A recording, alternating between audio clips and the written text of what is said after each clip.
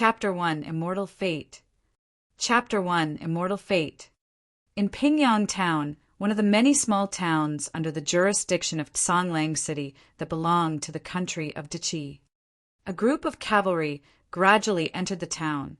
The leader was clad in armor and wearing a firm and resolute expression.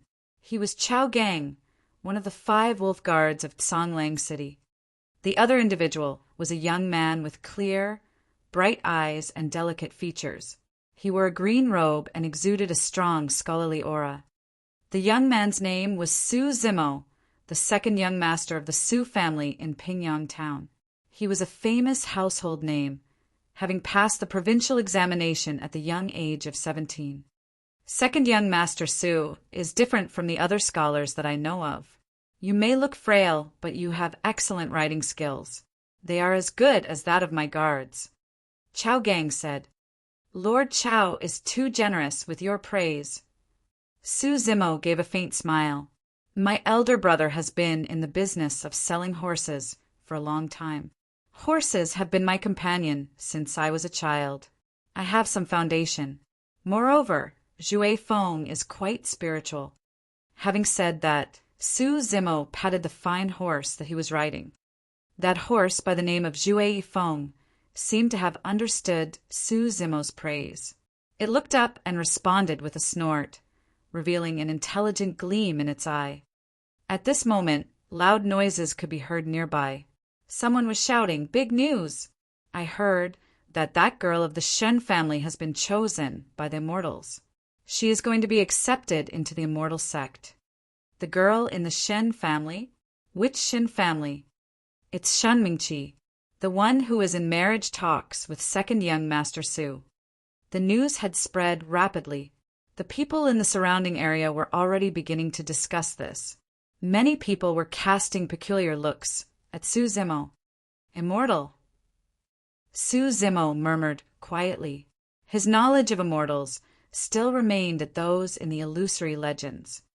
Would humans possess the power to summon wind and rain, burn the sky, and boil the sea? If he did not see it with his own eyes, Su Zimo did not believe that immortals existed in this word. At the sound of the word immortal, Chao Gang's body quivered. He wore a strange expression. Worry and fear flashed across his eyes. However, Su Zimo did not notice this as he was frowning and deep in his own thoughts. At this very moment, a beam of light suddenly flashed across the sky with lightning speed.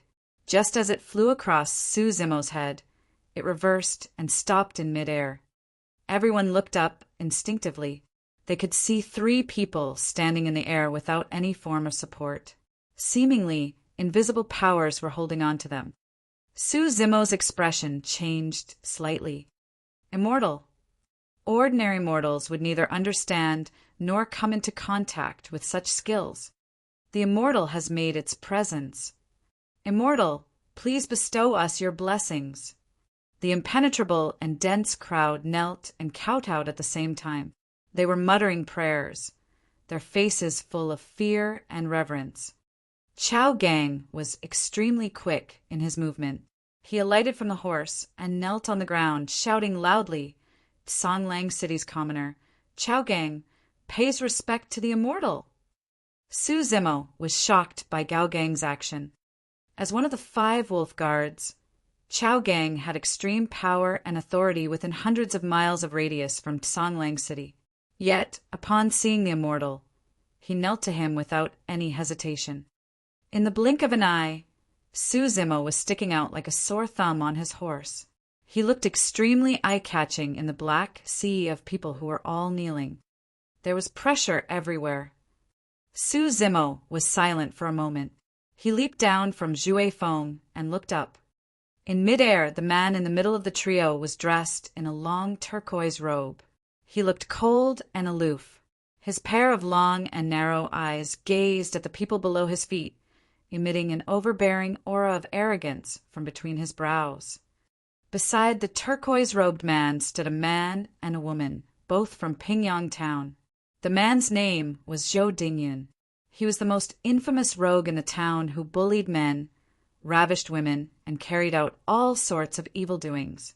2 years ago, Su Zimo sent him to prison.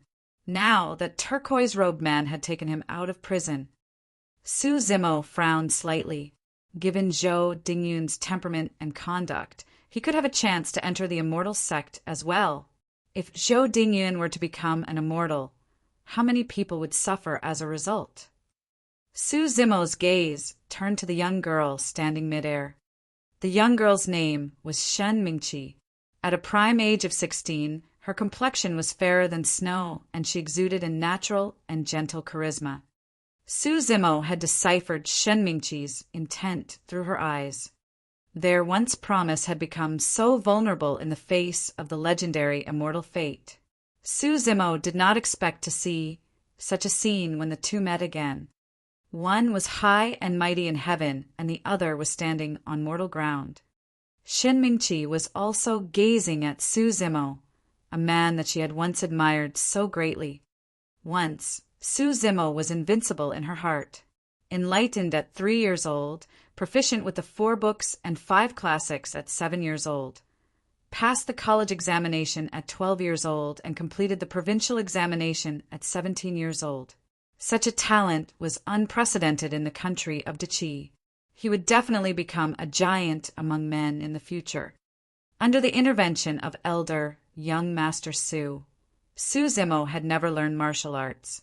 Even so, Shen Mingqi believed that Su Zimo would also be able to rise in the official rankings if he were to pick up martial arts. However, Shen Mingqi discovered that she had been wrong. Su Zimo's achievements ultimately belonged to the mortal world. It was not worth a mention in the eyes of the immortals. It was just an opportunity, and she was already qualified to look down on Su Zimo. "Mortal, why aren't you kneeling?" All of a sudden, the sound of this interrogation exploded by Su Zimo's ears like thunder striking across the ground. Dizzy and numb, he almost fell to the ground. He did not mind kneeling to the legendary immortal. However, the attitude of the turquoise-robed man was too much like that of a bully. It triggered feelings of injustice in Su Zimo's heart. These feelings of injustice arose from the resoluteness in Shen Mingqi's eyes, the doubts on the immortal's criteria on choosing disciples, and his own pride. Su Zimo took a deep breath and suppressed the annoyance in his heart. He said loudly, "I have received scholarly honors all my life. I can even choose not to kneel to the ruler of Diqi. Why do I have to kneel to you? The more you wanted me to kneel, the more I refused to." The so-called scholarly honors were, of course, Su Zimo's excuses. Shrouded by the domineering aura of the turquoise-robed man, the commoners in the surrounding were keeping mum out of fear. They dared not even lift up their head. On the other hand, Su Zimo's aura did not seem any weaker, although he was confronting the immortal as an ordinary man. "True enough, you are a foolish mortal." The corners of the turquoise-robed man's mouth curled up slightly. His gaze was cold and aloof as he said calmly, "Since that is the case from today onwards, your scholarly honors will be written off." His tone was monotonous, but there was no doubt about it. The turquoise-robed man continued to say, "Whichever state that dares to accept this individual as an official will be declaring themselves as an enemy of iridescent Cloud's palace and me, perfected Sang Lang." At the sound of the few words, iridescent Cloud's palace and perfected Sang Lang, Chao Gang, who had been kneeling, was dumbstruck. He quickly said in a quivering voice, "Perfected, be rest assured. In the country of Diqi, Su Zimo will be an inferior commoner for life." An inferior commoner for life. With just a few words, Su Zimo's destiny had been decided. There was a flash of reluctance in Shen Mingqi's eyes. On the other hand, that rascal Zhou Dingyun was looking thrilled. Su Zimo looked very calm, as if this did not impact him. After a while, Su Zimo laughed and mocked himself. "If scholarly honors are so cheap, what do I need them for?" Perfected Sang Lang's long and narrow eyes gradually formed a line, beams of icy cold lights flashing in them. Su Zimo's provocation had aroused his murderous intent. At this moment, Zhui Feng, who was standing beside Su Zimo, suddenly became agitated and uneasy. His hooves rubbed against the ground, and he neighed continuously. Su Zimo was expressionless, but his heart jumped. Jue Feng had also behaved in this way during the few occasions that he had encountered danger in the past. It is actually a spiritual beast. Hermp! How dare he cause a ruckus in front of me? Perfected Songlang gave a faint yell. He stretched out his index finger and pointed it at Jue Feng lightly. There was no time to react. A flash of red light had already entered Jue Feng's body. Under the gaze of everyone, a gush of scorching flames surged out from within Jue Feng's body and engulfed Jue Feng in a matter of moments. Swoosh! This flame was strong and was actually going to engulf Su Zimo too. Su Zimo was not as weak as the typical scholar. However, he had never seen such eccentric methods. He was completely stunned and stood rooted to the ground. With Su Zimo almost engulfed by the flames, Jue Feng neighed sorrowfully and galloped away madly. Petrified, the crowd fled in all directions. Just after a few steps, Jue Feng fell to the ground, listlessly. In the blink of an eye, it had been burnt into a cloud of ash. Neither the corpse nor bones was left. The entire process occurred within the moments of a few breaths. Such flame definitely did not belong to the mortal world. One could just imagine, if Jue Feng had not galloped away in time and Su Zimo were to catch onto any of the flame, his life would definitely not be spared. This is a psychic fine horse that protects its master. What a pity! Chao Gang, the wolf guard, exclaimed his regrets quietly. There was a gentle breeze. Jue Feng's ash was floating in the air and did not dissipate for a long time. It seemed to be saying goodbye to its master. Su Zimo looked at the other party dazedly, tears welling up in his eyes. His lost and distracted demeanor made one's heart ache for him. Perfected Songlang did not manage to kill Su Zimo on this occasion. There was a flicker of coldness in his eyes. He was having murderous intent again. Master, forget it. He is just a mortal. Why do you need to lower yourself to his level? Xin Mingqi said in a low voice as she looked at the Su Zimo beneath her. She eventually could not bear to harm him. Perfected Song Lang hesitated a little. If he had to take actions continuously to deal with someone, it would certainly lower his status. Zhou Dingyin did not wish to let Su Zimo off so easily. He quickly said, Master, you have to nip this problem in the bud to eliminate it completely, in case this person becomes your greatest problem in the future. Perfected Songlang was initially undecided. Upon hearing Zhou Dingyun's words, feelings of arrogance rose in his heart. He smirked and said, He is just an inferior commoner without any spirit root. He won't be able to cultivate for life. In terms of potential, he can't even be compared to that beast earlier. So what if I spare his inferior life? Is he fit to become the greatest problem in my life? Maybe in the next life. Zhou Dingyun secretly cursed. He did not expect his words to be counterproductive. Su Zimo was silent. He quietly picked up a handful of Jue Feng's ash, turned and left. A hint of sarcasm flashed across Perfected Songlang's eyes.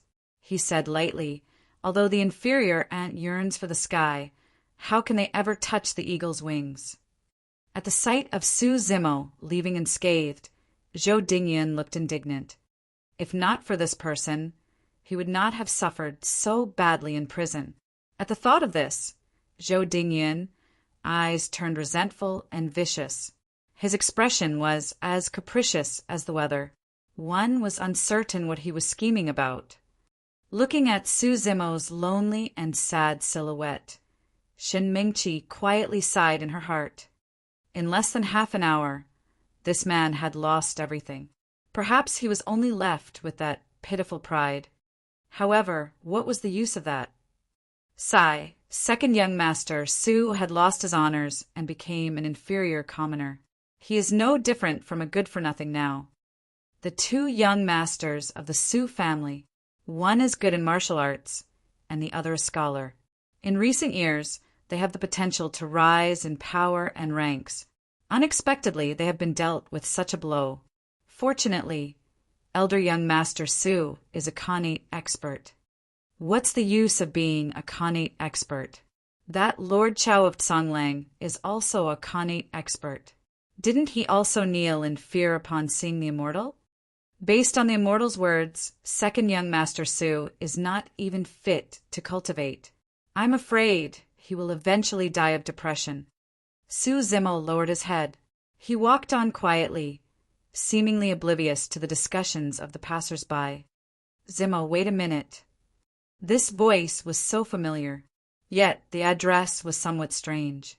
Before today, the girl behind him had always addressed him intimately as Brother Zimo. Su Zimo continued to walk, without halting a step. Shen Mingqi caught up with him. There were delicate beads of sweat on the tip of her nose, and she was frowning slightly. Panting, she said, Zimo, have you become a fool by studying too much? What does it matter if you kneel down for a while? It doesn't matter, but I am not willing to, Su Zimo said calmly. Shen Mingqi was already angry at Su Zimo for not stopping for her. Upon hearing this, she was furious. She quickened her steps and blocked Su Zimo's path. Su Zimo, sober up. Shen Mingqi stared at Su Zimo's eyes and said loudly, Don't think about revenge. It is impossible. You are already 17 years old and have missed the best age to learn martial arts. Moreover, you don't have the spirit root and can't cultivate at all. Even if you were to attain the postnatal or Khanate levels, they are mortal abilities. It is still vulnerable before the immortal. Su Zimo was silent. He looked at Shen Mingqi quietly. Shen Mingqi could not withstand Su Zimo's gaze. She lowered her head and said softly, Yes, we did have a promise. I am also grateful to you for helping the Shen family all these years. But they are already a thing of the past. Moreover, we are people from two different worlds henceforth. Su Zimo laughed. He raised his eyebrow. Is your world so great? Shen Mingqi said, Zhou Dingyun and I will be leaving Pingyang town with a perfected tomorrow. I came to bid you farewell. I don't wish to argue with you on these meaningless things. Go ahead. I am not able to send you off. We will meet again if we have fate. Su Zimo was downhearted. He walked past Shen Mingqi and moved on. Just as the two rubbed shoulders with each other, he heard Shen Mingqi mutter softly, Our fate has come to an end. We are separated as mortals and immortals. I'm afraid we will not see each other again. Su Zimo paused slightly in his steps. In the end, he walked away without saying another word. Chapter 2, Mysterious Lady. Chapter 2, Mysterious Lady. This came as a strong blow to Su Zimo. It had totally changed how he looked at this world. It turned out there were indeed immortals in this world. With their powers, any immortal could be above the country, notwithstanding their backers, Iridescent Cloud's palace. To Su Zimo, it was nothing to lose his scholarly honors. But Jue Feng was his companion since a young age. It was more than a horse to him. It was his closest kin. Not long after, Su Zimo reached his mansion. This mansion was small and deserted. There were only a few rooms. His older brother Su Hong rewarded him with this mansion when he passed the college examination at 12 years old. Su Zimo carried Jue Feng's ashes and buried them beside the peach blossom tree in the center of the courtyard. Jue Feng, I planted the peach blossom tree by myself. It will keep you company in the future. There will be a day where I will pour the blood of perfected Songlang on your ashes. Su Zimo's eyes turned red. He stood by the peach blossom tree quietly for a long while before he turned to leave. Su Zimo caught sight of someone as he turned to leave. It was a woman in a blood-red robe. She was beautiful. She was not flirtatious nor garish. She did not put on any makeup. She seemed like someone who had just come out from a painting. Su Zimo sighed. Like the ancient saying, she was a natural beauty, seemingly like a hibiscus that rose out of clear water. Despite being an exquisite beauty free from worldly cares, she was dressed in a scarlet, blood-red long robe. It did not seem to match, but the contrast created a unique aura about her. 2 years ago, Su Zimo returned home to find an unconscious lady near Tsanglang Mountains. He was worried that she might be eaten by the beasts, and hence he brought her back with him. The red-robed lady regained consciousness not long after she reached the mansion. She seemed to be well. However, she refused to say a word no matter how Su Zimo asked about her name or place of residence. The red-robed lady had lived here for 2 years, and Su Zimo never tried to drive her away. There was no servants in the mansion. Su Zimo was not used to being waited on. He took care of his 3 meals a day by himself. To him, it was nothing to have one more person in the mansion. All he needed to do was to prepare one more serving of food. In the past 2 years, whenever Su Zimo prepared the meals, he would bring one portion to the red-robed lady. He would put the food outside her room, knock on the door, and leave. The red-robed lady rarely appeared, and Su Zimo had never seen her venture outside the mansion. The two of them had not even had a proper conversation before. The Su family and Pingyang town did not know of her existence. The lady's name was Daiyu. She was reclusive and was a person of few words. That was all that Su Zimo knew about her. Su Zimo had no idea since when Daiyu stood behind him. However, it seemed strange in the way Daiyu looked at him today. He could not put it into words. Su Zimo nodded towards her and went back to his room. Both of them had already become used to this form of greeting in the past 2 years. Besides, Su Zimo knew that even if he spoke to her, Daiyu would ignore him. Su Zimo shut the door and took out a sharp knife with a 1-foot-long handle from the corner. It was rusty. It seemed like it had not been used for ages. Su Zimo searched around before he took out a whetstone. He looked solemn as he sprinkled water on it. There was a cold glare in his eyes as he sharpened the knife. After a short while, Su Zimo seemed to think of something.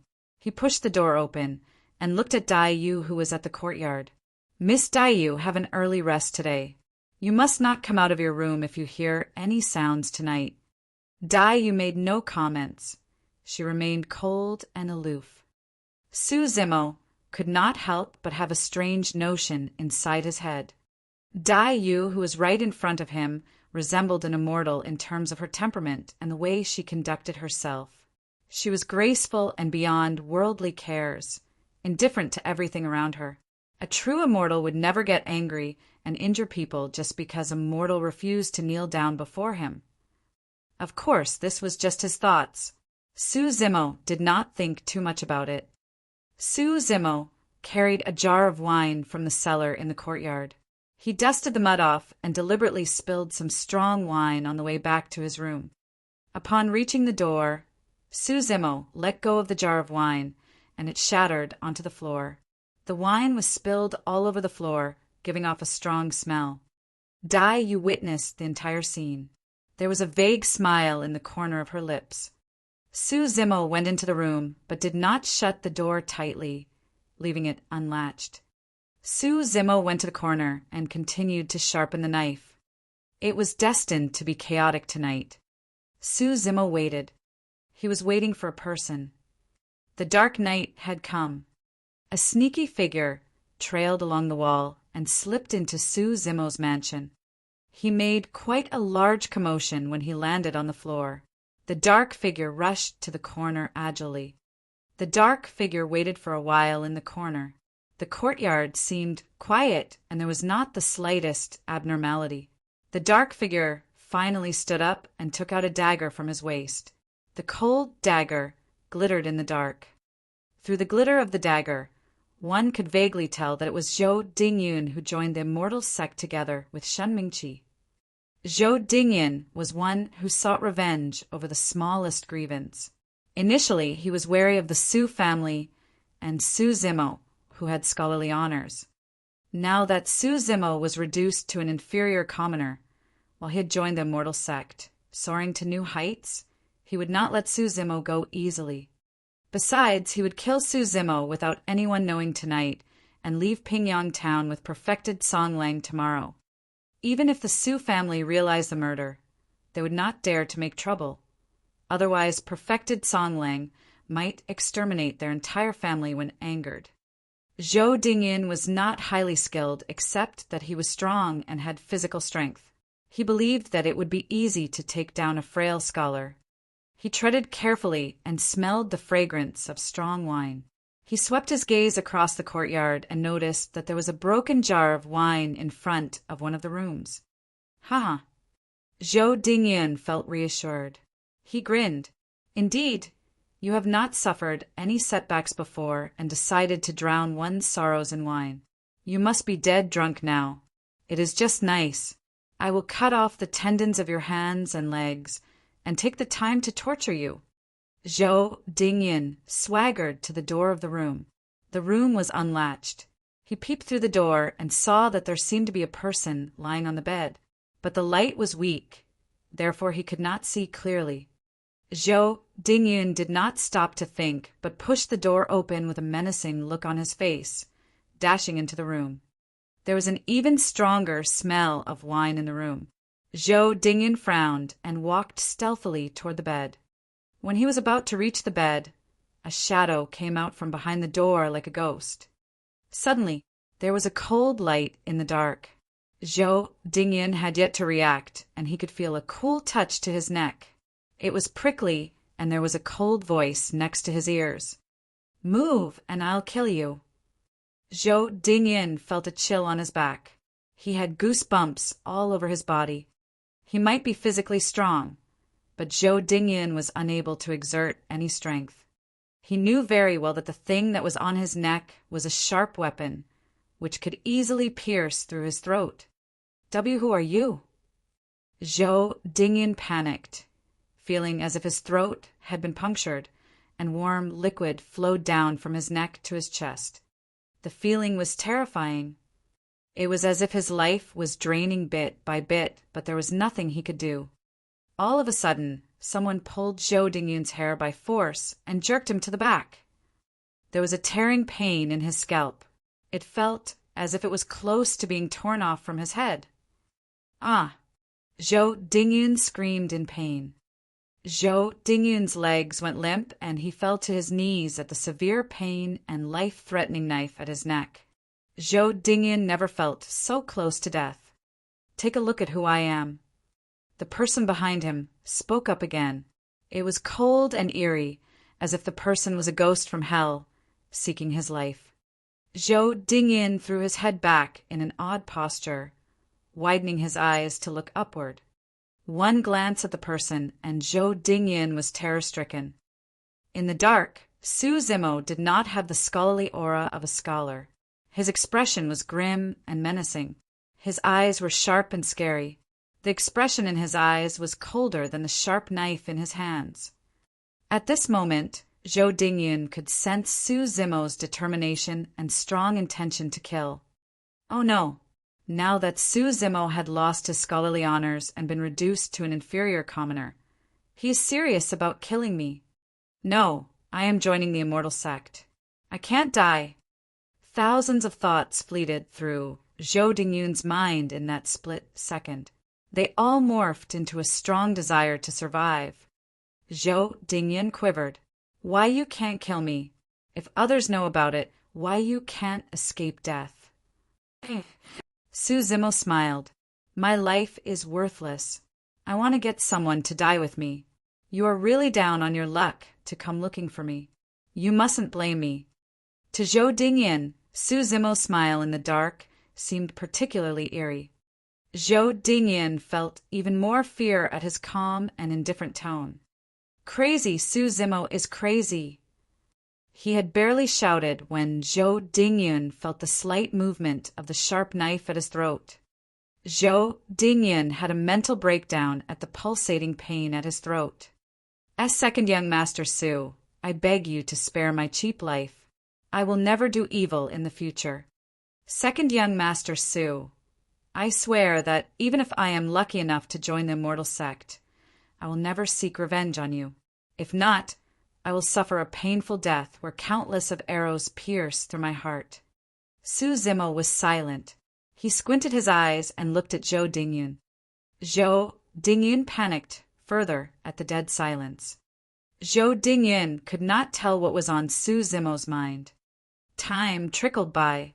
Just when Zhou Dingyun was close to despair, the grip on his scalp was loosened and the sharp knife on his neck was being removed slowly. "Scram," Su Zimo said coldly. To Zhou Dingyun, the word sounded like an immortal's voice. He felt as if he was being pardoned. He crawled and rolled, fleeing from the room. Zhou Dingyun covered the wound on his neck with his hand and ran to the courtyard, panting heavily. After the narrow escape from death, Zhou Dingyun gritted his teeth and had a malicious thought again. Su Zimo is, after all, a scholar. Previously he was prepared, but right now he won't have chances of survival. There was a murderous look in Zhou Dingyun's eyes. He could not help but turn to look toward the room. Su Zimo stood at the doorway. He was clad in green clothes, with a sharp knife that had a 1-foot-long handle in his right hand. His eyes were cold. He looked like a tiger that was capable of devouring humans. There was a murderous aura about him. There was a sense of ridicule in his expression. He seemed to have seen through Zhou Dingyun. Zhou Dingyun's evil thought vanished instantly. Zhou Dingyun had no idea about how deep the wound on his neck was, and he was clueless about whether Su Zimo had any other tricks up his sleeves. No matter what, he would not take the risk again. Revenge is a dish best served cold. With that, Zhou Dingyun fled the mansion, hurriedly. Chapter 3, Supreme Demon Classic. Chapter 3, Supreme Demon Classic. Su Zimo waited till Zhou Dingyun had long left before he let out a long breath, his face looking pale. The encounter was brief but dangerous, but luckily it was as what he had predicted. Su Zimo took note of a piece of information during the conversation with Shen Mingqi. She and Zhou Dingyun would leave Pingyang town with perfected songlang tomorrow. Su Zimo expected that Zhou Dingyun would definitely seek revenge tonight. Su Zimo had thought of seeking help from the Su family, but in this way, other than implicating the Su family, it would not change the outcome in any way. This was because Zhou Dingyun could not be killed. He was no longer the ruffian he used to be. Instead, he was about to join the immortal sect. If he died, perfected songlang would definitely come looking for him. By then, who would be able to stop him? Su Zimo had never killed anyone before, but when the knife touched Zhou Dingyun's throat, he was not the least nervous, scared, or frightened. Instead, he was slightly excited and eager to try. He did not give a damn as to what would happen tomorrow. The sky might collapse or the ground might sink. He would be able to relieve his pent-up frustrations if he killed the bully. That would be so cool. Su Zimo indeed had the murderous intent and aura. He did not disguise it. He almost could not control himself and wanted to stab him with the knife. This was the first time that Su Zimo discovered that the blood that flowed inside of him was not the scholarly blood, but more of a general in the battlefield that was used to killing, or of those brutes who believed in an eye for an eye. He might use to have scholarly honors, but he was unable to stop the evildoers. Instead, it was his sharp knife that sent them away. Long years of hard study could not be compared to the sharpness of the knife. Su Zimo laughed at himself. A scholar is indeed useless. He could only do this much. Su Zimo returned to the room. He threw the knife aside, lying on the bed, but he did not sleep at all.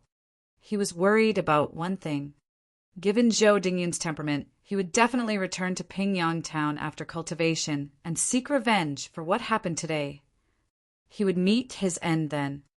It might be a month later, or perhaps a year later, or 10 years later. Nevertheless, Zhou Dingyun would definitely come back. Su Zimo knew it very well, but he had to tolerate the wicked acts of him today.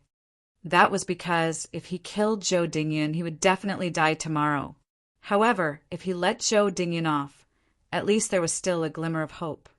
The glimmer of hope was that he would be able to gain the ability to fight against him before Zhou Dingyun came back after completing his cultivation. But was that possible? What was a spirit root? Why did he not have a spirit root? Why could he not cultivate without a spirit root? Why? Su Zimo felt confused. He was curious about the immortal sect and was bewildered about the future. Su Zimo's eyelids felt heavy and he drifted off to sleep. Su Zimo had a weird dream. In the dream, an immortal whispered into his ears, "Do you want to cultivate?" Yes, Su Zimo would love to do that. Never before had he felt so eager to have power. Su Zimo felt that something was odd. Su Zimo was startled awake shortly after. He sat up suddenly. There was uncertainty in his eyes, and his back was drenched in cold sweat. He finally realized what was wrong. This was not a dream. Someone was really asking whether he wanted to cultivate. Su Zimo got up and opened the door, witnessing a scene that he would never forget in his entire life.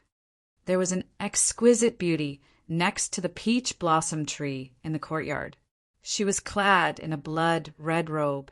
She stood there with sparkling eyes, watching him quietly. The clouds seemed to have dispersed, and the moonlight was clear as water. The petals of the peach blossoms fell off the tree, and the lady was standing in the midst of it. It seemed as if there were mist and clouds in the twilight. This did not look like the mortal world. "Do you want to cultivate?" Dai Yu asked once again. Her voice was gentle and pleasant, seeming somewhat lazy. Su Zimo took a deep breath and gradually calmed down. He had lots of questions and doubts, but he only managed to utter a single word. "Yes." "Well, I'll teach you." Dai Yu replied casually. It was as if teaching Su Zimo was a simple chore like eating or dressing. Su Zimo walked down the stone steps and stopped in front of Dai Yu. He gazed into her clear, watery eyes. Dai Yu was gazing at him as well. After a while, Su Zimo realized that the lady in front of him was like a mystery. He could not see through her at all. On the contrary, Su Zimo felt as if he was seen through by Dai Yu, and he could not hide any secrets from her. For a moment, Su Zimo had a flickering thought that Dai Yu knew everything that happened to him today. She knew everything that he was thinking about. "I have no spirit root." Su Zimo took a while before he said, "There is a cultivation technique that does not require spirit root." "What cultivation technique is that?"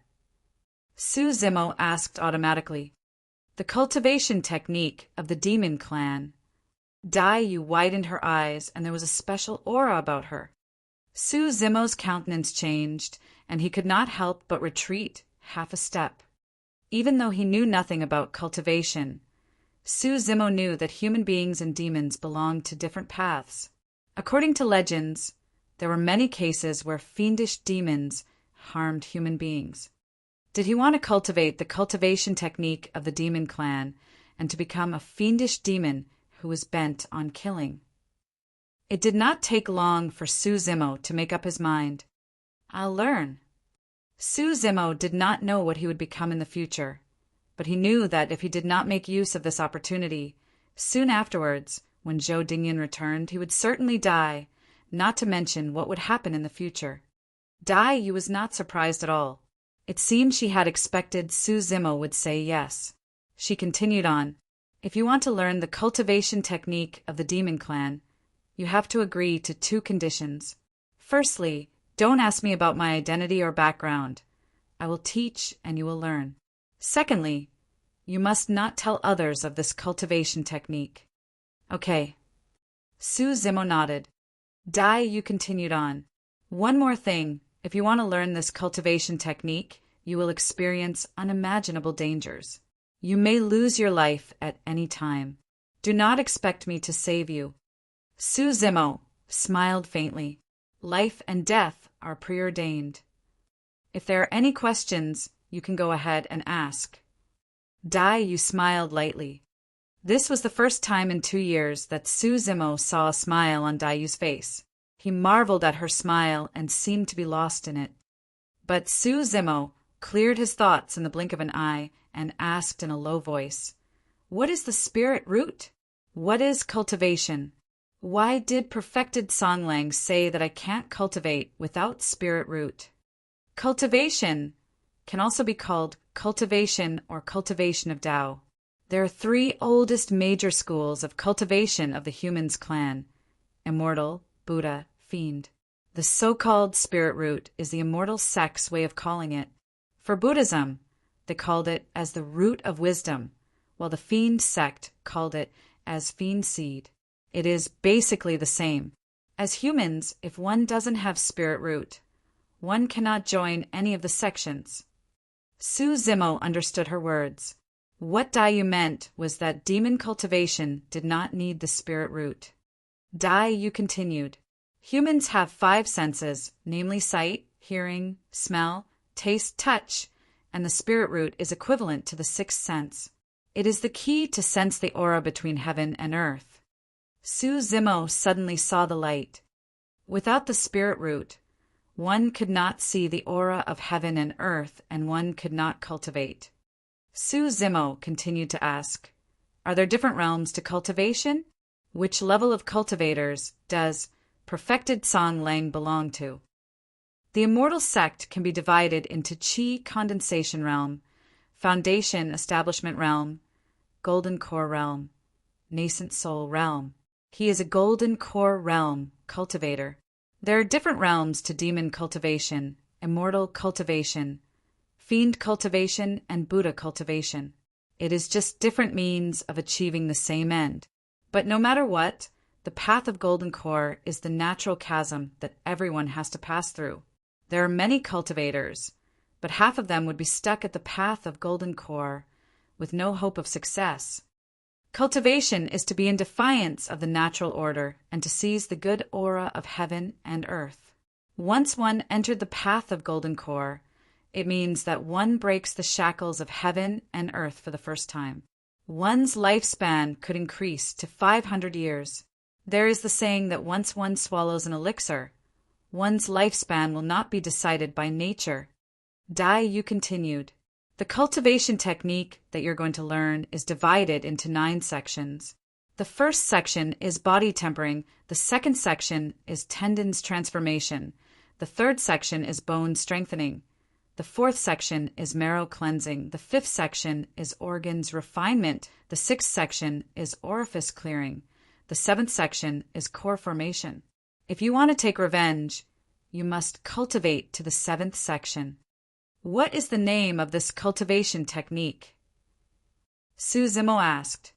"The mystic classic of the 12 demon kings of the great wilderness." Su Zimo was shocked.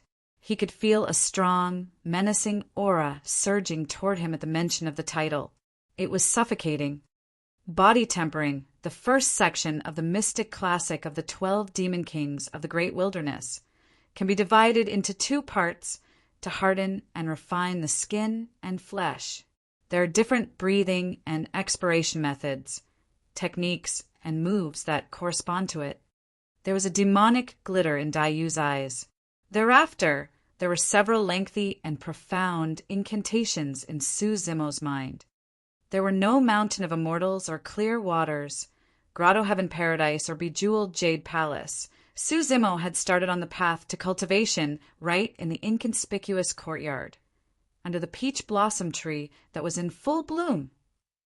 It seemed to be casual and coincidental, but it also felt as if everything was predestined. Not long after, Su Zimo's expiration-inspiration gradually became different under Daiyu's guidance. This did not seem like the breathing method of normal humans. After being repeatedly corrected and going through countless practices, Su Zimo gradually seemed to get the hang of it. With this breathing and expiration, his body felt warm and his blood and flesh seemed to be burning and boiling, turning into boundless energy, bubbling to the surface of his skin. Su Zimo felt an itch in his skin. This skin-tempering breathing method originates from the wild bovine demon king. One can practice when on the go or when sitting or sleeping. There is no definite posture to it. The bovine is resilient and has tough skin. Knife or sword will not be able to penetrate it. Take your time to appreciate it.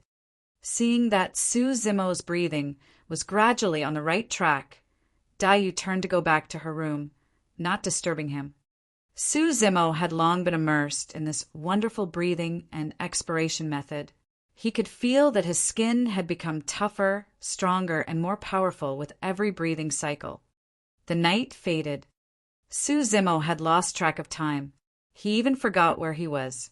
He was focused on comprehending the incantations and his breathing and expiration. The first ray of sunshine lit up part of the sky. Su Zimo was stunned to realize that something hard and strong seemed to be sticking out of his head, facing the sky. There were two of them. At this moment, Su Zimo seemed to have turned into an unrivaled bovine demon, taking in and breathing out the entire heaven and earth. Dayu, who was meditating in the room, jolted. Her gaze pierced right through the walls to land on Su Zimo. He actually understood the essence of it within such a short time. Oh, he is indeed a genius meant for demon cultivation. I have not wasted my efforts in giving him such a chance. There was a look of praise in her eyes. Although she did not make a single movement, strangely, she had ended up at the courtyard and appeared before Su Zimo. Bang! Su Zimo, who was immersed in cultivation, was hit by an external force all of a sudden. He flew to a small distance away and stopped his breathing and expiration exercise. Su Zimo got up from the ground, feeling slightly dizzy. He looked around, but there was no one in the courtyard. Su Zimo frowned as he saw Dayu, who stood in the distance. "Are you courting death?" Dayu hid the look of praise in her eyes and instead spoke in a cold tone. "What?" Su Zimo was dazed. Dayu waved the sleeves of her robe, and a sparkling water mirror emerged out of nowhere to appear in front of Su Zimo. Su Zimo looked dumbstruck. This was far beyond his imagination. When Su Zimo saw his own reflection in the water mirror, his surprise turned into panic. How could this be? Su Zimo was originally on the thin side, but his reflection in the water mirror was far thinner than his original build. He seemed to be emaciated. If not for the familiar facial features and the contours of the cheek, Su Zimo could not believe that the person in the water mirror was himself. No matter what kind of practice, the power will not appear out of thin air. Cultivators from the immortal, Buddha, and fiend sects take in the aura of the heaven and earth into their bodies, while those stronger demons clan will use the essence of the sun and the moon to harden the body. You have yet to attain that realm. Therefore, whenever you breathe in and out, you are using the essence of your own blood and flesh. If this goes on, you will die in 3 days. What then? Su Zimo was startled. You will naturally have to devour flesh and blood to supplement your energy before you continue with your cultivation. At the mention of eating, Su Zimo's stomach began to growl. He felt severe pangs of hunger that almost drove him crazy. Su Zimo dashed straight to the kitchen in lightning speed. In less than a quarter of an hour, he made a clean sweep of everything edible in the kitchen and gobbled them down his stomach before he slightly eased his hunger. Su Zimo only discovered until now that he did not sleep all night. Not only did he not feel tired, instead he was energetic and full of strength. Su Zimo picked up the thin iron basin next to him and squeezed it. To his surprise, there were a few clear fingerprints on the iron basin. Pissed, that powerful? Su Zimo was secretly amazed at himself. He underwent a huge change with a single night of cultivation. Su Zimo was full of confidence in the days to come. I suppose even if Zhou Dingyun comes back from the immortal sect, I will have the capability to spar with him. At this time, Su Zimo still did not know the scariness of the mystic classic of the 12 demon kings of the great wilderness. This cultivation technique was the supreme demon classic that disrupted the balance of yin and yang, seizing the good aura of heaven and earth, changing the universe and turning the vital energy. This was something that did not belong to this world. Chapter 4. Try Bovine Style. Chapter 4. Try Bovine Style. On the second day, Su Zimo went to the market early in the morning to buy a few cattle as his food supply for the next few days. After putting them aside, Su Zimo went to Dai Yu's room, knocking on the door. "Miss Dai." To Su Zimo's surprise, the door slowly opened at his knocking. Although the sky was bright, the room was strangely pitch dark. "Come in." Dai Yu's voice could be heard coming from the room. Su Zimo took a deep breath and stepped into the room. Su Zimo could not help but feel odd. He seemed to have passed a soft and cold water curtain into another world. Su Zimo took a look and was startled. The sight in front of him was no longer Dai Yu's room. Instead, it was much more spacious than his mansion. He stood on a green lawn, and there was a wooden barrel that was slightly more than half as high as normal humans. Dai Yu sat slanted on a huge green stone, lazing around. Although she had a large blood-red robe around her, it could not hide her slim and exquisite figure. "This is—" Su Zimo opened his mouth slightly. Dai Yu had shown him a lot of incomprehensible prowess within a day. To him, it was strange and fascinating. "This is to insert the largest thing into the smallest one. You will understand when you reach a certain realm. There's no need to think too much about it right now." Dai Yu replied, leaving no room for doubt. "This is the cultivation field that I have created. You will cultivate here in the future." Dai Yu jumped down lightly from the green stone. "I will teach you 3 more styles. These are called the Tri-Bovine style. Practice it in conjunction with the breathing and expiration method. The first style is Plow Heaven Stride. Although there is only one style, it is ever-changing. It is the only way to cultivate one's leg strength." While talking, Dai Yu walked on the grass. Su Zimo widened his eyes and concentrated on what she was doing, staring at every step and movement of Dai Yu, for fear that he would miss the details. After a few steps, Su Zimo vaguely grasped what Dai Yu was talking about. There did not seem to be anything fascinating about her steps, but if he observed carefully, he discovered that Dai Yu seemed to be making her way through muddy water. She drew in her chest slightly and erected the back, bending her knees and lowered her center of gravity. She never let her knees bend past her toes, but her strides were very wide. She seemed to have calculated the distance between each step. It was exactly the same. Dai Yu stopped in her tracks and turned to look at Su Zimo. "Your turn."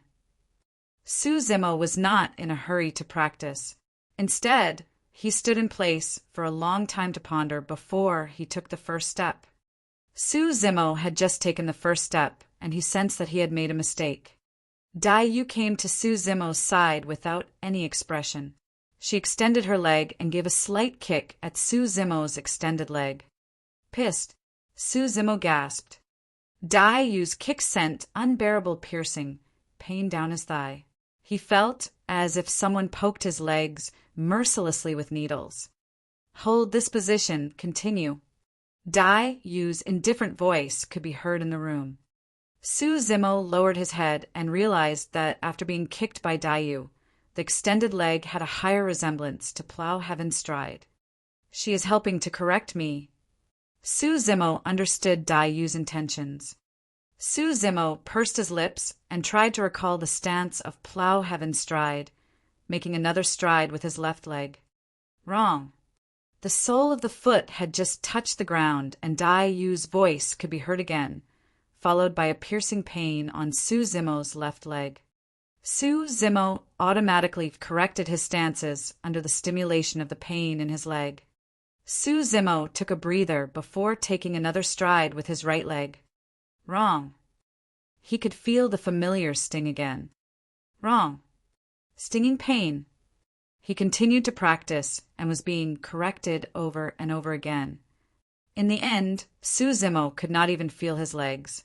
It was numb from Dai Yu's constant kicks. Su Zimo clenched his teeth, drenched in perspiration. His only thought was that he had to keep walking. Time passed by without him knowing. Finally, he no longer heard the word wrong being hollered at him. It sounded like a nightmare to him.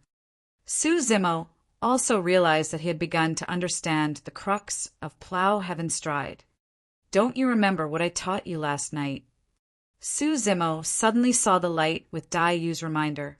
He began to use the breathing and expiration method that he learned yesterday night as he practiced Plow Heaven's Stride. At the beginning, Su Zimo could not apply both of them together. He could not breathe properly after making a stride. But with the passage of time, Su Zimo gradually found a way to use the breathing method together with the Plow Heaven's Stride. In fact, this breathing method coexisted with the Plow Heaven's Stride. Su Zimo went faster and faster, and he no longer felt numbness in his legs. His flesh and blood seemed to be burning, and he had infinite strength in his legs. His strides became wider as well. He did not make any movement, but he was able to move 5 feet wide in a stride. Su Zimo was thrilled to know that he was learning it correctly. But Su Zimo could vaguely feel that his Plow Heaven Stride seemed to be lacking something. Su Zimo automatically looked toward Dai Yu, who sat slanted on the green stone. Dai Yu had a look of disdain on her face, her eyes cynical and morose. Su Zimo thought to himself, I am very skilled at using the breathing and expiration method with Plow Heaven Stride. Why does she still look down on me? Su Zimo felt angry. Hence he deliberately practiced the Plow Heaven Stride, circling the green stone, moving about in front of Dai Yu. Dai Yu sneered after a short while. Do you intend to train yourself to become an ox? This stride is meant to plow the heaven. It is not for you to plow the land. Su Zimo was startled. He stopped in his tracks. Dai Yu floated down the green stone and went outside. She said coldly, when you can understand the profound meaning of plow heaven, you will then be able to master the essence of this set of footwork. Su Zimo finally realized what was missing in his Plow Heaven Stride. His every stride was supposed to plow a ravine out of the heaven. How much boldness and vigor would one need to do that? Although he was skilled in this footwork, he lacked the vigor and boldness. Therefore, he could only be reduced to the cattle that plowed the land. Plow heaven, plow heaven. Su Zimo kept pondering over it, and he gradually saw the light. Dai Yu walked out of the room to the courtyard, with a faint smile on her face. Gone was the harsh and cold attitude that she displayed in front of Su Zimo. He could achieve this with 1 day and 1 night of cultivation. He seems to be slightly better than me back then. The lady's whispers could be faintly heard under the peach blossom tree, but it was gone with the breeze. For a month, Su Zimo spent most of his time practicing Plow Heaven Stride in the cultivation field.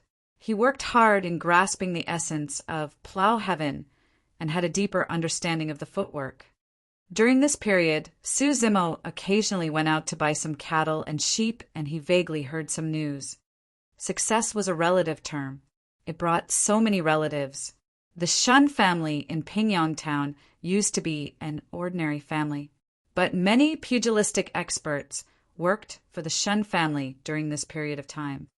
In the eyes of all, it was inevitable that the Shin family would rise to success. As long as Shin Mingqi succeeded in her cultivation, even if she made a one-time visit to her family, it was enough to bring success to the Shin family for generations. The pugilistic experts might even have the chance to join the immortal sect. They would not mind even if it was as their servants. On the contrary, the Su family had been in constant trouble lately. There were originally 3 large families, namely the Zhao family, the Li family, and the Yang family in Pingyang Town. Su family rose to success in recent years. Furthermore, Su Hong was a Kane expert, and Su Zimo had scholarly honors. Therefore, the 4 families had been living in harmony. And now, Su Zimo's scholarly honors had been written off, and he had been reduced to an inferior commoner. He also offended an immortal. The three families got restless and could not wait to take over the Su family's business in Pingyang Town, and there had been several conflicts and clashes between them. However, Su Zimo did not take these to heart. There was Uncle Zhang to take charge in the Su family, as well as Lu Yu and other postnatal experts to help out. The most important thing was that his older brother was not at Pingyang Town now. When he was back, given his swift and harsh style, he would be able to suppress those evildoers. This day, Dayu came up to Su Zimo and said, "I will teach you the other two styles. Afterward, you can practice the three styles together." Dayu paused for a while before continuing. Most of the styles in the mystic classic of the 12 demon kings of the great wilderness are killing techniques. The next two styles are meant for killing. Bear that in mind. First style, bovines, moon gazing. Dayu took a step forward. That was the stance of plow heaven stride. She then leaned forward, her arms suddenly outstretched from the abdomen. She clenched her fists, with her index finger slightly raised. She dabbed her finger and shifted slightly upward. At this moment, Dayu seemed to have disappeared right in front of Su Zimo. In replacement was a domineering bovine demon with its horns upraised. Dayu's arms were the horns. The clenched fists with the raised joint of her index finger was the pointed part of the horn. Plow heaven stride is the foundation for bovines, moon gazing. Get into the plow heaven stride stance and exert force at the waist and abdomen. In the meantime, throw out your fists. You must be able to charge toward the top as well as to do an upward thrust. Dayu explained in detail, while Su Zimo listened attentively. Even so, when Su Zimo really practiced it, it was still inevitable that he suffered kicks from making mistakes. Dayu stood by the side with a cold face. She would give him a kick whenever there was the slightest mistake. In the blink of an eye, a day had passed. Su Zimo was starving. He rushed to slaughter a cow. He prepared a wok and began to boil a pot of delicious beef. While waiting, Dayu picked up the cow tongue that Su Zimo threw aside, saying, "Take the knife to stab at me." Ah! Su Zimo was startled. He did not understand Dayu's intention. Dayu replied, "I will teach you the third style. There is no way to show you how to do it. You will have to appreciate and understand the moment of change by yourself." Su Zimo knew that given Dayu's abilities, even if he exerted all his force, he would not hurt her. Su Zimo gripped the knife and made a stab toward Dayu's shoulder, while concentrating on watching her movements. Dayu looked aloof. She raised the smooth and tender cow tongue and tapped it gently on the knife. Pa! There was a brittle sound, leaving Su Zimo gaping in shock. The cow tongue was intact, while Su Zimo was only left with the handle of the knife in his hands. The blade had shattered into pieces onto the ground. Su Zimo slaughtered the cow by himself. He knew that the cow tongue was just an ordinary tongue. It could never withstand the blow from the sharp knife. Moreover, Su Zimo could not tell that Dayu had exerted any force just now. Otherwise, he would not be holding on to the handle. It would have flown out of his hands. This was just an ordinary cow tongue, but it shattered the sharp knife into pieces. If the cow tongue tapped on a man instead of a knife, would the person turn into powder? The third style is called bovine-tongued saber. It may sound ordinary, but it represents the essence of this style. Dayu continued, "You once asked me when would you know that you have made initial success at cultivating skin tempering? Let me tell you now. When your palm has the same force as this cow tongue, you will be considered as having initial success at it." Chapter 5. Su Family's Misfortune. Chapter 5. Su Family's Misfortune. Su Zimo often heard from other people that time passed by very fast when one cultivated. After he started cultivation, he finally realized what it meant. To his surprise, Su Zimo had spent 3 months in the cultivation field, and his body had undergone a total transformation. Others might not sense the change in Su Zimo, but he knew it very well. During this time, he was already skilled in using the two styles, plow heaven stride and bovines, moon gazing, coupled with the breathing and expiration method. Su Zimo's skin had toughened and was impenetrable to ordinary swords and knives. He felt immense strength in his every movement. The only thing that Su Zimo was distressed about was the bovine-tongued saber. He could not get the gist of it. At the cultivation field, Su Zimo took a deep breath, drew in his chest slightly, and straightened his back. He took a step forward with his left foot, getting into the stance of plow heaven stride.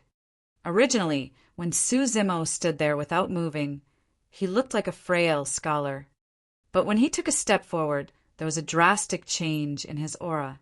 It was as if he had the whole sky under his foot. At the same time, Su Zimo exerted force at his waist and abdomen, punching his fists forward, pointing and thrusting upward. He seemed to let out a mooing sound similar to bovines. It was deep and powerful, startling other people. When executing plow heaven stride and bovines, moon gazing, it was natural and unforced. Coupled with the breathing and expiration method, it made them even more powerful. Dai Yu, who sat on the green stone, saw this scene and nodded secretly. After executing bovines, moon gazing, Su Zimo continued by opening his fists and giving a harsh slap. The third style, bovine-tongued saber. Pa! The palm made a loud cracking sound in the air. Su Zimo sighed, shaking his head. There was still something off about it. The palm looked strong, but he was unable to execute the flexibility of bovine-tongued saber. Dai Yu shifted her gaze elsewhere. It had only been 3 months, but Su Zimo was able to achieve this level. It had already exceeded her expectations. Bovine-tongued saber was the most difficult and most powerful style among the tribe bovine style. It was useless to keep practicing. One would never comprehend the essence of it. One needed to have the power of understanding in order to grasp its essence. Otherwise, notwithstanding 3 months, one might not be able to succeed for 3 years or 30 years. Su Zimo felt frustrated after constantly failing at the style. He left the cultivation field and took a stroll in the courtyard, looking around. Inadvertently, Su Zimo's gaze fell on the cow that was chewing on the grass not far away, and he stopped suddenly. It was the most common cow in the market. It was used by the farmers to plow the fields. It chewed the grass in its mouth and swallowed them into its belly. It then lowered its head, sticking out its tongue to sweep over a handful of tender grass, rolled them about, and took them into its mouth. Su Zimo's eyes lit up, and he suddenly saw the light. The tender grasses were the most common couch grass.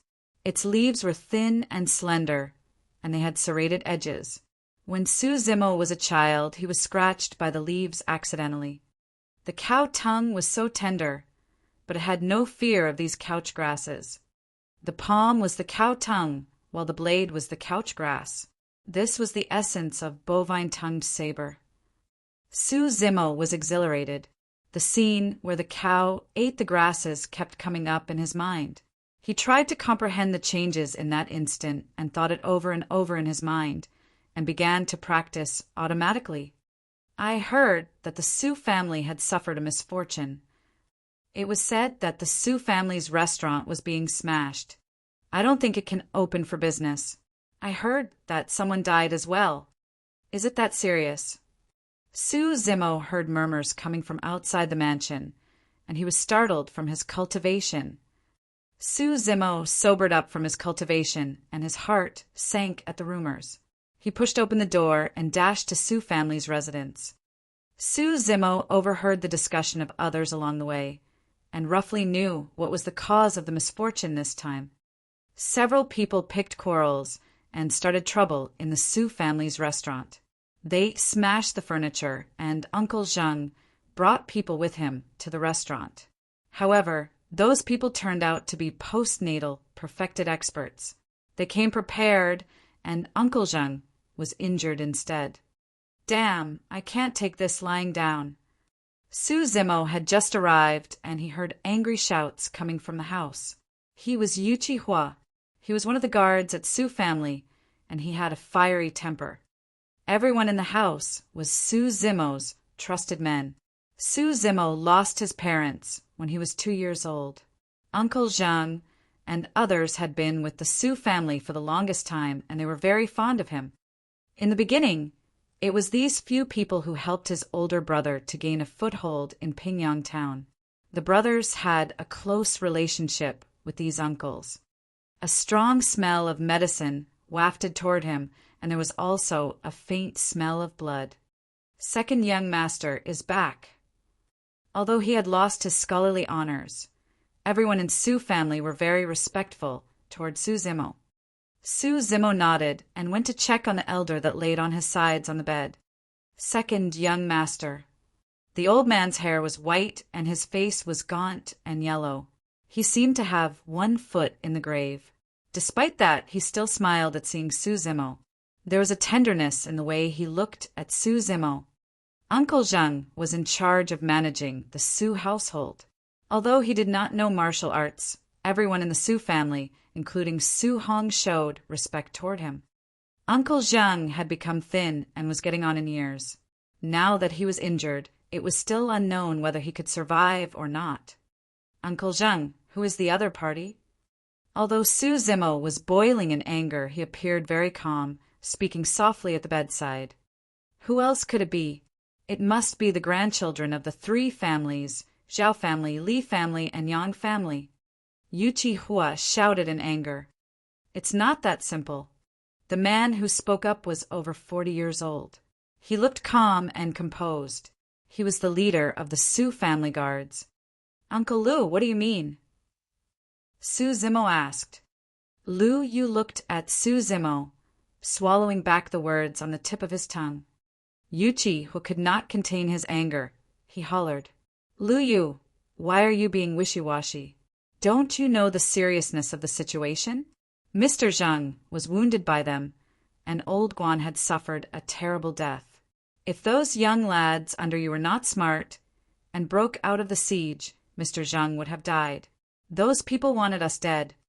Uncle Guan is dead. Su Zimo's heart ached at the news. When he was a child, Su Zimo often rode on Uncle Guan's shoulder, grabbing and clutching his hair. But no matter how much Su Zimo fooled around, Uncle Guan would never get angry at him. He would laugh it off and play with him. Su Zimo spoke through gritted teeth. Won't the authorities step in?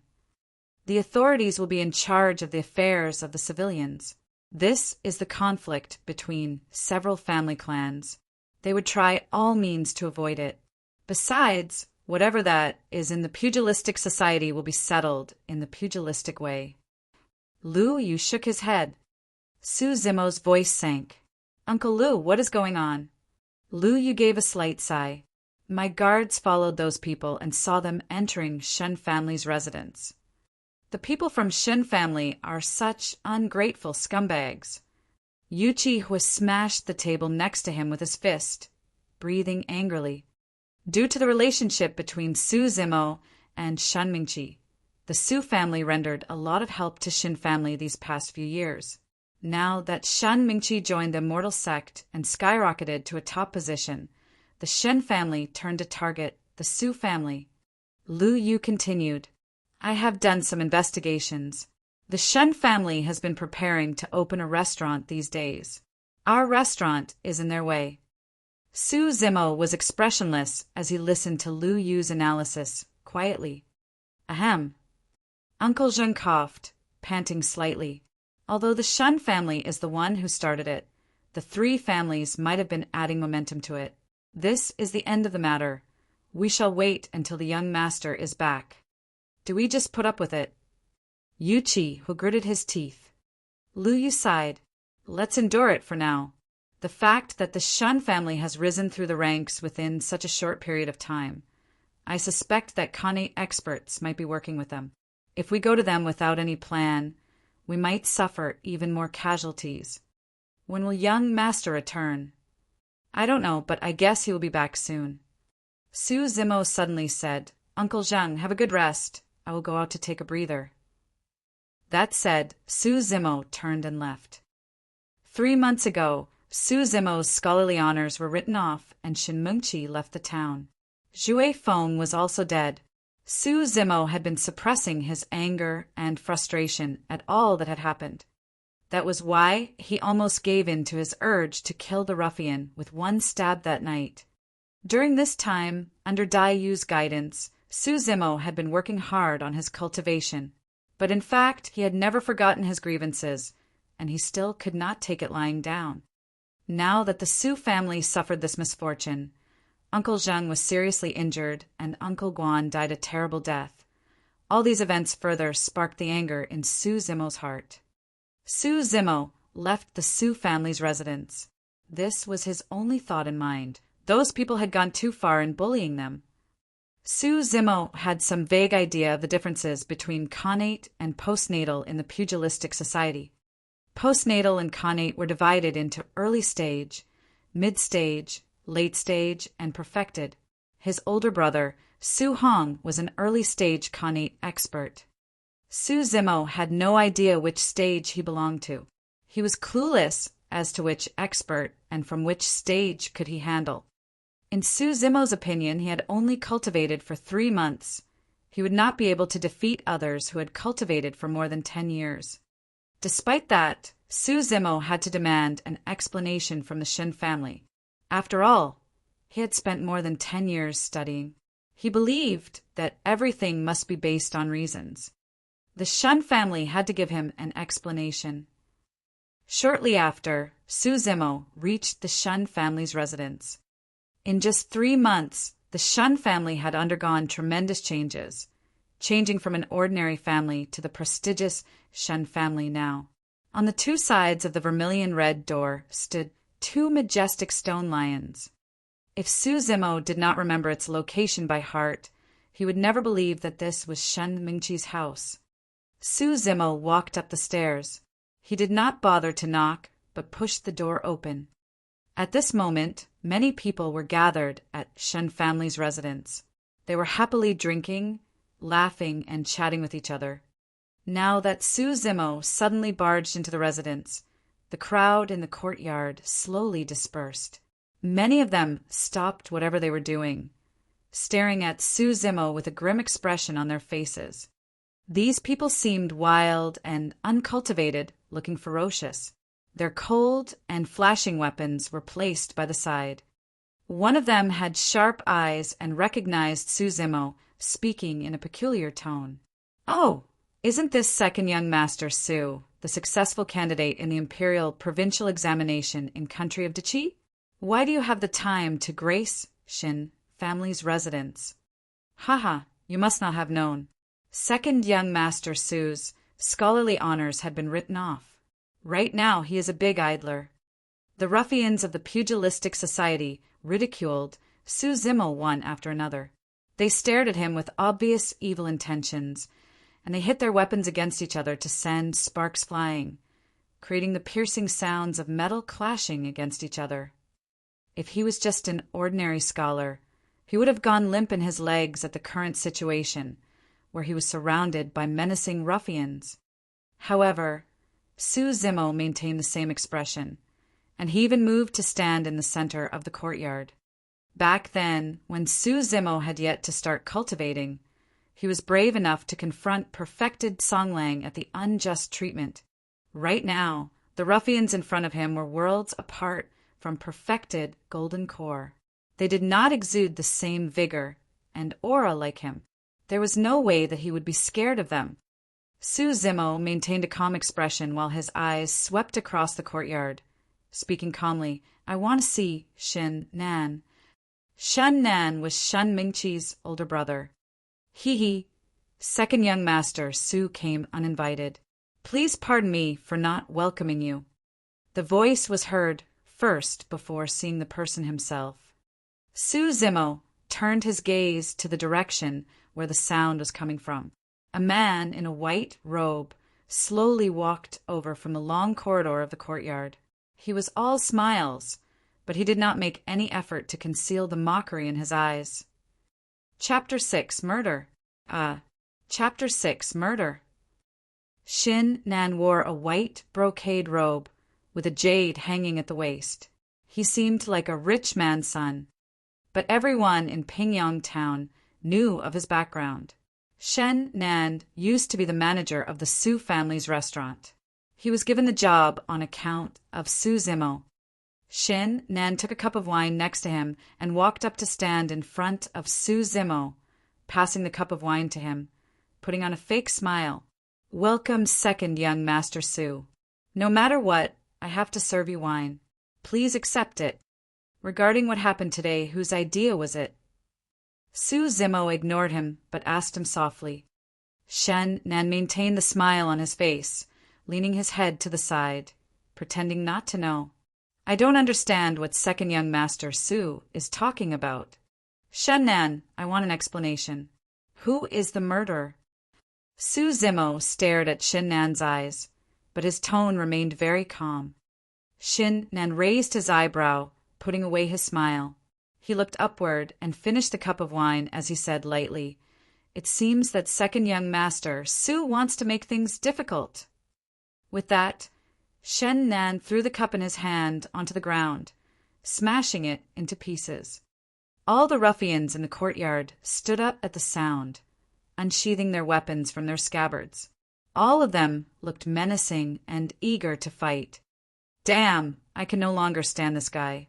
Did he really think that he is a young master? He is merely an inferior class commoner. We gave him a way out, but he refused. I am Emo Song. I am the one who slaughtered the man by the surname of Guan. There's me as well. It's a pity that the old man did not die under my palm. Su Zimo swept his gaze over everyone who spoke up. He nodded and said, "Very well, very well." Shen Nan sneered. "Su Zimo, don't seek trouble for yourself. Today I will take into account your relationship with my sister and let Scram." Shen Nan was not finished, but he was interrupted by Su Zimo's holler. Everyone in the courtyard found it weird and unbelievable. Shen Nan looked ferocious as he said coldly, "How dare you scold me?" Su Zimo glared at him. Shen Nan was taken aback by his sharp gaze. He had yet to recover, and Su Zimo made his move. Su Zimo did not make any other movement. He stretched his palms and slapped Shen Nan on the face. Pa! After being slapped by Su Zimo, Shen Nan was sent 10 feet away under the watchful eyes of everyone. Shen Nan had been practicing martial arts for the past 3 months, and he had made huge improvements, achieving the postnatal early stage. He could not imagine that he would fly away after being slapped by Su Zimo. The other party was not being swift in his attack. Why could he not react in time? In the eyes of the ruffians, they had different views to Su Zimo's attack. No ordinary man would be able to send people 10 feet away with the strength of the palm. But everyone present survived through battles and fights. Many of them were postnatal experts. Emo Song and several others were postnatal perfected. They thought nothing of Su Zimo. Kill him for me.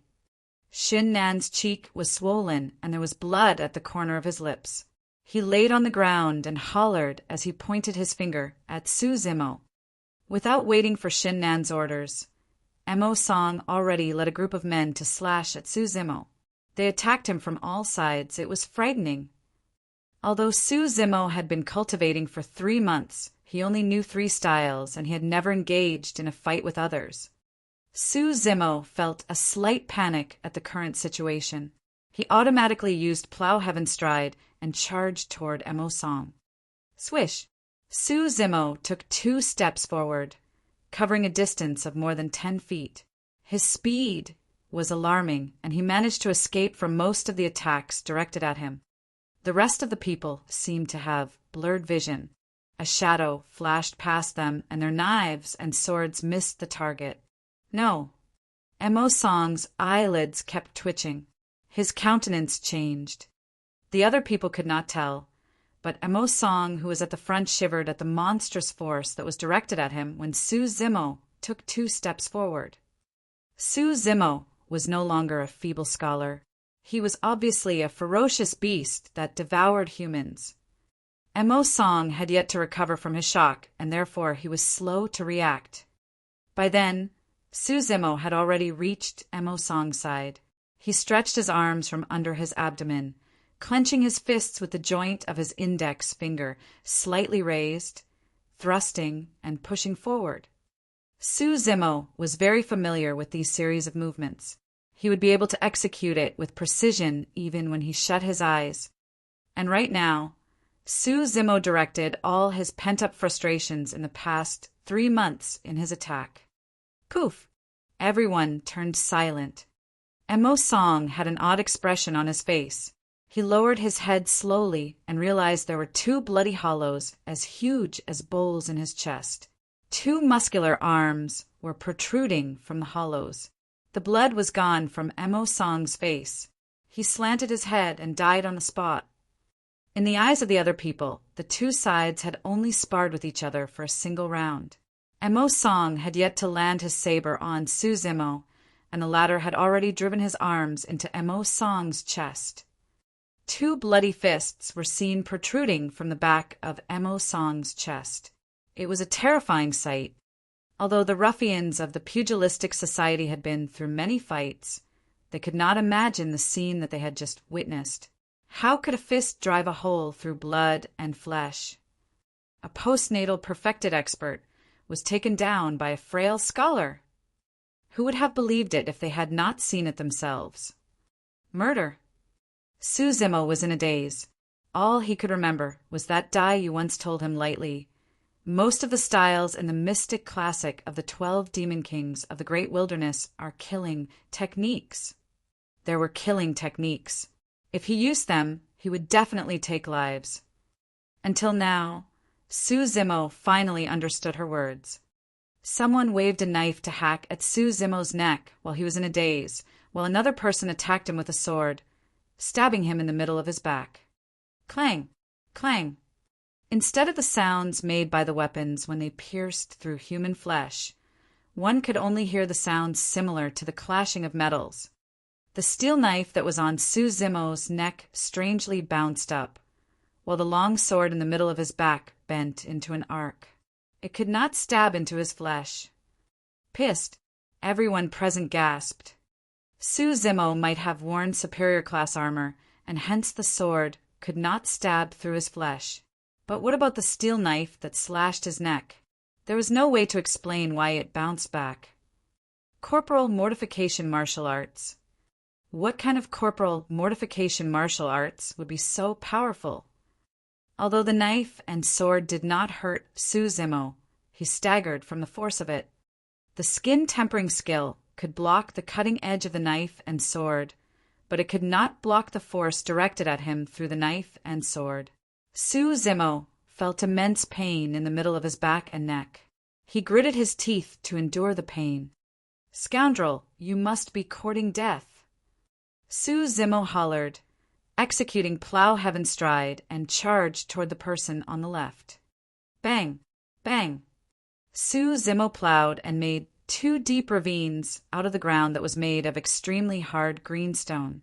The gravel and small stones flew around. It was a frightening sight. The person's countenance changed. He finally knew the fear and terror Mo Song felt in the final moments before his death. Su Zimo was too imposing and terrifying. He merely strode forward, but the menacing aura about him was enough to suffocate him. Poof! He executed bovines, moon-gazing, making 2 hollows in the chest of a late-stage postnatal expert. He died on the spot. Seeing that Su Zimo seemed immune to swords and knives, everyone had no idea how to take him down. Su Zimo had killed 2 men consecutively in no time. His blood seemed to be boiling. The initial panic and tension had disappeared. "And you?" Su Zimo turned and directed his fiery gaze at the last person. The person had boasted of wounding Uncle Zheng just now, but he felt a chill at his back and had goosebumps all over his body now that Su Zimo fixed his gaze on him. "Everyone, let's attack him at once." No matter how powerful his corporal mortification martial arts is, he would definitely have a vital gait, and there is a limit to his endurance. The man hollered. Everyone in the courtyard felt like taking him down together, but they were still wary of him. They were frightened by his menacing aura, and they did not attack at once. Ta! Ta! Ta!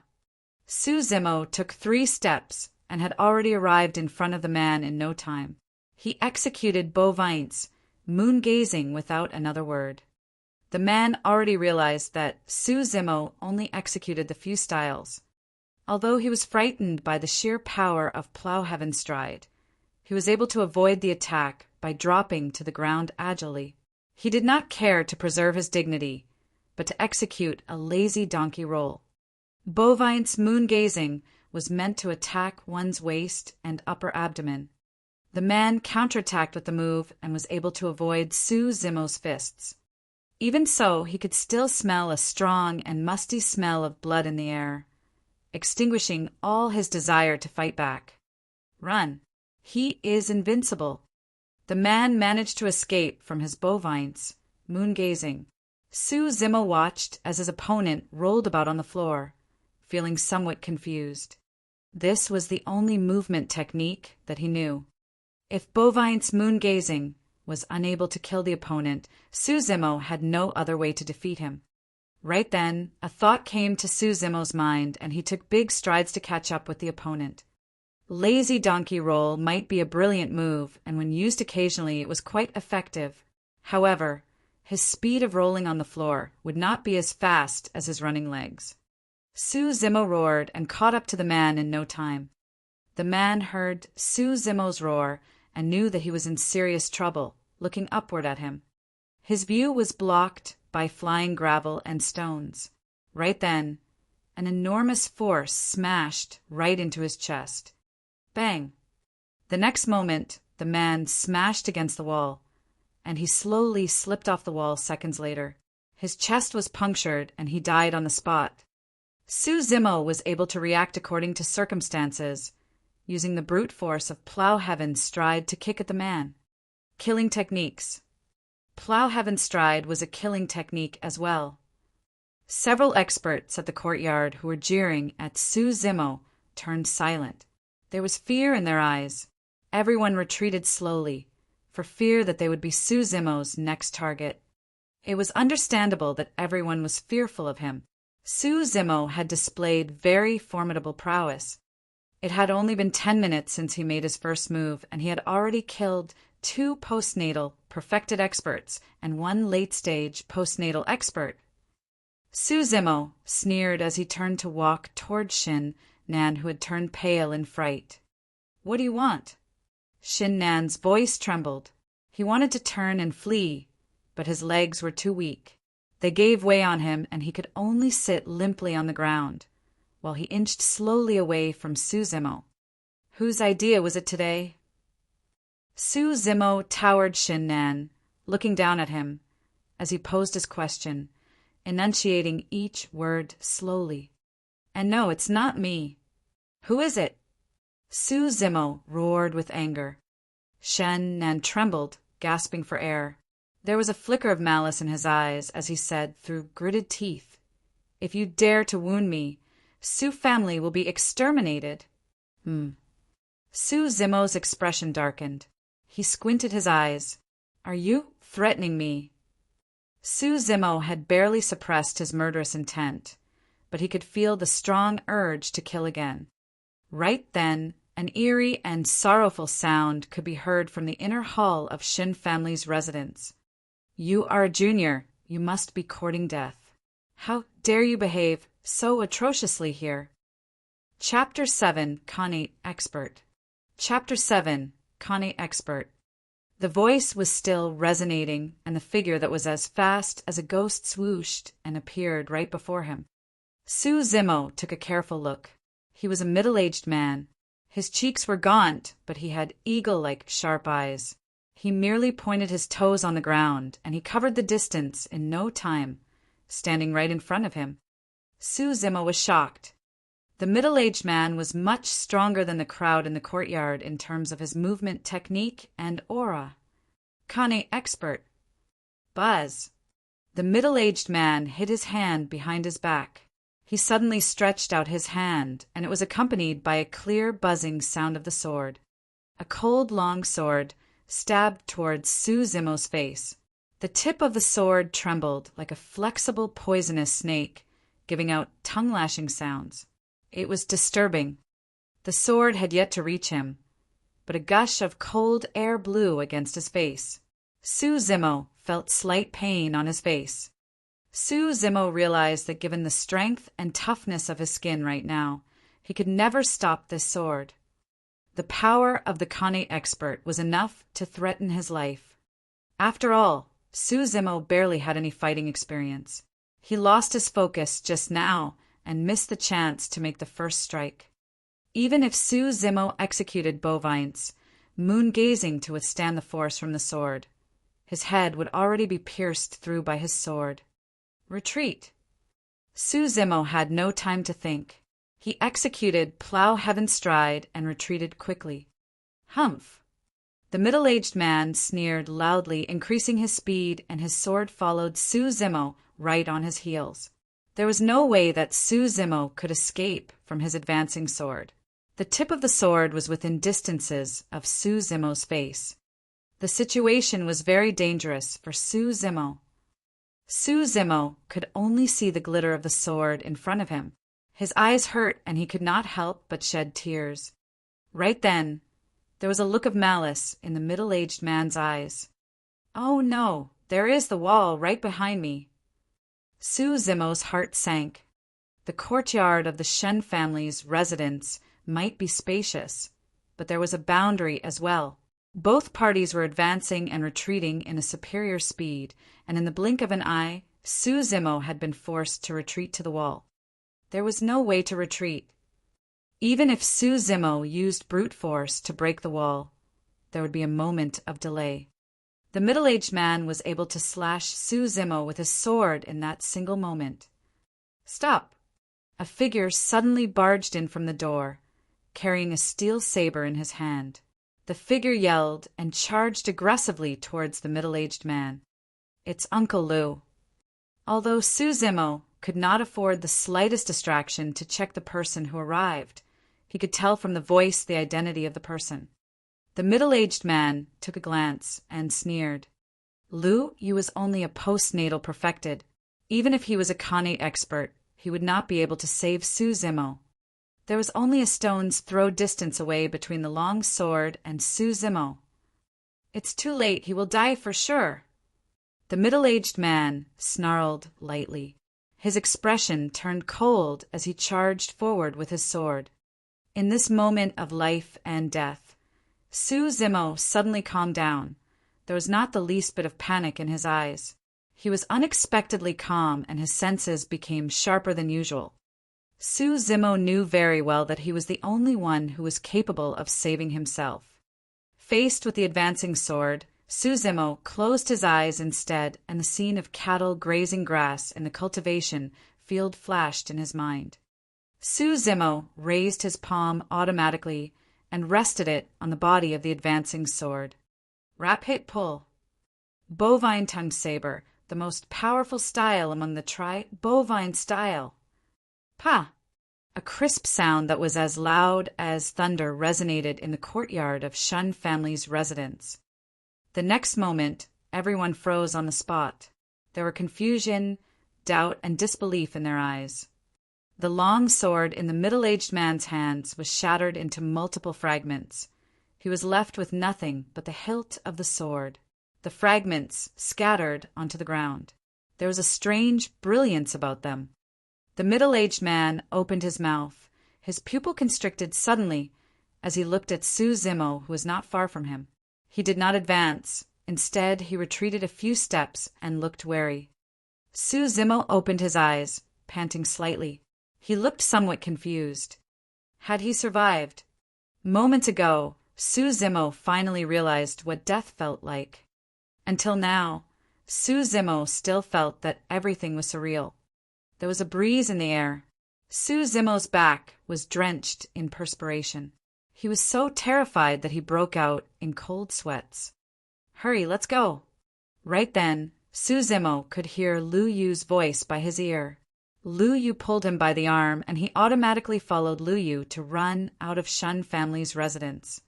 Apart from everyone present in the Shun family's residence, Su Zimo himself was unable to recover himself.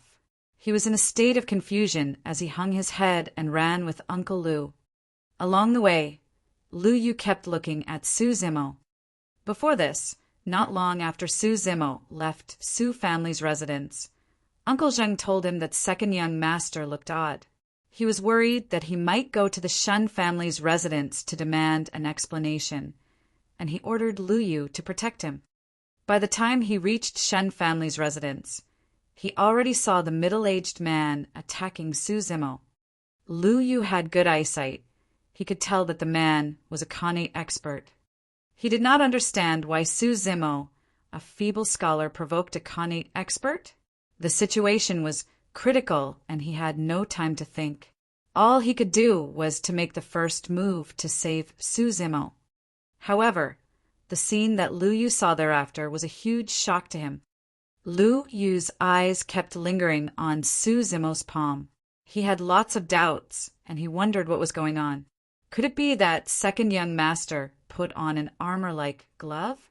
But even so, how much power would he need to shatter the long sword of the Khanate expert to pieces? The most puzzling thing was that he could not tell that Su Zimo had been practicing martial arts. In fact, he seemed thinner than before. Weird. Lu Yu had an idea and decided to test Su Zimo. He released his grip on Su Zimo and increased his speed. Su Zimo hung his head, looking absent-minded. He seemed to be deep in his thoughts, but he followed right behind Lu Yu automatically. Lu Yu and Su Zimo reached Su family's residence in no time. There were beads of perspiration on Lu Yu's forehead, and he was breathing heavily, but he could not hide the surprise in his eyes. He sped up thrice consecutively on the way back. To the end, he had already reached his limit, but Su Zimo was still following closely behind. The most scary thing was that Su Zimo was breathing like usual, and he did not seem as if he was tired or exhausted. It was obvious that he still had a lot of energy. Su Zimo had finally recovered himself upon reaching Su family's residence. Actually, Su Zimo was just as shocked as everyone. Although Su Zimo could tell more or less that the mystic classic of the 12 demon kings of the great wilderness was extraordinary, he did not expect that he would have such power after cultivating for merely 3 months. Su Zimo looked at his palm. There was no injuries. Success.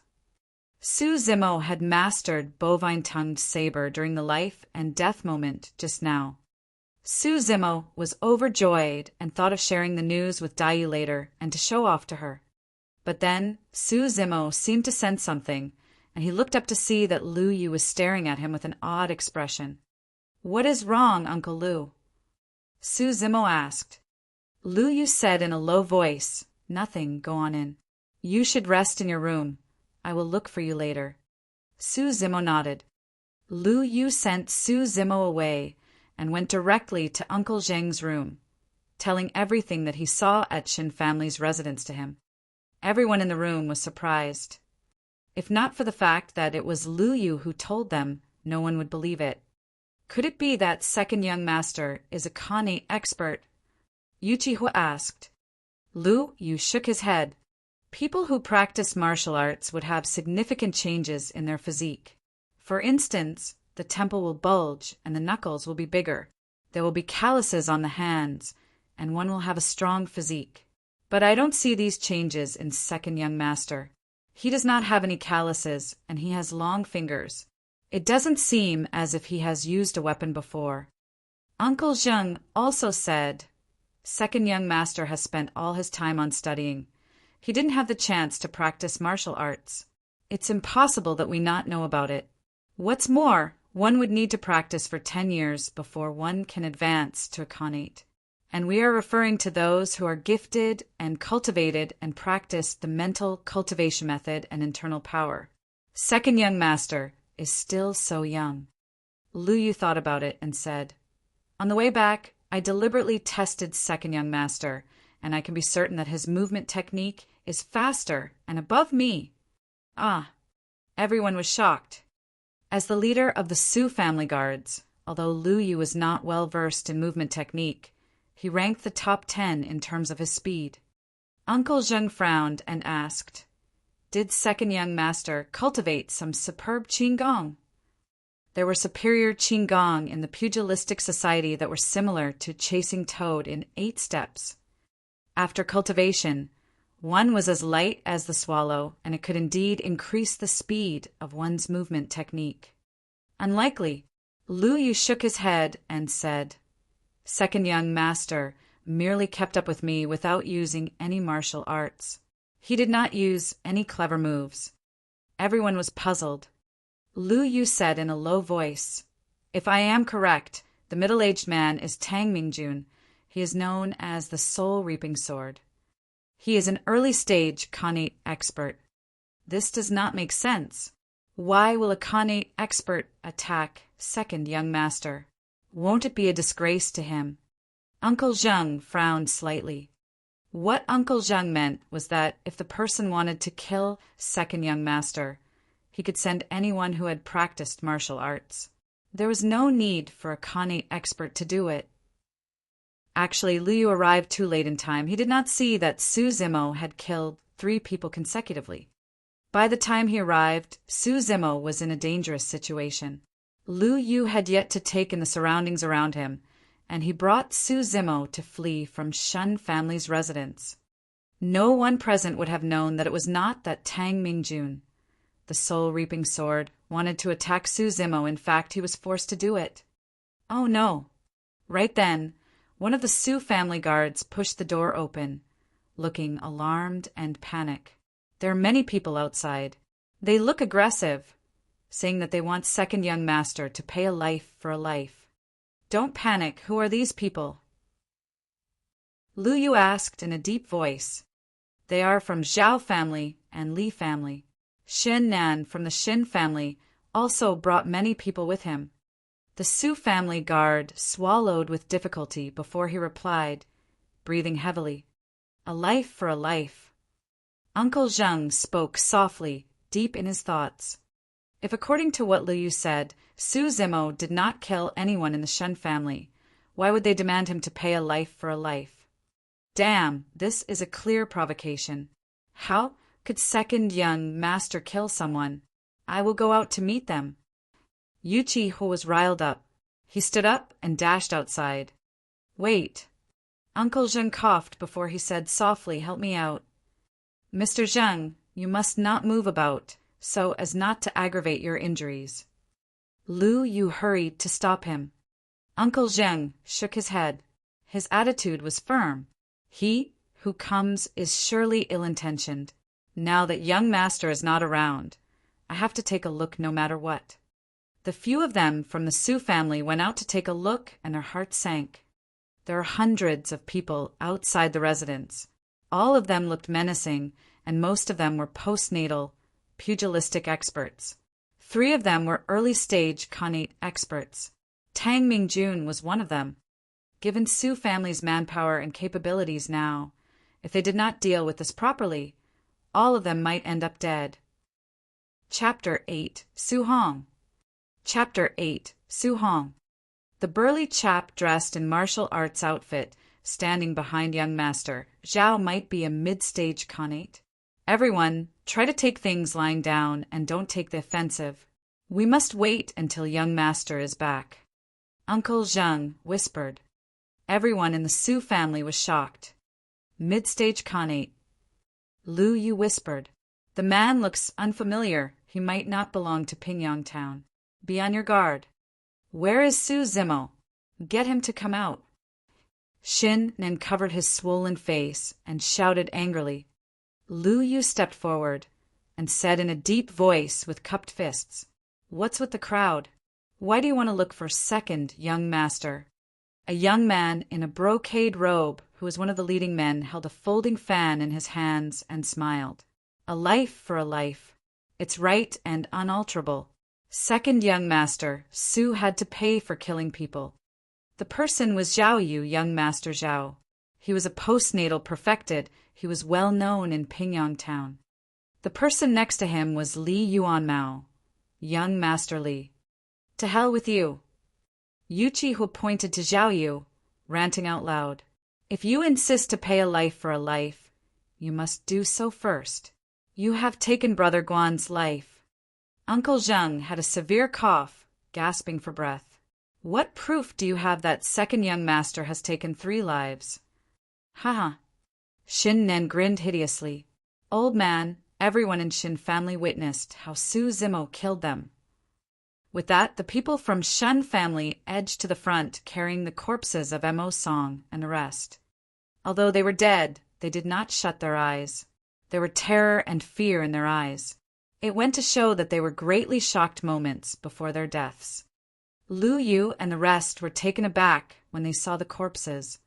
It was too ruthless. The chests of 2 of them seemed to have been pierced through by weapons that were as thick as arms, while the chest of the other person collapsed and his bones were shattered. Uncle Zheng swept his gaze over them, remaining calm as he shook his head. He who has a mind to beat his dog will easily find his stick. Everyone in Pingyang town knows that second young master is a scholar. How could he possibly kill these 3 postnatal experts? Enough of your nonsense. Zhao Yu spread out his paper fan, saying coldly, if the Su family doesn't hand Su Zimo over, all of you will have to die today. I am the one who killed them. At this time, a voice came from outside the crowd, and everyone turned toward the sound. A green-robed scholar strode up with big steps, his head high and chest out. It was Su Zimo. Su Zimo stood in front of everyone from the Su family, displaying no fear at the hundreds of people in front of him, giving a loud shout. I killed them. I will take responsibility for it. Second young master, don't be impulsive. Yuchi who stopped him. Lu Yu whispered, second young master, they have evil intentions. They are after other motives. It is just an excuse to look for you. Don't fall for it. Li Yuanmao had a strange smile. Since second young master, Su has admitted to it. Things are simple. Get him. Protect second young master. Uncle Zheng's tone was firm and steady. At no costs. Clang. Everyone unsheathed their weapons. Lu Yu and the rest surrounded Su Zimo and Uncle Zheng, protecting them from the crowd. The 2 parties were on the verge of breaking into fights. Zhao Yu kept his folding fan and coldly said, capture Su Zimo. Kill all those who stand in the way. Su Zimo clenched his fists, getting ready to execute, plow heaven's stride. He wanted to dash into the crowd to fight with the Khanate experts. In all fairness, he could hardly deal with the early-stage Khanate experts. Moreover, there was a mid-stage Khanate expert among them. But right now there were no other options. Suddenly, galloping sounds could be heard from afar. In no time it was nearing them. I will kill whoever who dares to touch my younger brother. Su Hong shouted. The crowd dispersed as a single man rode a horse and galloped toward them, full of murderous intent. He tightened the reins upon reaching Su family's residence. The man rode on a tall horse and held an iron spear of the flowing spring. There was a powerful and murderous aura about him. His gaze was fiery, and one dared not look him in the eyes. There was a hideous scar on the person's face. It stretched from his glabella to his earlobe. Although it had healed, the tender red skin near the wound was protruding from the scar. It looked frightening, and the person looked even more vicious with it. Su Hong, young Master Su. Everyone in the Su family was glad to see him. They could not conceal their joy at seeing him. Zhao Yu, Li Yuanmao, have the 2 of you matured? How dare you seek trouble at the Su family? Su Hong did not get off the horse. Instead, he sat on the horse, looking down on the 2 of them, his tone icy cold. Haha, so it's young Master Su. You have come at the right time. I have been waiting for you for a long time. Zhao Yu smiled. He seemed to have come prepared. The burly chap who stood behind Zhao Yu was dressed in martial arts outfit. His eyes were cold, and he carried a thick saber on his back. He shouted, I heard that young master is an early-stage Khanate expert at 30 years old. You are a giant among men. It's my pleasure to meet you today. Shall we exchange blows to learn from each other? I have no interest in the name of the dead. The person had yet to finish his sentence, and he was cut off by Su Hong. Go! Su Hong gave a soft yell, and his horse charged forward, reaching the burly chap dressed in martial arts outfit in no time, thrusting his long spear at the same time. You must be courting death. The burly chap looked calm while he took out his thick sword, releasing his Khanate aura. He jumped up, raising his arms while swinging his saber at Su Hong, who was coming toward him. He is indeed a mid-stage Khanate. Lu Yu nodded. Su Zimo felt nervous upon hearing his words. The Zhao family had come prepared. They even estimated that Su Hong might rush back, and therefore they asked a mid-stage Khanate expert to deal with him. Su Zimo swept his gaze over the crowd. To his surprise, neither Lu Yu nor Uncle Zhang and the rest of them were nervous. What did that mean? He was still pondering when Su Hong and the burly chap exchanged blows. Clang! The thick saber of the burly chap landed heavily on the iron spear of the flowing spring. Sparks came flying. The force was so huge that the horse that Su Hong was riding was forced to a stop. Huh! Su Hong laughed. He flicked the iron spear of the flowing spring. It gave off a buzzing tremor, followed by a stunning force that bounced the thick saber away. The burly chap's countenance changed. Poof! Blood was splattered all over the floor. The burly chap was sent flying by Su Hong's spear, landing on the long street, his blood staining the ground. You pretended that you are of a lower level. Why you are late? The burly chap had yet to finish a sentence, but blood kept surging in his mouth. It was obvious that he would not get to live past tomorrow. Everyone was shocked. Nobody expected that they had only exchanged blows for one round, and a mid-stage Khanate expert would be killed by a single thrust of Su Hong's spear. The most terrifying thing was what the burly chap said moments before he died. Although he did not finish his sentence, everyone present could guess what he meant. Late-stage Khanate. All these years, people in the Pingyang town had underestimated Su Hong's abilities. Hurry, let's go. The Khanate experts of the Zhao family, Li family, and Xin family reacted quickly by protecting their masters and fleeing from the scene. All the pugilistic experts were frightened by the aura of a single man. They fled hurriedly, having no intention to stay for another second. Su Hong sneered, making no move to chase them. He got down from the horse, nodding at Su Zimo before he said, "Back to the residence." Inner hall of Su family's residence. Su Hong sat in the middle, like the master of the house, as Lu Yu gave a report on what happened in Pingyang town these past few months. He would nod occasionally as he listened to him. Su Zimo sat at the side, with his head lowered, keeping silent. Before this, his older brother never allowed him to enter the inner hall, and he never participated in such meetings. After Lu Yu was done with his report, Su Hong's gaze landed on Su Zimo. He asked in a deep voice, "Did you really kill the 3 postnatal experts from Xin family?" "Yes." Su Zimo hesitated slightly before he admitted it. Bang! Initially, Su Hong was seated on a chair, but then he stood up suddenly, placing his feet on the ground, letting off a loud sound. He reached Su Zimo in no time, and he punched in his direction. This happened too quickly. Everyone in the inner hall, let alone Su Zimo, could react in time. Su Zimo was startled. He had yet to recover from his shock, and he automatically stretched out his palm, landing on Su Hong's fist. Rap hit, and he was about to execute Bovine-tongued saber. But right then, Su Zimo remembered the scene when he shattered the long sword of the Khanate expert at Shen family's residence. The power of Bovine-tongued saber had just been executed, and Su Zimo stopped in mid-tracks. Bang! There was a loud sound as the palm and fist clashed with each other. The chair that Su Zimo was sitting on broke into pieces.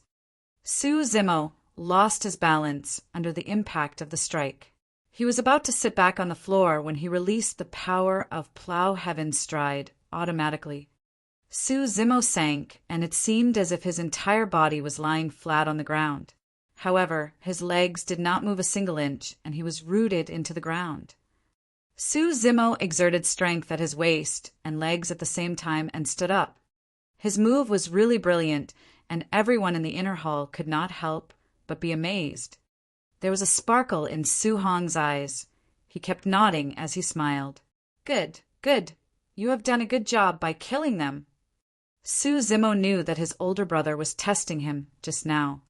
Right at the moment when the palm and fist collided, he could feel that his older brother had cut back on the force exerted. Of course, Su Zimo did not use all his force. He stopped in mid-tracks as well. Su Zimo knew the power of bovine-tongued saber. He dared not use it on his older brother. Zimo, you should go back to rest. It is nothing to lose the scholarly honors. There are plenty of good ladies in the world. Don't take it to heart.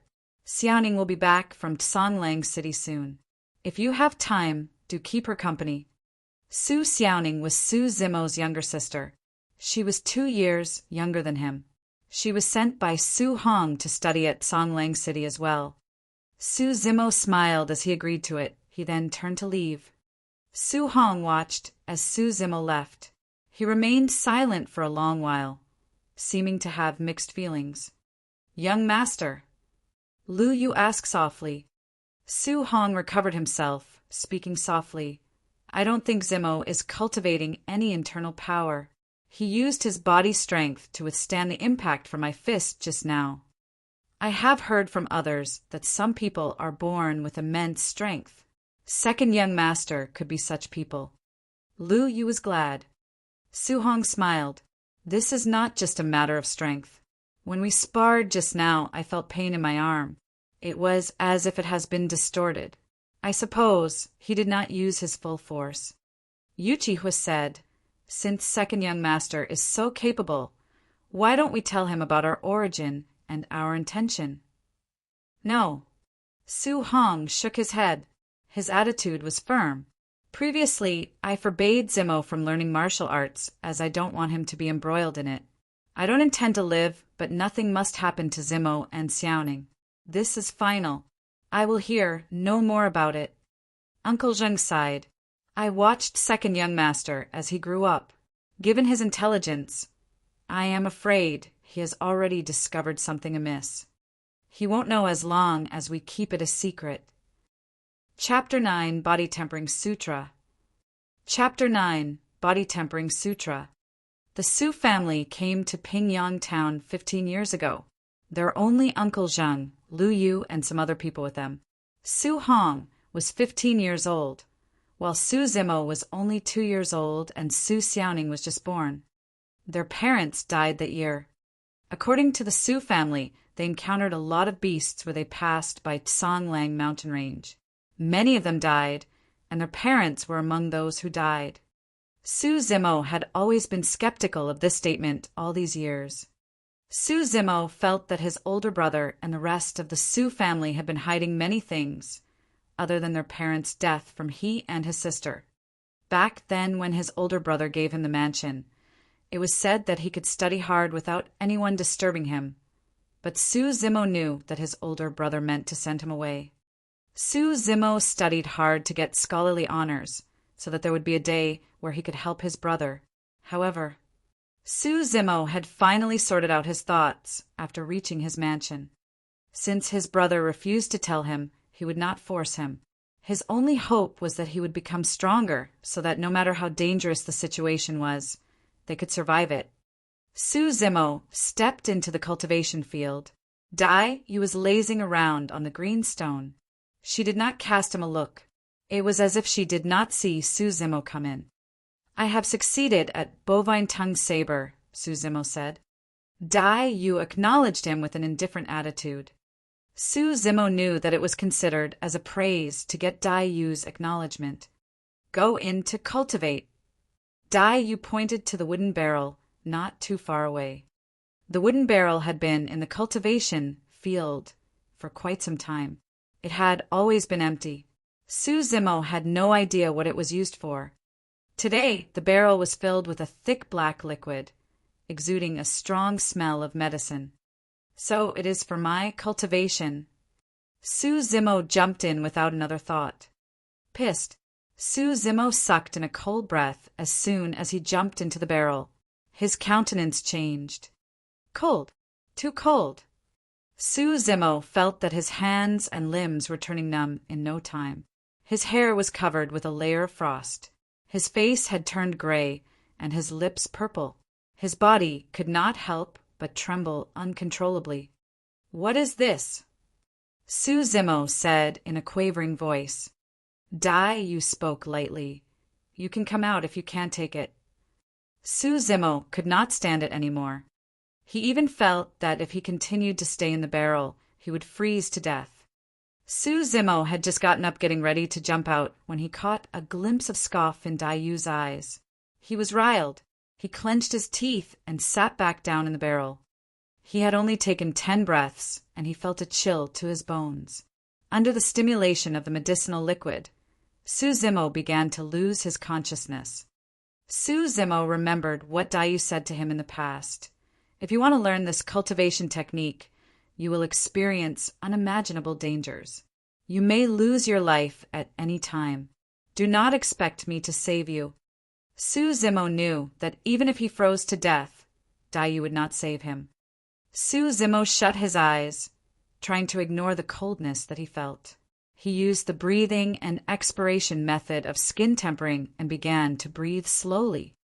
All of a sudden, there were a few mysterious and lengthy sutra in Su Zimo's mind, and he could hear Dayu's voice. There is in fact only one sutra in body tempering. Since you have no foundation, hence I divided it into 2 parts, skin tempering and flesh tempering. What you saw just now is the sutra for flesh tempering.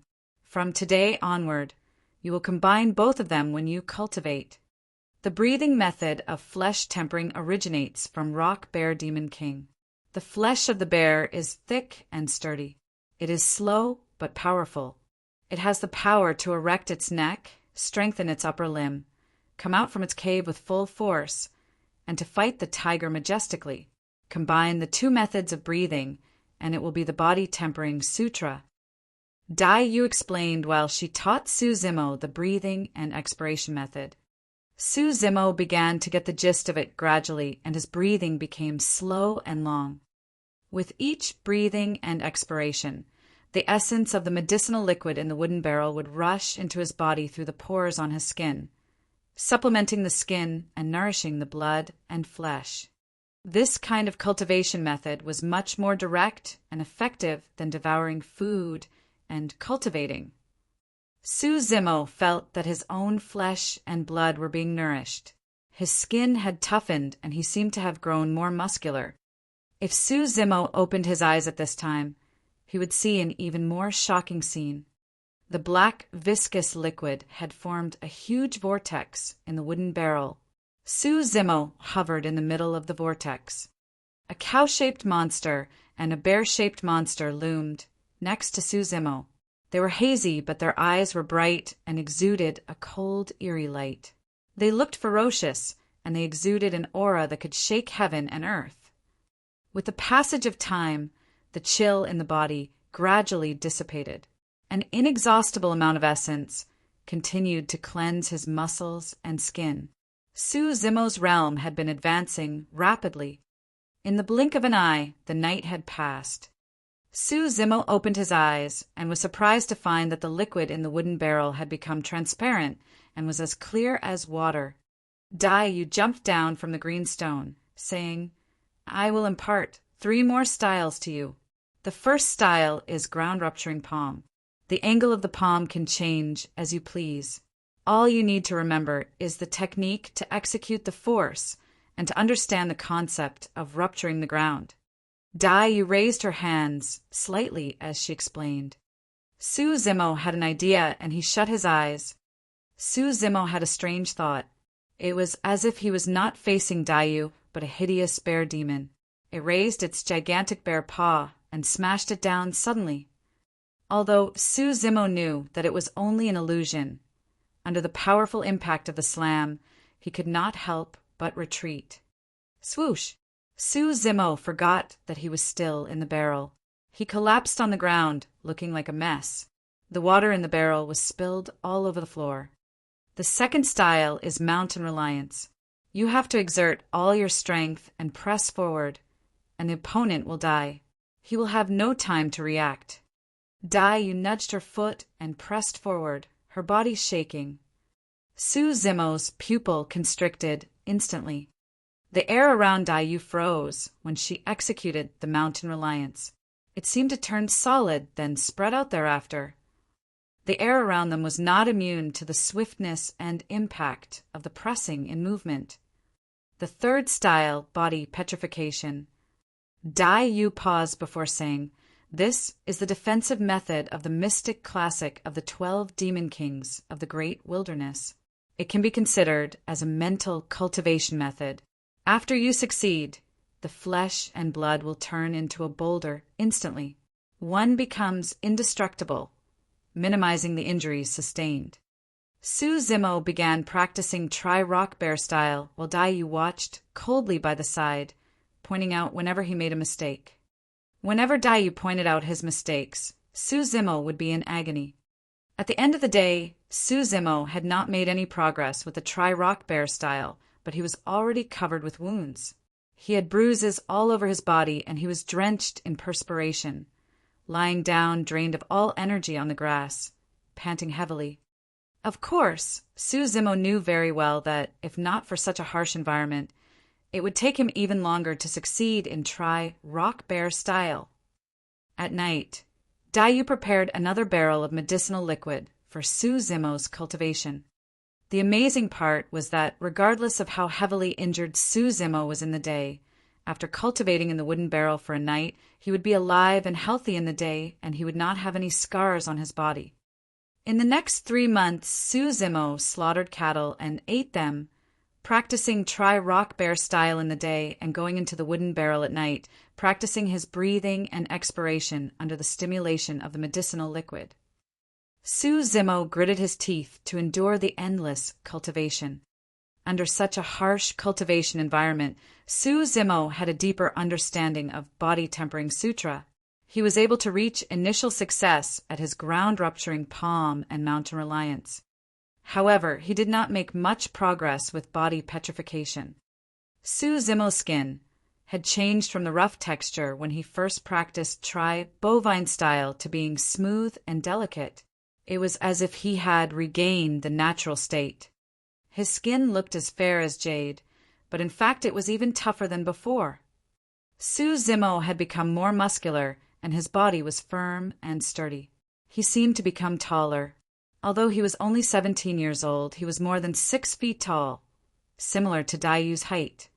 3 months ago, when Su Zimo tried his hand at Shin family's residence, he was slashed by swords in the fight. Although he did not sustain any external injuries, the impact from the saber and sword still caused damage to his muscles, and he was in pain for a long time. Right now, Su Zimo surmised that if he was stabbed by postnatal perfected experts, it would not cause any damage to him. After cultivating body tempering, and through half a year of tough practice, his body was similar to swords and sabers. Of course, these were not the only changes he underwent after cultivating body tempering. He had immense strength and amazing speed. There was a sharpness in his gaze. All these brought about a transformation in Su Zimo. This morning, Su Zimo walked out of the cultivation field. He changed into a green robe, tidied up, and went to the Su family's residence. Su Xiaoning would be back today. Regardless of whether it was Su Zimo, Su Hong, or anyone else in the Su family, everyone doted on her and could not bear for her to suffer any grievances. Su Zimo reached Su family's residence in no time. Second young master is back. The people in Su family were delighted and greeted him warmly. Su Zimo smiled and nodded at them. After recuperating for 3 months, Uncle Zheng's injuries had healed, but he seemed much older than before. Brother is not around again. Su Zimo asked casually. Uncle Zheng smiled. He is caught up with business. Recently, he had to take care of the business and won't be able to make it back today. Su Zimo and Uncle Zheng chatted in the hall while waiting for Su Xiaoning to return. 2 hours had passed. For hours. Noon had passed. Songlang City was not too far from Pingyang Town. It would take at most 2 hours to reach by foot. But right now, Su Xiaoning had yet to come back. Su Zimo turned solemn. There was a cold glitter in his eyes. Uncle Zheng frowned, thinking before he shouted, "Lu Yu!" "Here!" Uncle Zheng said in a deep voice, "Bring some men to Songlang City and check whether Miss Su has set off or not. Report to me if there's any news." "No need." Su Zimo waved his hands. He knew his sister best. Su Xiaoning had been very obedient since a young age. She would never do things that would cause her family to be worried. Since Su Xiaoning had yet to reach Pingyang Town, there was only one explanation. She had run into mishap. Su Zimo stood up slowly, his expression cold. Uncle Zheng and Lu Yu could feel a suffocating pressure at his single movement. These two people had been through multiple fights and battles and had many experiences where they had a close brush with death. They had no fear even when they faced immortals or thousands of army. But right now, they could not help but tremble with fear when facing Su Zimo. Second young master has indeed changed. Uncle Zheng and Lu Yu stared at each other, having the same thought. "Report! Xin Nan from the Xin family is outside the door, seeking entry." One of the Su family guards shouted. Uncle Zheng took in a deep breath. "Let him in." "Hee, how are all of you doing?" Shortly after, Xin Nan, who was clad in white, strolled in smilingly. Su Zimo did not utter a word. His eyes narrowed slightly as he stared at Xin Nan. Xin Nan's heart skipped a beat. For some unknown reason, Xin Nan felt like being targeted by a ferocious tiger and a starving wolf. He might be torn into pieces in a blink of an eye. "I am only here to send a message. Zhao family and Li family wanted to invite the 2 young masters of Su family to a banquet," Xin Nan hurried to say, feeling somewhat guilty. Su Zimo came to Xin Nan's side, saying calmly, "My brother is not in. I will go with you." "Second young master, there must be something funny about the banquet. You must not go." Lu Yu hurried forward and whispered to Su Zimo's ears. Su Zimo swept his gaze at him. Lu Yu bowed his head and said through clenched teeth, "Second young master, I will go with you." Su Xiaoning was missing, and the Zhao family suddenly invited Su Hong and Su Zimo to a banquet. It was obvious that it was an ambush. He might not make it back alive, but he would never stand by while second young master went alone to fight the enemy. "Lu Yu, young master, Zhao has said that he only invited the 2 young masters from Su family. No one is to go with him, otherwise—" Shannon did not finish a sentence, but it was obvious that he was threatening them. "Lead the way," Su Zimo said coolly. Shen Nan gave Uncle Zheng and Lu Yu a provocative look before he sneered and swaggered away from Su family's residence. "Mr. Zheng, what do we do? Should I bring people to attack then? Nothing must happen to second young master." Lu Yu was anxious. "No." Uncle Zheng shook his head, frowning. "The other party is obviously ready. Right now, the Zhao family's residence is full of danger. Given our current strength, we will not be able to compete with them." Uncle Zheng paused for a long while before he said in a deep voice, "Get the nearest black armored cavalry to come as soon as possible." "But will they be able to arrive in time?" Lu Yu asked. "I have no idea." Uncle Zheng sighed. "Right now, we can only hope that second young master and Miss Su can hold on for as long as possible. This is the only solution." Chapter 10. Attend the banquet alone. Chapter 10. Attend the banquet alone. Su Zimo had just entered the Zhao family courtyard, and the door slowly closed behind him. The two sides of the courtyard were full of people. They were postnatal experts. They had their weapons ready. They were glittering with coldness. They looked surprised when they saw that it was Su Zimo who arrived at the courtyard. Many of them ridiculed and sneered, shaking their heads at him. The hall at the Zhao family's residence was situated at the end of the courtyard. There was an 8-seater square table at the end. Many people were already seated, including Zhao Yu and Li Yuanmao. Xin Nan arrived with Su Zimo and went to take a seat at the table. Su Zimo walked slowly into the hall, his eyes sweeping over everyone, looking calm and composed. There were a total of 17 people in the hall. Except for Zhao Yu, Li Yuanmao, and Xin Nan, everyone was a Khanate expert. Among them were Tang Mingjun, the soul-reaping sword, who once sparred with him in Shen family's residence. Out of the 14 Khanate experts, 7 of them had stronger aura than Tang Mingjun. 3 of them had the strongest aura. Not surprisingly, for out of the 7 people were mid-stage Khanate experts, while the other 3 were late-stage Khanate experts. Su Zimo had a grasp of the situation now. The Zhao family was obviously taking drastic measures to deal with the situation. They wanted to get rid of he and his brother today. Unfortunately, Su Hong was not around. We wanted to catch a big fish, but we did not expect to catch a small shrimp instead. If we had known, there is no need to gather such a crowd over here. Zhao Yu sneered, looking at Su Zimo with disdain. Where's my sister? Su Zimo sounded calm and composed. Zhao Yu clapped his hands.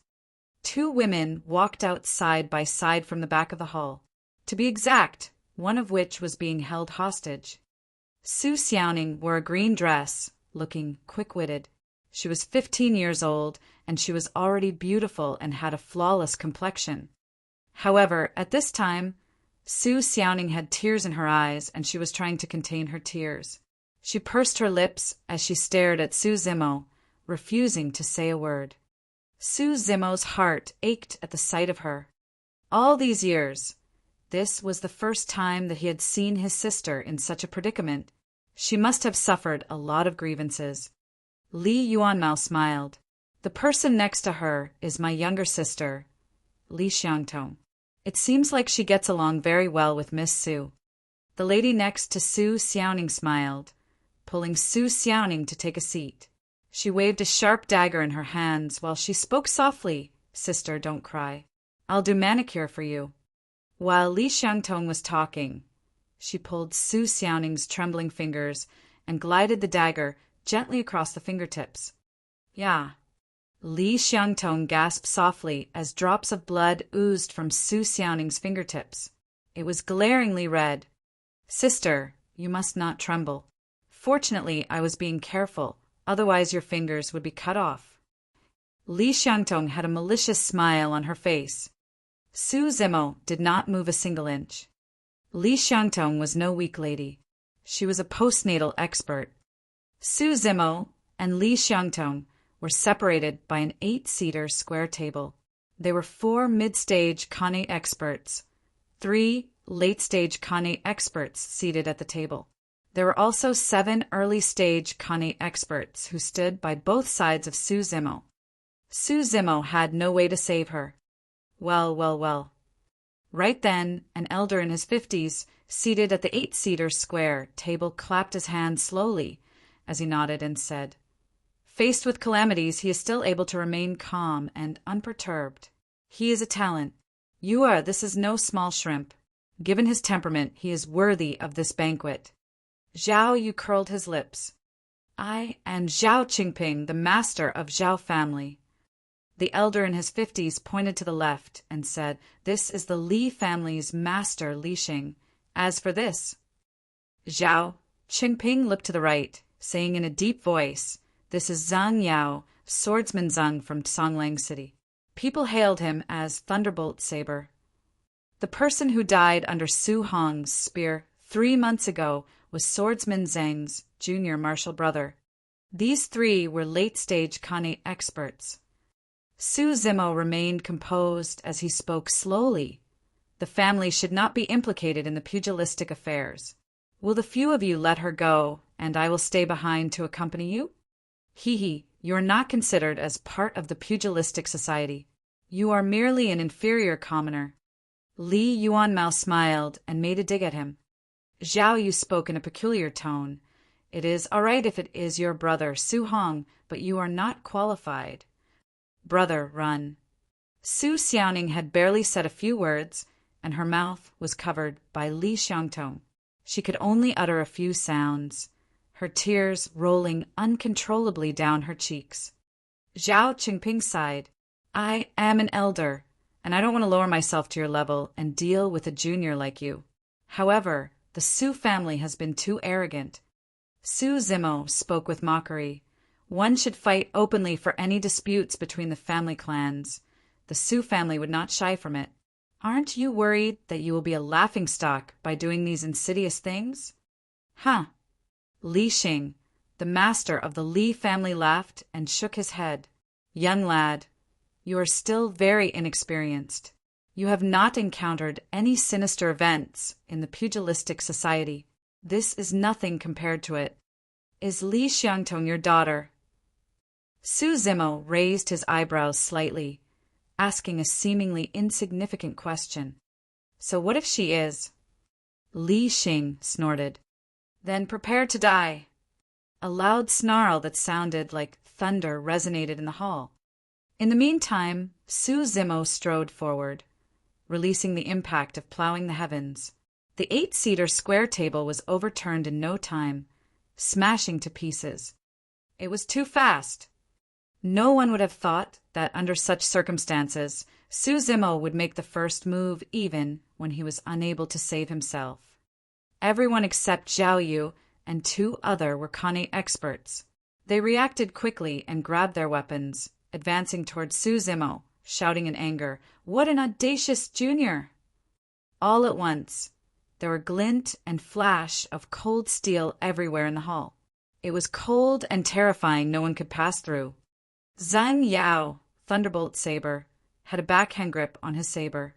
There was a flash of glaring light, and he directed his attack toward the area under Su Zimo's rib. Su Zimo was oblivious to the surrounding swords and sabers. He fixed his gaze on Li Xing as he slapped with his palm, releasing a ferocious and formidable aura.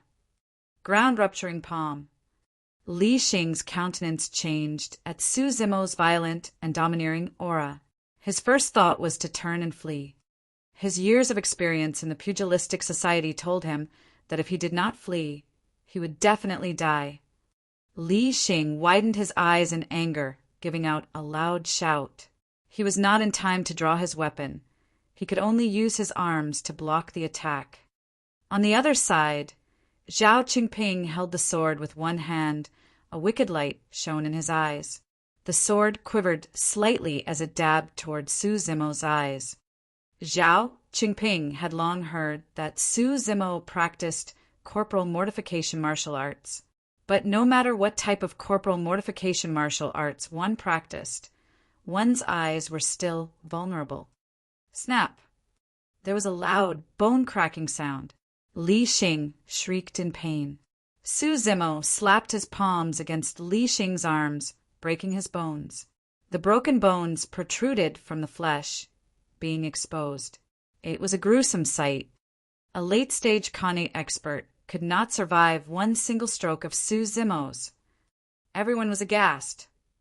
After executing ground-rupturing palm, Su Zimo charged forward, capturing Li Xing by the throat. At the same time, Su Zimo took a big step toward the left. He faced Zhao Qingping sideways, putting his cheek at the mercy of his long sword, while his left hand seemed as soft as the cow tongue wrapping around his hand. Zhao Qingping stabbed his sword at Su Zimo's cheek. However, it did not pierce through his skin. Instead, it bent into an arc at the strong force. Pissed, his corporal mortification martial arts is so powerful? Zhao Qingping was shocked. He knew that things were not going well, and he made a move to retreat. Right then, Su Zimo's palm rested on Zhao Qingping's arm that had yet to retract. Rap, hit, pull. Poof!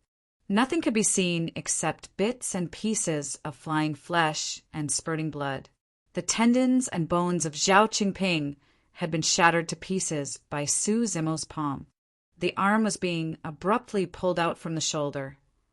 Zhao Qingping fell to the ground, staring in shock at the blood spewing from the broken arm, howling in pain.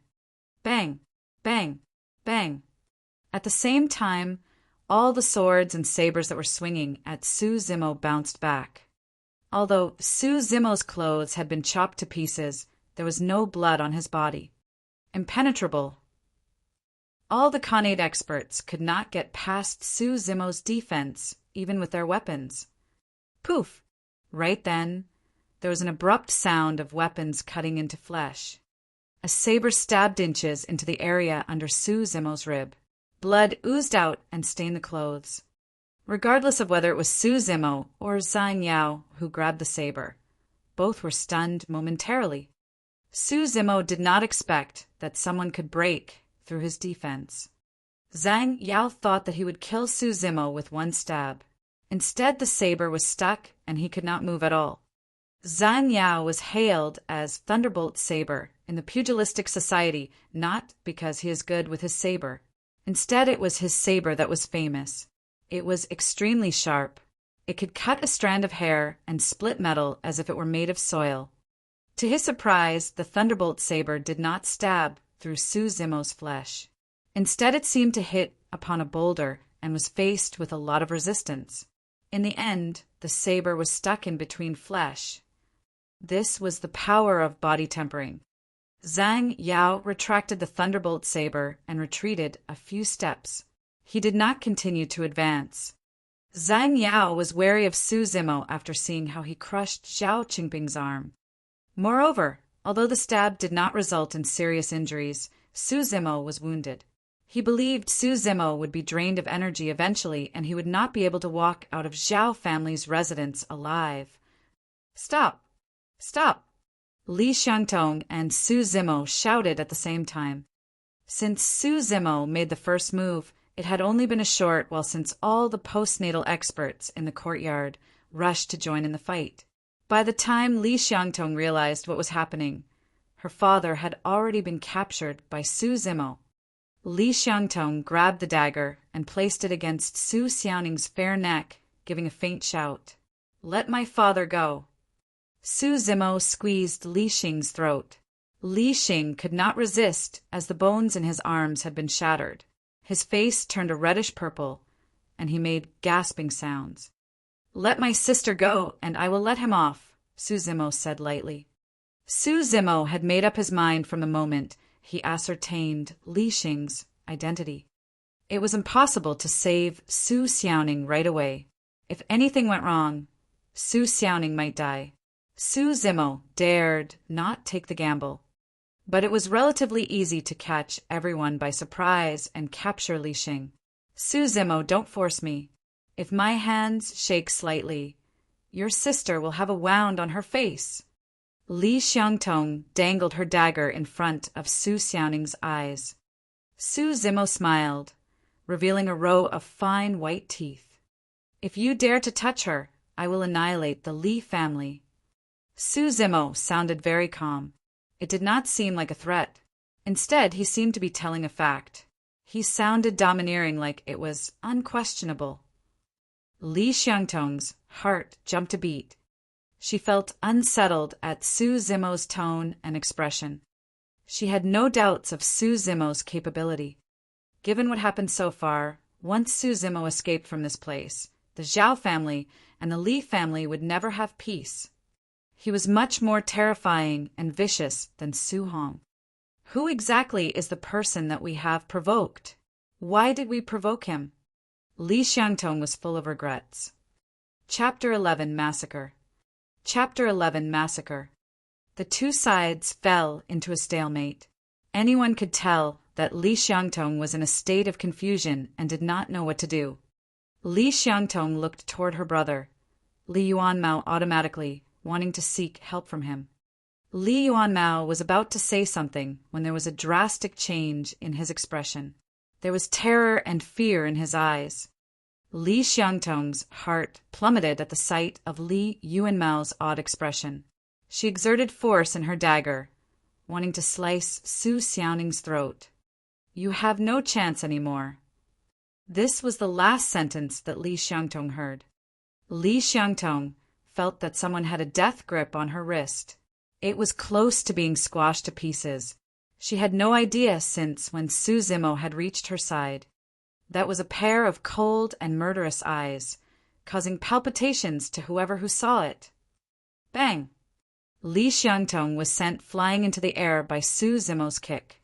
She was already dead when she was mid-air. The turn of events was so fast that no one had time to react. When Li Xiangtong glanced sideways at her brother, Su Zimo had already exerted force in his fingers, squashing Li Xing's throat, and executed Plow Heaven's stride to come next to Li Xiangtong, saving Su Xiaoning from her. Li Yuanmao was scared stiff. This was supposed to be an ambush on the two brothers of the Su family. They were very sure of success. But in the blink of an eye, among the 3 late-stage Kane experts, one died and one was injured. Zhang Yao was the only one left. Su Xiaoning trembled slightly. She sobbed as she stared at Su Zimo. There was fear, panic, and a distant look in her eyes. Su Zimo's eyes turned soft, a smile on his face. He tore a piece of cloth from his clothes and covered Su Xiaoning's eyes gently. He turned the cloth for a few rounds before he tied them together. "Don't be afraid, I will bring you home." Su Zimo spoke softly in his sister's ears. Zhang Yao witnessed the scene. He was not in a hurry to attack. Instead, he felt more assured. If Su Zimo chose to fight his way out, Zhang Yao believed that no one would be able to stop him, including the hundreds of postnatal experts at the courtyard. After which, Zhang Yao would return to Songlang City as soon as possible, leaving Pingyang Town with his family, so that Su Zimo could not take revenge on him. But right now, seeing how Su Zimo highly valued Su Xiaoning, his chances of escaping here alive was smaller. To Su Zimo, Su Xiaoning was his burden and weakness. "Everyone, don't panic. He has been injured by me just now. He won't be able to hold out for long. Let's all target the lady." Zhang Yao sneered. Everyone present had years of experience in the pugilistic society. They knew right away what Zhang Yao meant by saying that. In fact, the injury at the area under Su Zimo's rib was not as serious as what other people imagined. If Su Zimo looked at the wound, he would be shocked to discover that the muscles around the wound had hardened and he had stopped bleeding. Body petrification would not only strengthen Su Zimo's defense, it was also effective to stop bleeding and conserving one's energy. "Attack!" Zhang Yao shouted, and everyone roared in return, charging forward. Su Zimo protected Su Xiaoning in his embrace, exposing his back to all the pugilistic experts. Bang! Bang! Bang! There was the smell of blood in the air, with flying arms and limbs everywhere. The sabers and swords were broken to pieces, scattered all over the ground. Mountain reliance. He released all his power at one go, executing the powerful killing style of the Tri-Rock Bear style. Everyone who was blocking Su Zimo from behind was sent flying. Some of them were scattered into pieces instantly. There was a path streaked by blood in the chaos. Although Su Zimo cultivated the mystic classic of the 12 demon kings of the great wilderness for half a year, and he only practiced the first section, the power and strength of his flesh had already reached an unimaginable level. Although he stood at the same spot ordinary postnatal and connate experts were unable to injure him, the reason why Zhang Yao was able to hurt Su Zimo was because of the thunderbolt saber in his hands. With the impact and power of mountain reliance, postnatal experts became completely useless in front of him. Su Zimo stopped for a second after knocking people away for more than 10 feet. More than 10 Kane experts, led by Zhang Yao, followed him around. They had arrived right in front of Su Zimo. They had swords and sabers ready. There were glint and flash of cold steel everywhere, dazzling and glaring. The most important thing was that the swords and sabers were all directed at Su Xiaoning. Su Zimo only had one pair of hands. He was unable to block the advancing weapons from more than 10 experts. There was a vicious glare in Su Zimo's eyes. He changed his stance, with his back facing the experts, protecting Su Xiaoning as he tried to fight his way out. He executed ground-rupturing palm with his left hand while his right hand executed the killing technique of bovine tongue saber. Poof! No one was spared with the use of his ground-rupturing palm. Su Zimo's right hand might seem soft, however. As he waved his hands in the air, more than 10 weapons were shattered to pieces, scattering all over the ground. Su Zimo looked domineering and imposing. He was like a man-eating beast. He was too aggressive and powerful. Pierce him. Su Zimo staggered, uttering a small sound. There was blood on his back. Although the Kane experts were unable to hurt Su Zimo, Zhang Yao made use of the chance to make a slash on Su Zimo's back. The wound was more than 1 foot long. It was gruesome and hideous. Su Xiaoning's eyes might have been covered, but she could sense what was going on. "Brother, you should leave. Don't bother about me." Su Xiaoning sobbed. Su Zimo clenched his teeth, a murderous gleam in his eyes, as he said coldly, "Everyone who stopped me shall die." Bang! Su Zimo executed Plow Heaven Stride. He exerted strength in his legs, and there were 2 chasms on the ground, gravel flying everywhere. The gravel contained the force of Plow Heaven's Stride as well. When the gravel hit onto the people in the crowd, it would cause a huge destruction. Many of the broken weapons were being kicked into the crowd by Su Zimo. In a blink of an eye, Su Zimo had dashed to the surrounding wall of the courtyard of Zhao family's residence. Along the way, Su Zimo sustained 2 more wounds on his body. One of them was in the middle of his back. It was a close shave. If it was a few inches closer, Su Zimo would have died. Su Zimo finally appreciated the power of body tempering sutra. He gradually understood the benefits of soaking in the dark liquid for the past 3 months. If it was someone else, they would be exhausted from the loss of blood. However, Su Zimo's wounds were not as serious as it seemed. Every wound had begun to harden, and he did not lose a lot of blood from it. Of course, if Su Zimo was able to achieve initial success at body petrification, the thunderbolt saber that Zhang Yao had would not be able to hurt him. Su Zimo protected Su Xiaoning by standing in front of her. They leaned against the wall, facing the crowd. His green robe was torn and tattered and stained with blood. He swept his gaze over the crowd. There was a burning and murderous glitter in his eyes. He was fearless. The crowd could tell Su Zimo's intention from his position. Su Xiaoning stood with her back facing the wall. Su Zimo no longer had to worry about the enemies attacking her from the back and was able to launch an aggressive attack on the enemies. As long as Su Zimo remained standing, no one could hurt Su Xiaoning. He won't be able to last for long. Kill him! Zhang Yao gave a loud shout and launched his attack. Su Zimo squinted his eyes, fixing his gaze on Zhang Yao. Zhang Yao was the only one among the crowd who posed a threat to him. To be exact, it was his thunderbolt saber that was able to threaten him. Swish! The long saber broke through the crowd. It was a fearsome sight. Su Zimo was oblivious to all the other weapons. He stretched his palm and held the thunderbolt saber. Rap, hit, pull. Zhang Yao's countenance changed. He yelled before the thunderbolt saber was grabbed away from him. If other weapons were being shrouded by the power of bovine tongue saber, they would have shattered to pieces. But thunderbolt saber was still intact, and it landed in Su Zimo's hands. Su Zimo grabbed the saber with the back hand, waving it around, blocking the advancing weapons. Clang, clang, clang. All the advancing weapons were cut into 2 pieces by thunderbolt saber. Good saber. Su Zimo laughed loudly. He took a big stride forward, swinging the saber at Tang Mingjun, who lunged toward him. Tang Mingjuan's pupil constricted. There was no way to dodge. Blades of light flashed. Tang Mingjun was cut into 2 pieces by Su Zimo, blood spewing everywhere. Su Zimo did not know any saber techniques, but the body tempering sutra was meant to cultivate one's body.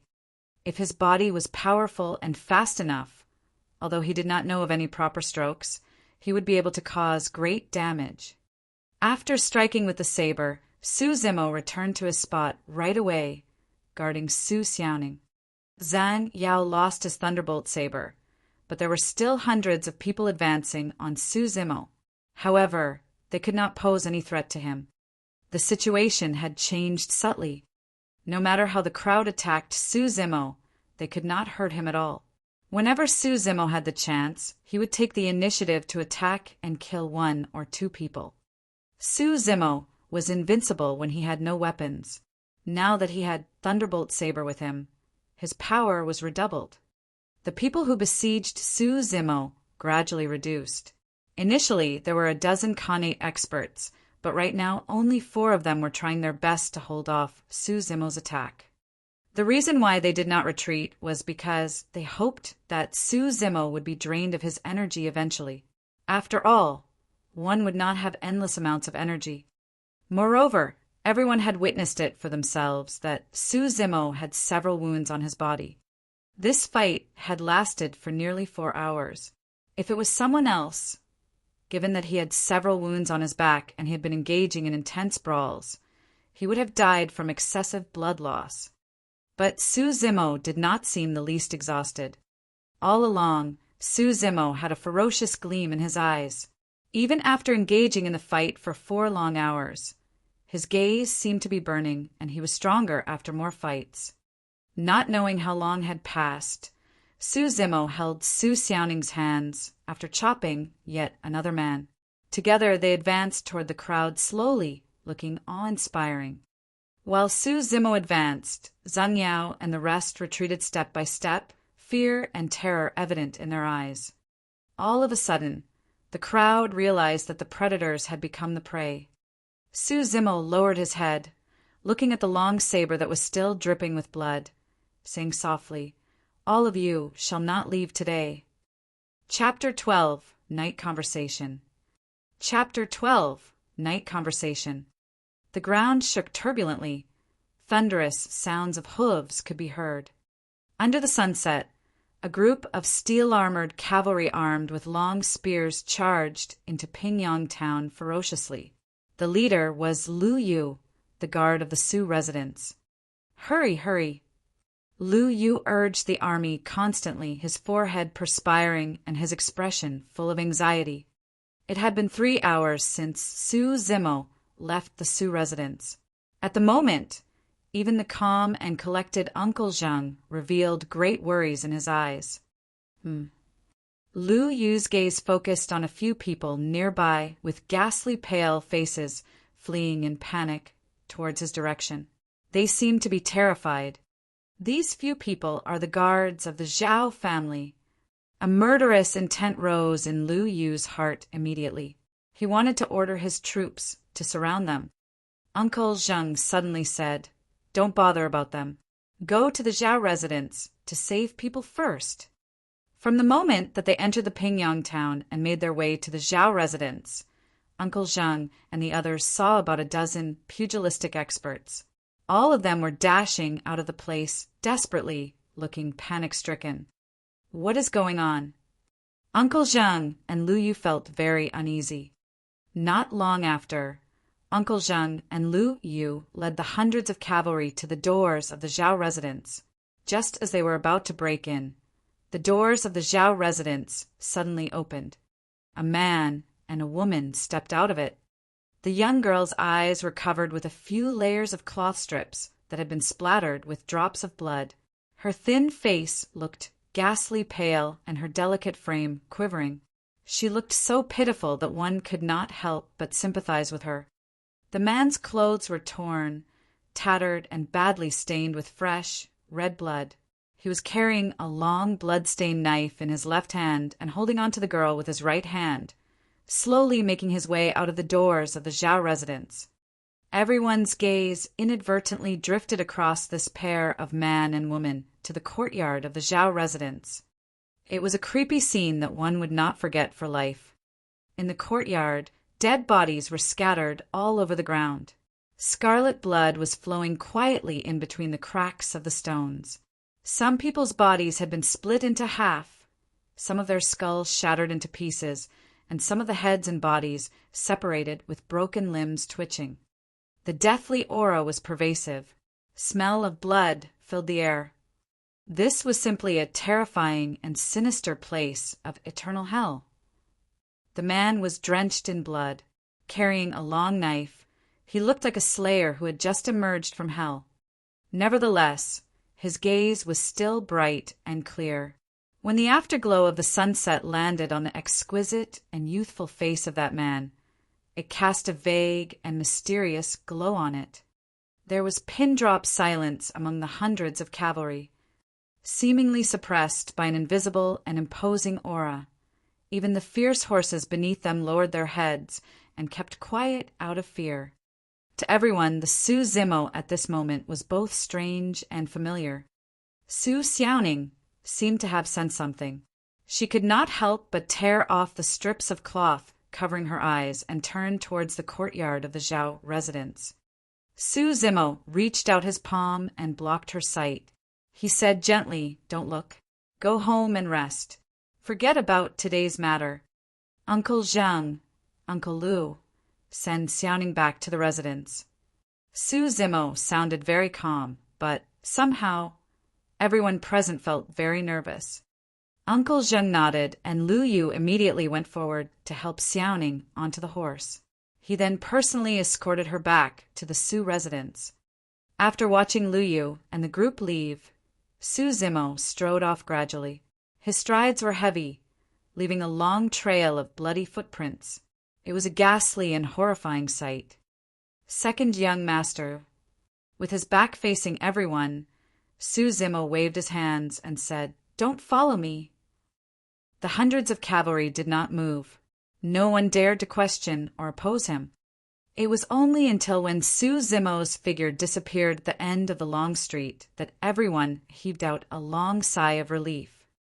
Facing this seemingly frail-looking second young master of the Su family, these warriors who had experienced gutsy massacres actually felt overwhelmed by him. "Mr. Zhang, it seems that most of the people inside are dead. There are a dozen of Kane experts, and also the family masters of both the Zhao and the Li family." Yu Qihua ran out from the courtyard of the Zhao family and said in a low voice. There was a commotion. At the sight of the horrible scene in the courtyard of the Zhao family, everyone was already mentally prepared. However, no one expected a dozen Kane experts to lose their lives in this place in just half a day. Most importantly, the family masters of both the Zhao family and Li family were dead. In addition, hundreds of pugilistic experts had been killed. It meant that these two big family clans had technically been eliminated from Pingyang town. Did second young master kill all these people? This was a doubt in everyone's heart. Yu Qihua frowned and said, "Mr. Zhang, from what I understand from young master and Lu Yu, second young master could barely compete with early-stage Kane expert 3 months ago. Why did he become so scary after 3 months?" Mr. Zhang looked perplexed. He sighed. "We have been guarding some secrets and refusing to talk about them. Our second young master, I'm afraid he also has many secrets." Su Zimo returned to his own mansion. His face revealed a deep fatigue the moment that he closed the door. He did not lose a lot of blood from the few wounds on his body. However, the pain was still unbearable. Furthermore, Su Zimo had been killing continuously for 3 hours without a moment of rest. The muscles all over his body were already sore and swollen. Su Zimo sat down for a while to rest before entering the cultivation field. After half a year, Su Zimo realized that he had inadvertently become very reliant on the cultivation field. He had the feelings of homecoming when he was back. Dai Yu remained seated on the green stone with a cold and indifferent expression. She did not even look at Su Zimo. However, no one had any idea of when the wooden barrel had been filled with a pitch-dark medicinal liquid that was emitting a faint medicinal scent. Su Zimo conveniently threw the thunderbolt saber aside. He dragged his heavy body and climbed into the barrel. He could feel the icy cold medicinal liquid, but his heart was warm. Su Zimo fell asleep unknowingly. During the past 6 months of cultivation, the body-tempering breathing method had already become his habit. Even in his sleep, Su Zimo could still cultivate and absorb the essence of the medicinal liquid to harden and refine his skin and flesh. The killings this time had made Su Zimo experience the crux of body petrification. If Su Zimo was conscious, he would be shocked to discover that the wounds on his body were healing at a rate that was visible to the naked eye. The reasons were twofold. First, his body had a strong regeneration ability after cultivating the body-tempering sutra.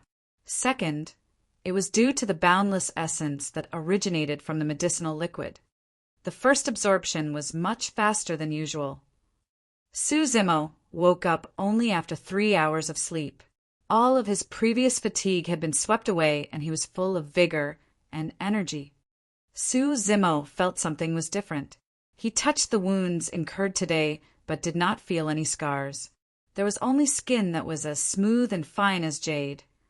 Such powerful healing ability. Su Zimo was secretly astonished. Simultaneously, an idea flashed across Su Zimo's mind. He mentally cultivated the body petrification quietly. Su Zimo could clearly feel the tightening of his muscles instantly. Every inch of his flesh was squeezed together without any gap. They were as hard and firm as a rock. This is also considered a blessing in disguise.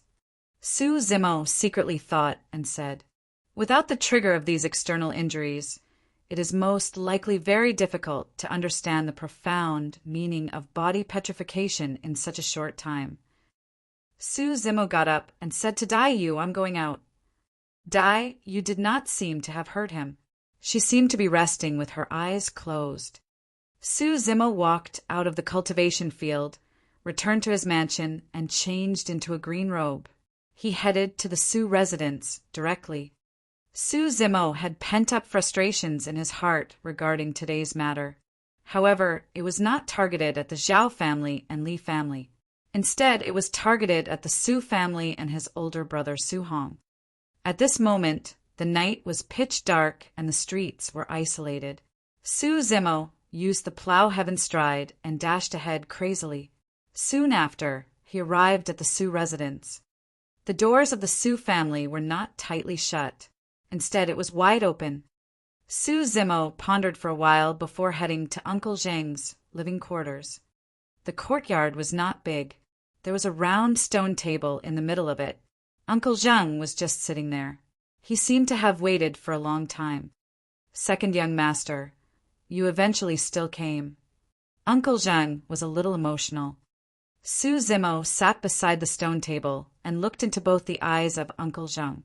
He said in a deep voice, "Since you know the intent of my visit, is Uncle Zheng still going to keep it from me?"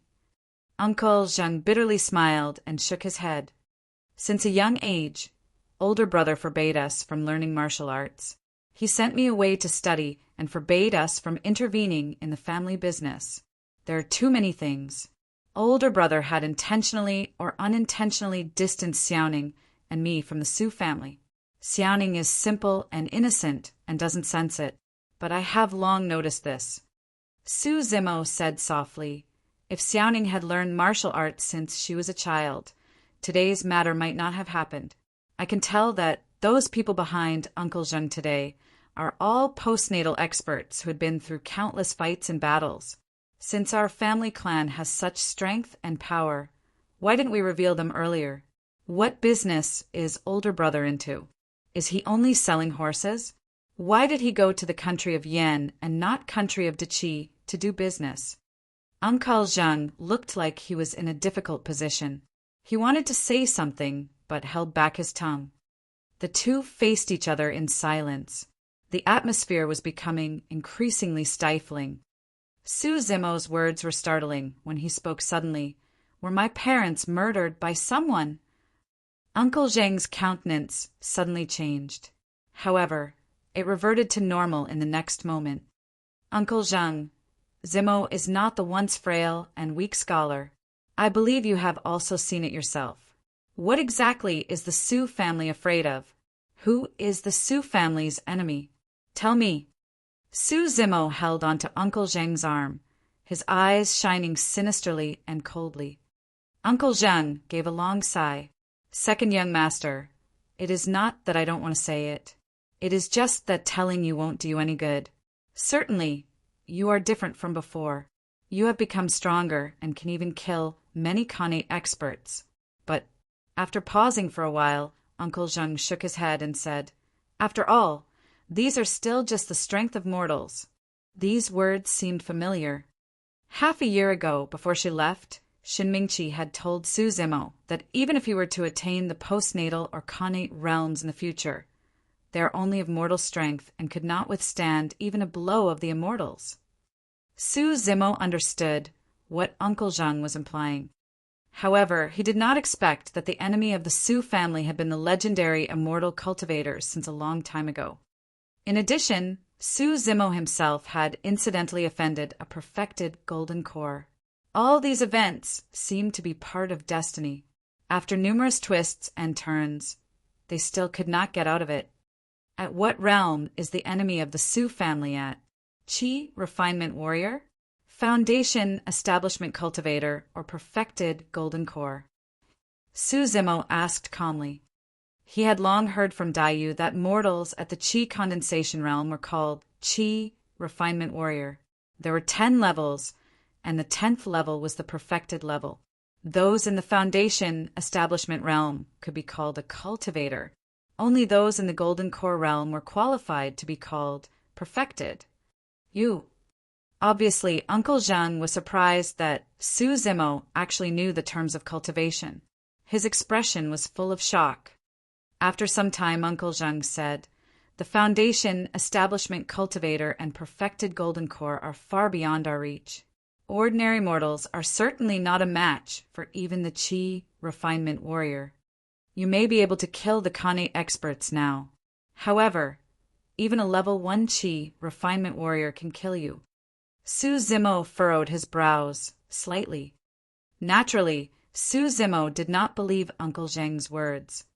According to Daiyu, demon cultivation was also a kind of cultivation of Tao. It was definitely not any lesser than the 3 sects of Immortal, Buddha, and Fiend. He had already mastered the body-tempering section of the mystic classic of the 12 demon kings of the great wilderness. Could he not defeat even a level 1 Qi, refinement warrior? Furthermore, the 2 massacres during the half a year had boosted Su Zimo's confidence greatly. Uncle Zheng, do you mean that you will tell me everything and no longer keep the truth from me if I am powerful enough to attack and kill the Qi, refinement warrior? Su Zimo asked again. This, Uncle Zheng said hesitatingly. Second young master, you don't have the spirit root. You can only be immortal for life. Ultimately, you won't be a match for the immortals. Su Zimo sneered. He thought of what Daiyu had said before and casually commented. What kind of immortals are Qi, refinement warrior considered as? Even the perfected golden core dare not be so impudent to call themselves immortal. When Daiyu said this, Su Zimo was stunned and speechless by her supercilious and domineering aura that belittled the heaven and earth. Now, Uncle Zheng had the same expression on his face. His jaws dropped slightly and his face was filled with shock. Let's wait for young master to be back before we talk about this again. Uncle Zheng finally spoke. Okay, I will ask older brother when he is back. Su Zimo did not stay behind. He turned and left. Chapter 13, Songlang Mountain Range. Chapter 13, Songlang Mountain Range. Su Zimo took the chance to return to the cultivation field when it was still dark. At the sight of Daiyu, he asked, Miss Dai, I have already mastered body tempering. Although I have only attained initial success, I should have some chances of defeating the level 1 Qi refinement warrior? You. You will die for sure. Dai Yu glanced at Su Zimo and said coldly. Su Zimo stood dazedly on the ground. He could not hide the disappointment in his eyes. He had felt quite disdainful when he heard Uncle Zheng's words earlier, as he thought that he could suppress the Qi refinement warrior easily. He did not expect. As such, doubts rose in Su Zimo's heart at this moment. Since demon cultivation was also a form of the cultivation of Tao, why was it that he could not even defeat a level 1 Qi refinement warrior? Dai, you seem to have read Su Zimo's mind, she said nonchalantly. Your current strength is enough to kill a level 4 Qi refinement warrior. However, you don't have a good understanding of combat. There are too many factors that can influence combat, and strength is only one of them. Kill a level 4 Qi refinement warrior. Su Zimo was stunned. He gradually recovered from his senses. So, it was not that he was not powerful enough, but because he lacked the combat techniques. It was akin to a peerless knife that would unleash varying degrees of potency, depending on whose hands it landed in. Since that was the case, Su Zimo still felt a little indignant. He raised his voice. I know a little about fighting. When I was round up by hundreds of pugilistic experts, I can also carve out a path amidst the adversity. You have been beaten up so miserably by a group of mortals, yet you think that it is something worth bragging about it? Dai Yu sneered. She waved her hands lightly. Seemingly led by an invisible force, the thunderbolt saber that was initially pierced in the ground rose and floated in the air. Gee! A few feet away, Dai Yu stretched out her finger and pointed at Su Zimo's direction. Swoosh! Blades of light flashed. The thunderbolt saber had already appeared in front of Su Zimo's eyes. It was hanging in front of his glabella without moving an inch. It was too fast. He did not even have the time to react. Dai Yu said with a lazy drawl, This is the most common attack stroke of Qi refinement warrior, making use of spirit Qi to control the spirit weapon. If you are fighting with the Qi refinement warrior, you will be dead meat by now. So fast? How do I dodge it? Su Zimo was a little dazed. Dai Yu said, There are two abilities in demon that are far beyond that of the cultivators. First, a strong and powerful body. Second, an acute spirit perception. You must remember, most of the cultivators' bodies are relatively weak. As long as you can avert their first wave of attack and take the chance to shorten the distance between the both of you, you will be able to make use of the strong and powerful close combat ability of the demon clan to slay them. Su Zimo frowned and pondered deeply. After some time he asked, I understand what is meant by strong and powerful body. The objective of body tempering is to train the body. But what is spirit perception? Dai Yu said, It is hard to explain spirit perception. You can take it that it meant alertness and sense of danger. The demon clan believed in jungle laws and the survival of the fittest. If you don't have a keen spirit perception, you will be eliminated and your entire family annihilated. The cicada senses it before the autumn wind approaches. Su Zimo's eyes shone brightly. Dai Yu nodded. How do I cultivate the spirit perception? Su Zimo asked again. Simple. The corners of Dai Yu's mouth curled up slightly. With an odd smile, she suddenly waved the sleeves of her robes and swirled towards Su Zimo. Swoosh! Space became contorted and everything turned black. Su Zimo felt that he had lost all his senses. In the next moment, it seemed that he had been brought to another place. Where am I? After Su Zimo regained his senses, he looked around. There was pin-drop silence in the surroundings. It was pitch black and exuding an aura of primitive wilderness. A peculiar atmosphere filled the air. Dai, you casually said, this is the Tsonglang mountain range. If you can survive here for 1 year, you will have successfully cultivated the spirit perception. Su Zimo was stunned. The Tsonglang mountain range was about a few tens of kilometers from Pingyang town. It was famous for being a dangerous terrain. dominated by demons and beasts. There was danger at every step. There was absolutely no way that one could pass through this place at night. Previously, he had heard many legends about the Tsanglang mountain range. There were fiendish demons that suck in human essence and energy, as well as fearsome beasts with eyes like bronze bells. Of course, the lord of Tsanglang mountain range were the wolves, which were the majority. Blood-thirsty and brutal. They definitely bore grudges. A few decades ago, a hunter from a nearby village caught a small wolf from Tsanglang mountain range. Unexpectedly, that same night, the entire village had been devoured and wiped out by thousands of wolves. Even fowls and dogs were not spared. It had become a ghostly village that no one dared to live at. The surrounding states could not do anything about the Tsanglang mountain range. None of the armies dared to venture deep into the place.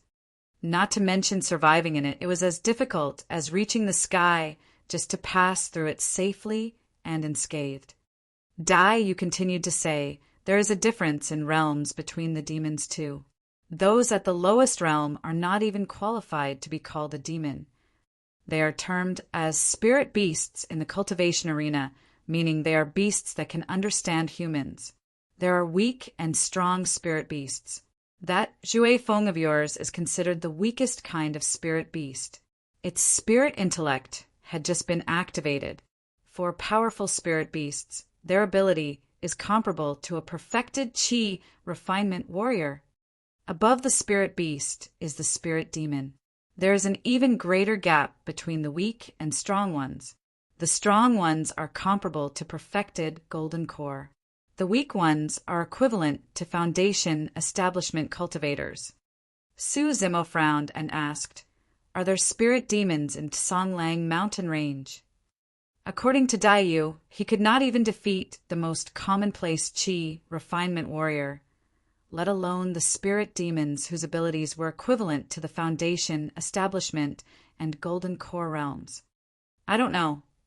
Daiyu smiled imperceptibly. Su Zimo was stunned. What kind of answer was that? Su Zimo believed that it was impossible that Daiyu did not know. The only possibility was that Daiyu did not wish to tell him. Daiyu said calmly, "This is a test. If you can survive, you will completely transform and unleash the true powers of the mystic classic of the 12 demon kings of the great wilderness. If you can endure it, you will no doubt be shared and devoured by the spirit demons. Everything will end then." Su Zimo realized that if he were to survive in the Tsanglang mountain range for 1 year, he would definitely face various kinds of spirit beasts. Danger would be lurking in every corner. This was a cruel test. Of course, it was also a form of training, a life and death experience. In the moments of struggle between life and death, one could mold a strong and powerful spirit perception. Daiyu said, "It's not too late to regret now. If you decide to stay here, I won't take care of you. If I don't see you in Pingyang town 1 year later, I will leave on my own." "Regret?" Su Zimo smiled. Be it Zhou Dingyun who could come back to look for him at any point in time, the enemy of the Su family, or to seek revenge for Zhui Feng. He did not have a choice. "I will return alive in 1 year's time." In the darkness, Su Zimo's eyes were bright and clear and firm and resolute. He requested a brush and paper from Daiyu and wrote the words, "I will be away for some matters. Please don't miss me." Su Zimo folded the paper and passed it to Daiyu. He said, "Find a way to send this to the Su residence. Uncle Zheng recognizes my handwriting." Daiyu nodded and said, "There are still 3 hours to dawn. I will impart the tendon's transformation section to you and leave before dawn. You only have 3 hours to cultivate. Make full use of the time." A page of sutra verses appeared in Su Zimo's mind again. The mystic classic of the 12 demon kings of the great wilderness. Body tempering is the foundation. If the flesh and skin are not hard and strong enough, when one cultivate tendon's transformation, the body will swell and explode amidst the contraction, expansion, and pulsation of the large tendons. The cultivator will become paralyzed. The tendons transformation method originates from the anaconda demon king and the sanguine ape demon king. Cultivate the anaconda section, followed by the ape section. Anaconda is the most agile one. It has the ability to cut swathes, twist and coil, as well as bend and stretch. Apes are adept at climbing the mountains and ascending the rocks. Upon the initial success of tendons transformation, the body's resilience will increase tremendously. It will be as agile as the python and as light as the ape. It will rise like the wind and fall like an arrow. Your strength will also increase. The pulsating sound of the large tendons will be similar to that of the vibration of bowstrings. Upon phenomenal success, the 3 body parts, skin, flesh, and tendons, will be in perfect harmony. One will be able to expand and contract the muscles and change his figure or appearance. No one will be able to see through him unless the perfected nascent soul make use of his detection methods to do so. Dai spoke about the profound meaning of tendons transformation tirelessly. In the deep forest, it was dark and silent. Even the cicadas were not making any sound. It was only resonating with the pleasant and lazy-sounding voice of a lady. The green-robed scholar beside the lady was focused and listening attentively. Time passed, and the dark sky gradually faded. When the first ray of sunlight broke through the mist and landed in the forest, Dai stopped and turned to Su Zimo. She said softly, "I'm leaving." In Su Zimo's memory, he had never seen Dai speaking to him with such a tone. For some unknown reason, there was a strange feeling in Su Zimo's heart. As if he had been possessed, Su Zimo asked, "If I encounter any danger, will you really leave me in the lurch?" Su Zimo regretted as soon as he finished his words. "True enough," Dai sneered. "What has your life and death got to do with me?" These words seemed very cold-blooded and inhuman. After inviting a snub, Su Zimo looked embarrassed. He was silent. Dai turned and left. In the blink of an eye, she disappeared into the dense forest.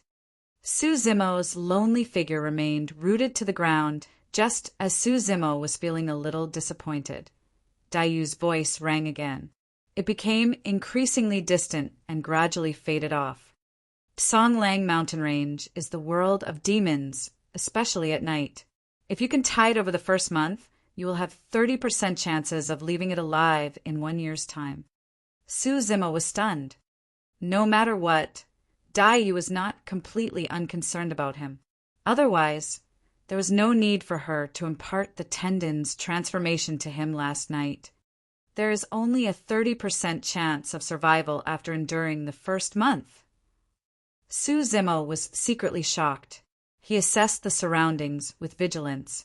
After confirming the absence of danger, he tied the thunderbolt saber on his back and sat cross-D to recall the contents of the Tendons Transformation Sutra.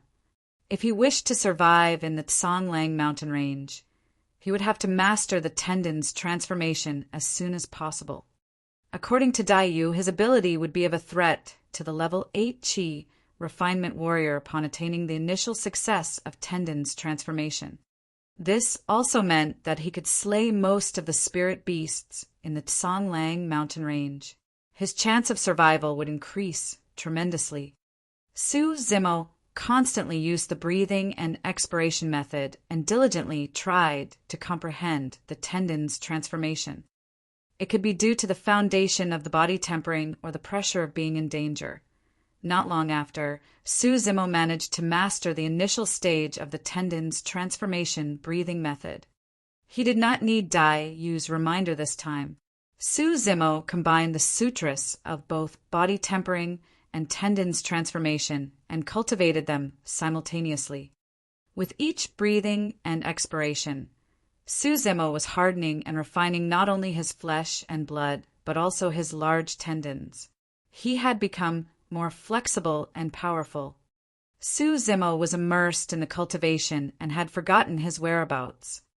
After an unknown period of time, Su Zimo suddenly felt a liquid-like substance dropping onto his face.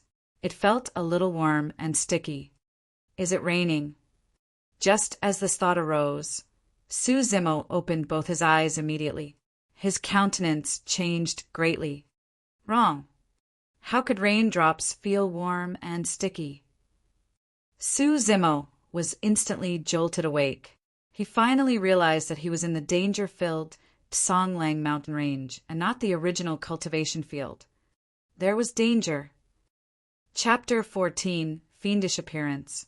Chapter 14, Fiendish Appearance. Unprecedented feelings of fear arose, and Zimo felt his scalp blistering. He had goosebumps all over his body.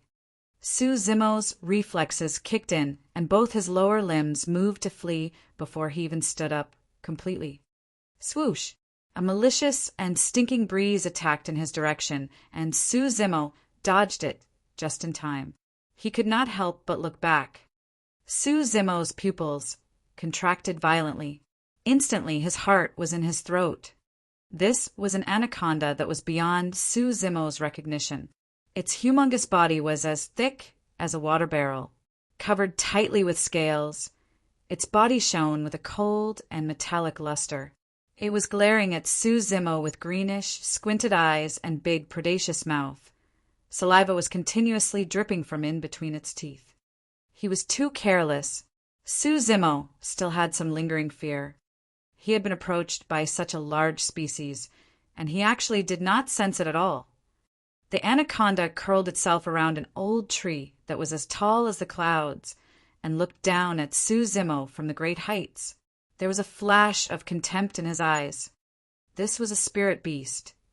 This kind of human-like glances appeared in an anaconda. It was evident that it was psychic and as intelligent as humans. It was just that it could not speak human language. Although there was a huge gap in size between the python and human, Zimo did not look the slightest bit afraid after he calmed down. On the contrary, he was very eager to try. This was a rare opportunity. The python's gaze was cold and sinister. It attacked first. The humongous body dropped onto the ground and twisted a few times in the grass. All was quiet. In the blink of an eye, it had slithered to Zimo with intelligent movements and lightning speed. Oh no! Zimo had a great shock. The anaconda slithered over, erratically moving its head. In that instance, he suddenly found it difficult to grasp the chance and had to abolish all of his original plans. If he were to fail in his first strike, he would undoubtedly die. In between flashes of light and stones on fire, Zimo exerted strength on both his lower limbs. His body backed off rapidly and averted the attacks. At this moment, a surge of evil aura that was as resilient as a knife swept over. Before he could react, his body had been hit firmly at the sweep of the python's tail and was thrown off. Bang! Bang! Bang! After crashing into and breaking 3 old trees consecutively, Zimo fell onto the ground and vomited a mouthful of blood. His face was as white as a sheet. This collision had injured him greatly. At this moment, Zimo felt that the tendons and bones in his body were about to shatter. The pain was unbearable, and he simply did not have any more energy to fight. A difference of 1 stroke actually landed me in such a miserable state. Before he could finish this thought, he sighted the anaconda chasing closely and pouncing on him again. A black shadow engulfed him. Zimo gritted his teeth, twisted his arm, pulled out the thunderbolt saber on his back, and slashed forward with all his might. There were flashes of blood. The anaconda gave a sorrowful cry. A bloody wound appeared on its head. One of the eyes was already blinded. Having suffered such a grievous injury, the humongous body of the anaconda tossed and twisted continuously, causing the surrounding trees to break one by one. The sound and atmosphere was appalling. Zimo knew that he was definitely not a match for this anaconda despite the latter's injury. Their abilities were not on the same level. Furthermore, he was more seriously injured. If he were to receive another crazy whip by the anaconda, he would definitely die on the spot. Zimo dared not stay any longer. He fled quickly, using the plow-heaven stride. Before he could run far, he felt drained of energy. His chest felt stifled. He could not help but spit out another mouthful of fresh blood. In the battle at the Zhao family, he was covered in blood, but they were caused by external injuries. The Khanate expert's strength was not powerful enough to penetrate his skin and flesh. However, the tail of this anaconda not only mangled his chest, but also injured his internal organs. If Su Zimo had not used the body petrification, that strike was enough to blast his body. Am I going to be buried in this place on the very first day? Su Zimo bit the tip of his tongue and tried hard to stay sober. He quietly pondered and said, I must find a good place to hide as soon as possible. Otherwise, any spirit beast that I encounter can kill me easily. After running for a while, he sighted a steep mountain wall in front of him. There was a cave on it a few feet from the ground. Su Zimo's eyes lit up. He arrived at the mountain wall and used the thunderbolt saber to dent the walls as he climbed up. Stepping on these dents, Su Zimo climbed up the mountain wall and carefully peeped into the cave. He flipped inside after ascertaining that there was no danger. This torture had already exhausted his last bit of strength. The cave was not big and could barely fit 3 people. Fortunately, the location was not bad and could avoid most of the terrestrial beasts. Su Zimo lay in the cave and tried to perk himself up. He used the breathing and expiration method continuously and the healing power of the mystic classic of the 12 demon kings of the great wilderness to recover from his injuries. Time passed quickly, and the sun was gradually setting. When Su Zimo was following Daiyu on the first night, he did not feel the horror of the Tsonglang mountain range. Last night there was complete silence.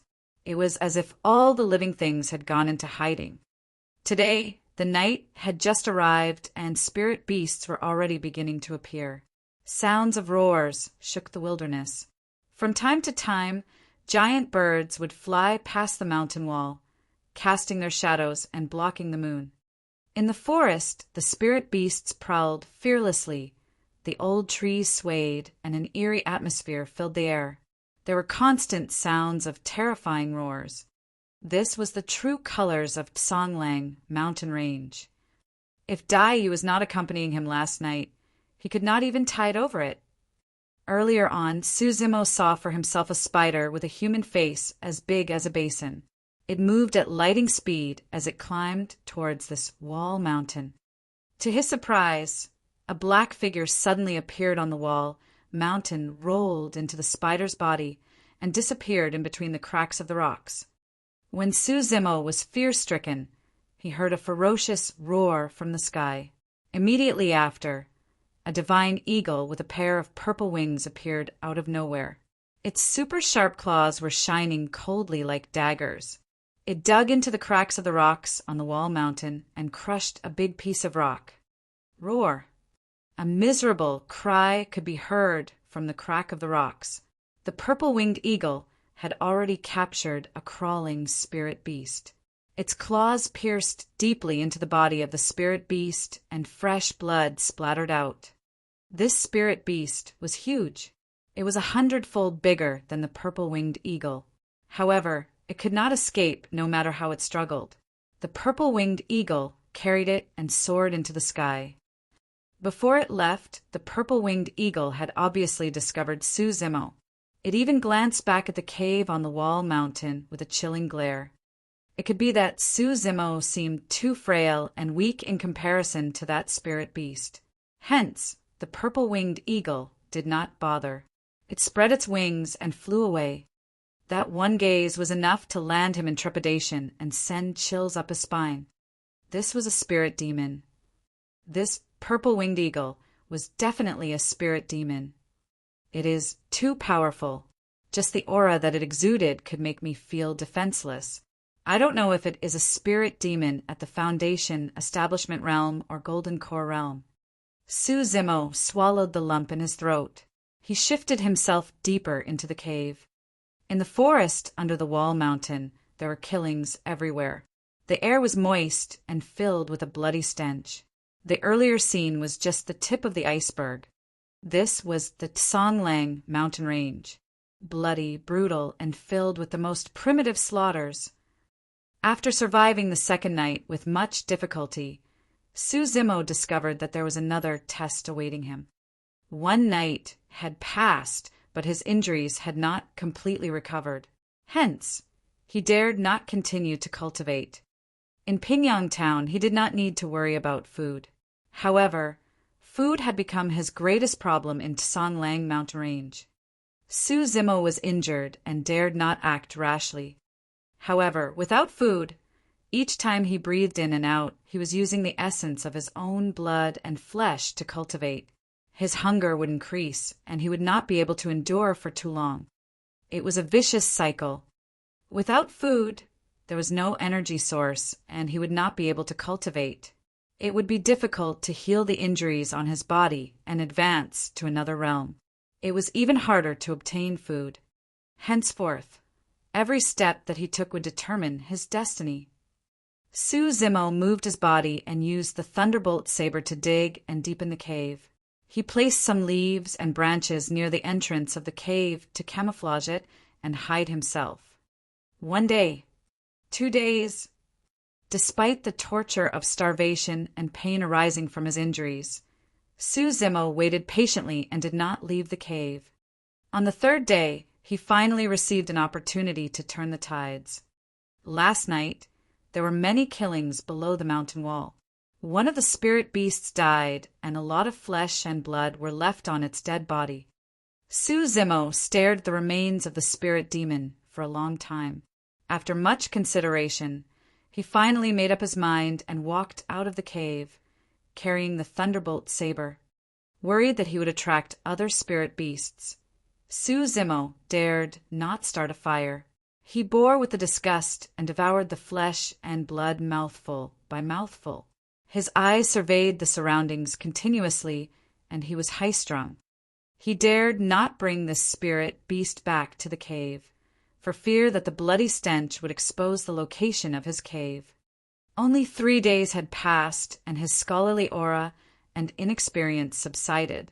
He was strangely calm, as if he belonged to the most primitive human clan. He cautiously struggled to survive in the bleak and remote land, devouring raw flesh and drinking blood. After cultivating the mystic classic of the 12 demon kings of the great wilderness, Su Zimo's appetite had increased greatly. Soon after, he finished off the flesh and blood on this spirit beast. After returning to the cave, he began to cultivate. He discovered the difference when he cultivated. The energy essence contained in the flesh and blood of the spirit beast was richer than that of ordinary cattle and sheep. Taking in this raw flesh and blood allowed the essence to be absorbed into his belly directly without any wastage. Prior to this, after Su Zimo consumed 1 cattle, he would cultivate and drain all the energy from the flesh and blood in just half a day. On this occasion, he cultivated for 1 entire day and night. Of course, the benefit was evident. The injuries caused by the anaconda had completely healed. In addition, the body tempering and tendons transformation realms had advanced substantially. In the time to come, Su Zimo did not venture too far away. He spent most of his time cultivating the tendons transformation in the cave. Occasionally, he would secretly observe the killing techniques of the spirit beast below the mountain wall to comprehend them. After he felt that he had learned something, Su Zimo left the cave to hunt and kill spirit beasts to nurture his spirit perception and polish his martial skills. Although he suffered more losses than victories, was unkempt and covered in wounds at times, Su Zimo could always escape alive with body tempering and tendons transformation as the foundation. In between life and death struggles, he constantly concluded, comprehended, and cultivated. 3 months later, Su Zimo returned to the old place and looked for that anaconda. He then slayed it with his bare hands. Henceforth, Su Zimo completely left the cave that he had been living in. He wandered in countless mountains and ravines, traveled in dense forests and big pools, and engaged in combat with various kinds of birds and spirit beasts.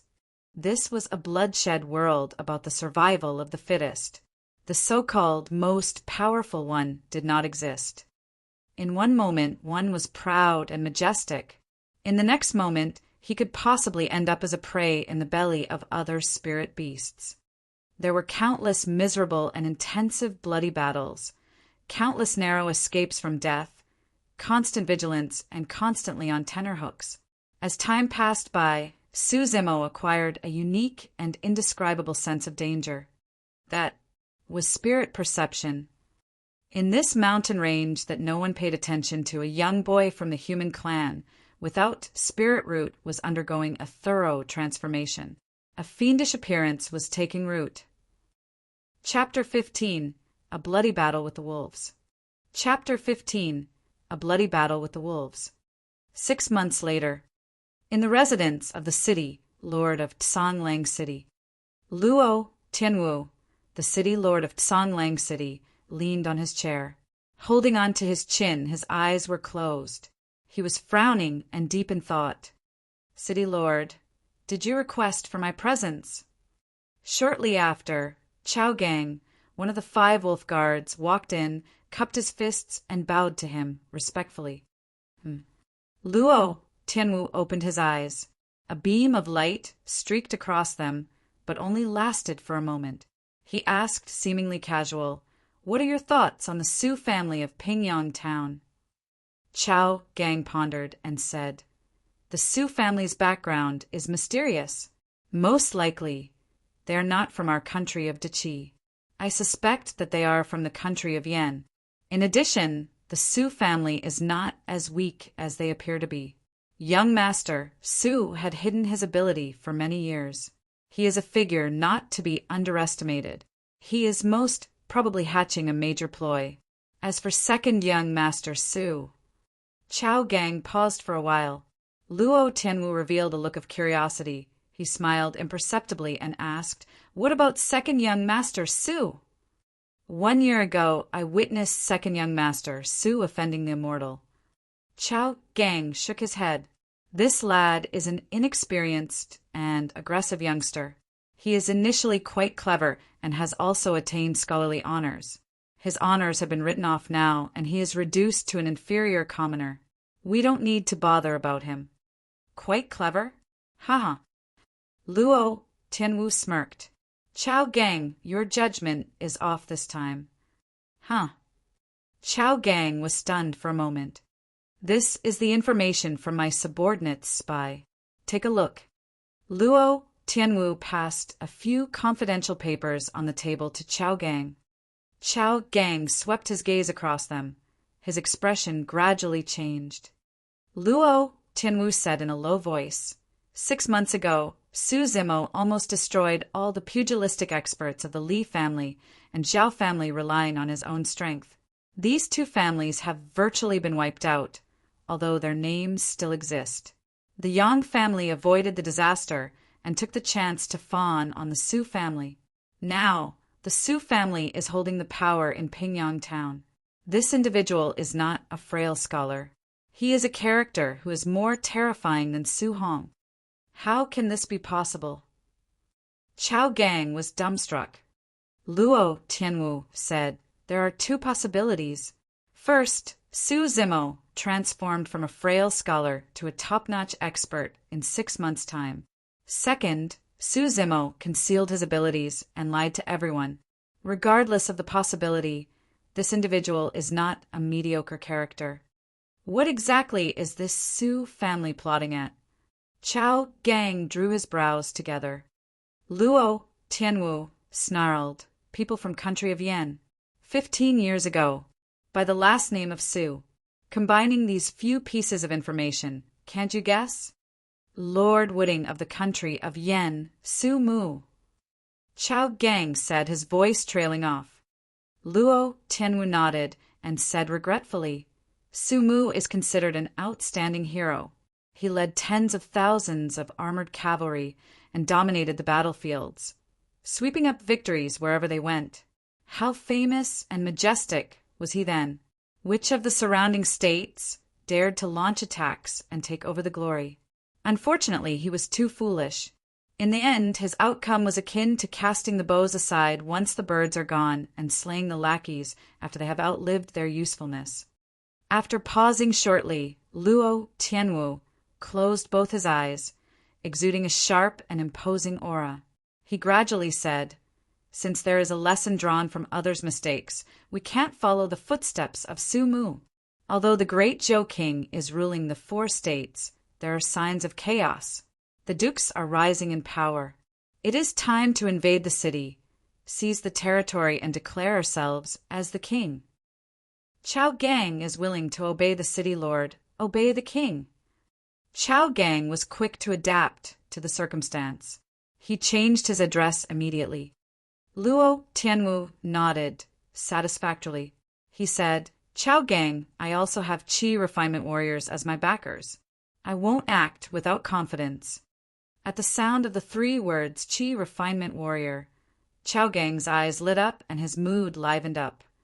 "Since the Su family has such a background, we can make use of them." Luo Tianwu revealed a playful smile. In the Songlang mountain range, after 6 months of wandering in the wilderness, Su Zimo had made tremendous progress in the realm of Tendon's transformation. He was close to initial success. After cultivating the anaconda styles, he had begun to cultivate the ape styles. Most importantly, Su Zimo now possessed a spirit perception that was skin to that of a beast. He was extraordinarily sharp and sensitive. Relying on the spirit perception, Su Zimo had countless narrow escapes from deaths. He even got away from some spirit demons before. However, in the recent 1 month, Su Zimo encountered some trouble. The lord of Songlang mountain range, the wolf clan, that had an astronomical number of members. Su Zimo encountered a wolf preciously. After a bloody battle, he killed it, but unexpectedly provoked the endless hunting by the wolves. If he were to fight them on one-on-one, most of the wolves were not Su Zimo's match. However, the most terrifying thing about the wolf clan was their patience and acute sense of smell. Su Zimo had escaped from the packs of wolves countless times, but not long after, the wolves would hunt him down again with their keen sense of smell. This manhunt continued for 1 month. If Su Zimo's body was not strong enough or did not have the foundation of the 2 classic demon sections, body tempering and Tendon's transformation, he would have most probably died of exhaustion. In the long and endless escape, Su Zimo's clothes had long been torn by the spirit beasts during the combats. He was dressed in the random pieces of beast skins and had a gray stubble on his face. He did not look any different from a wild man. In the recent few days, the wolf clan seemed to have sensed that Su Zimo's physique had reached its limit. They hunted him even more closely and harassed him repeatedly. Su Zimo had a few terrifying wounds on his body. Although the bleeding had stopped, they had not healed completely. The wolf packs did not give Su Zimo any time to recover from his injuries at all. Su Zimo clearly knew that his condition would only worsen if this were to continue, but he could not think of any solution to get away from the hunt of the wolf clan. This night, Su Zimo arrived at a valley. Midway at the valley, he stopped in his tracks suddenly. His expression was grave. The cold breeze in his face carried traces of murderous aura. Behind him, pairs of greenish and sinister eyes of wolves appeared. Ferocious gazes were apparent. Wolves walked out from the darkness, filled the entire place, and rounded up Su Zimo, who was in the center. On the 2 sides of the valley, there were also many wolves. They were howling at the moon. "You are finally here." Su Zimo licked his dry and chapped lips. His eyes were filled with a murderous intent. 1 month of sleepless and restless nights had reduced Su Zimo's spirit perception to its worst state. As a result, he had fallen into the situation of being rounded up by the wolf packs. Of course, this period of killing and escape were enough to prove the wits of the wolves. The current situation was also meticulously set up by them. When Su Zimo's strength, energy, and all areas were reduced to their worst states, the wolf packs then launched the final battle. Prior to this, Zimo hardly used his saber. On the one hand, he did not know the techniques of using one. On the other hand, he wanted to hone his close combat skills as much as possible. Now, Zimo used a backhand grip and pulled out the thunderbolt saber in preparation for the last gamble. Howl! The leader of the wolf pack howled on the top of the valley. The wolves on the two sides, as well as front and back of the valley, swarmed in like bees. Poof! Zimo flipped his hands and slashed. He slayed the first wolf that dashed to him into half. Fresh blood was spilling out crazily. Bang! Zimo used the ground-rupturing palm with his right hand and smashed the skull of another wolf with all his might, splitting the latter's brains. The killings could not stop the wolves from advancing. On the contrary, it provoked their ferocious nature. Stepping on the corpses of their own clan, the wolves pounced on him continuously. Swoosh, swoosh, swoosh. Zimo began to use the plow-heaven stride. Carrying the saber in his left hand, punching with his right hand, he dashed across the valley with ease, attacking on his left side and charging on his right. If one was watching the combat by the side, he would be shocked at a discovery. Despite being attacked and round up by dense packs of wolves, Zimo could still avert most of the attacks and avoid injuries to the vital points of his body. At the sight of the sharp wolf claws about to pierce into Zimo's head, without even looking, he suddenly dodged, punched with his backhand, and hurled off a wolf. This was spirit perception. It could sense and avert danger without even looking or listening. In comparison to half a year ago, Zimo's methods had become more simple, direct, and succinct. Nevertheless, they were extremely effective. Zimo was no longer restrained in his styles. His head, shoulder, wrist, fist, knee, and back could all be used to kill the enemies. This was the close combat techniques that he had honed during the fights. It was filled with the smell of blood. It was swift, sharp, fearsome, and merciless. Pierce. There was now an additional wound on Zimo's body. Fresh blood was dripping from it. Although he had the aid of the powerful spirit perception, Zimo's body gradually lost its strength under such successive and intense attacks. After a round of fierce and violent killings, the wounds that had not fully healed burst open. Blood was spilling nonstop, causing disharmony in his vital energy and blood flow. Zimo felt dizzy and was seeing some stars. I can't hang on for too long. Zimo gnashed his teeth and stared at the leader of the wolf pack, which was not too far away. It was about 1 foot tall and the size of a huge elephant. Ignoring the attacks from both sides, he charged forward with all his might with the plow-heaven stride. Mountain reliance. Bang, bang, bang. A few wolves collided with one another on the spot, spitting blood everywhere. At the same time, Zimo also received rampant attacks and suffered many injuries. A piece of his flesh had been torn off by one wolf. Zimo's legs wobbled and he nearly knelt on the ground. Seemingly sensing Zimo's intent, there was a flash of mockery in the eyes of the lead wolf, whose entire body was as white as snow. At this moment, the wolf packs dispersed and the lead wolf gradually made his way over like a victor. He was exuding an endless aura of murderous intent. Zimo stared at the approaching wolf. The palm of his left hand, carrying the sword, was drenched in sweat. He quietly took a deep breath in preparation for the last strike. Today it was hard for him to escape death. If he could slay the lead wolf before he perished, he considered himself to have gained something. Swoosh! The lead wolf leaped vertically. A violent aura enshrouded the air and charged towards Zimo. Zimo opened his mouth and took a deep breath, seemingly devouring the sun and the moon. He lifted his chest high. The pulsation of his flesh and blood was visible on the surface of his skin. The large tendons were knotted together, seemingly coiled by countless anacondas. PSSD.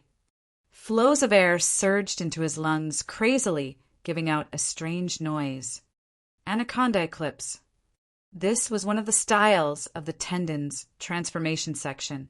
It enlarged the large tendons and could unleash mighty powers instantly. Su Zimo lifted the thunderbolt saber using one hand, dashed directly to the lead wolf, and aimed for its head. At the same time, his right hand threw a surprise attack with the ground-rupturing palm. This was already considered Su Zimo's most powerful strike. There was a flash of fear in the lead wolf's eyes. The humongous figure was extremely agile. It dodged in the air to avoid the thunderbolt saber coming towards him and landed his claw on Su Zimo's chest. Initially, this claw could penetrate Su Zimo's chest directly. However, Su Zimo had smashed his hand on the side of the wolf's body with the ground-rupturing palm at the same time. Roar! The lead wolf howled in pain. It was flung by Su Zimo. After rolling on the ground once, it climbed up rapidly and shook its head, seemingly fine. Su Zimo had already ran out of ideas and energy. Although the sharp wolf claws did not punch through his chest, it had mangled it. Su Zimo was thrown off by the explosive impact from the lead wolf's blow. He looked like a kite with broken strings as he tossed up and then dropped down towards the pack of wolves. Su Zimo had lost all his strength. He swept his gaze across. Beneath him, numerous wolves were salivating and opening their mouth, waiting for the moment that he dropped to tear him to pieces. In the end, I still didn't overcome this. Su Zimo began to feel dazed. At the sight of Su Zimo falling into the pack of wolves, a figure suddenly flashed in the darkness and swayed past him midair. It took Su Zimo away from the corners of the mouths of the wolves in passing. Chapter 16, Scarlet Flame Fruit. Chapter 16, Scarlet Flame Fruit. Miss Dai. Su Zimo was startled awake and immediately refuted this thought. A tall, large, and strong-built figure was approaching him. He was covered in long hair and smelled nauseating. How could that be Dayu? Su Zimo struggled to open his eyes to catch a clearer glimpse of the person's looks. However, a gush of fatigue overtook him. Su Zimo's vision was getting increasingly blurry. He could vaguely see the dark figure grabbing onto things and swinging to and fro above the valley, his movements extremely swift, agile, and light. Shortly after, he had reached the hill top of the valley and got away from the wolf pack's encirclement. Jie! Jie! The black figure looked back at the numerous wolves in the valley and gave out an eerie laughter. Thereafter, carrying Su Zimo with 2 to 3 moves at a time, he disappeared into the forest. Not knowing how long had passed, Su Zimo gradually regained his consciousness and struggled to sit up. He was in pain all over, and his muscles were numb and aching. Su Zimo looked down and saw that some unknown herbs had been applied on his wounds. They felt light and cool. The rest of the body parts, without injuries, had also been smeared with some unknown material that emitted a foul and repulsive stench. Su Zimo drew his brows and looked around. This was a rather wide and spacious cave without an extraordinary appearance. However, many wolf skins were hanging on the walls. At this moment, gurgling sounds could be heard coming from the entrance of the cave. A tall and big figure snuggled in. The way he walked was a little odd. He seemed to be tiptoeing and leaping. Su Zimo focused his sight and was stunned on the spot. What came in was not a man, but a monkey. He had actually been saved by a monkey. Su Zimo's mood was a little complicated. During the past 6 months at Songlang Mountain Range, there were at least 800 to 1,000 spirit beasts that died in his hands. He did not expect himself to be saved by a spirit monkey in the end. This spirit monkey looked very ordinary. It had super long forelimbs that exceeded the knees when hung down. A dot of red light was swirling in the depths of his eyes. It was a little strange and mysterious. Thank you. Su Zimo cupped his fists at the spirit monkey. The spirit monkey pursed his lips in a human-like manner. He did not reciprocate Su Zimo's gratitude. It waved its hands, pointed at the wolf skins on the wall, and chattered Walla Walla for some time.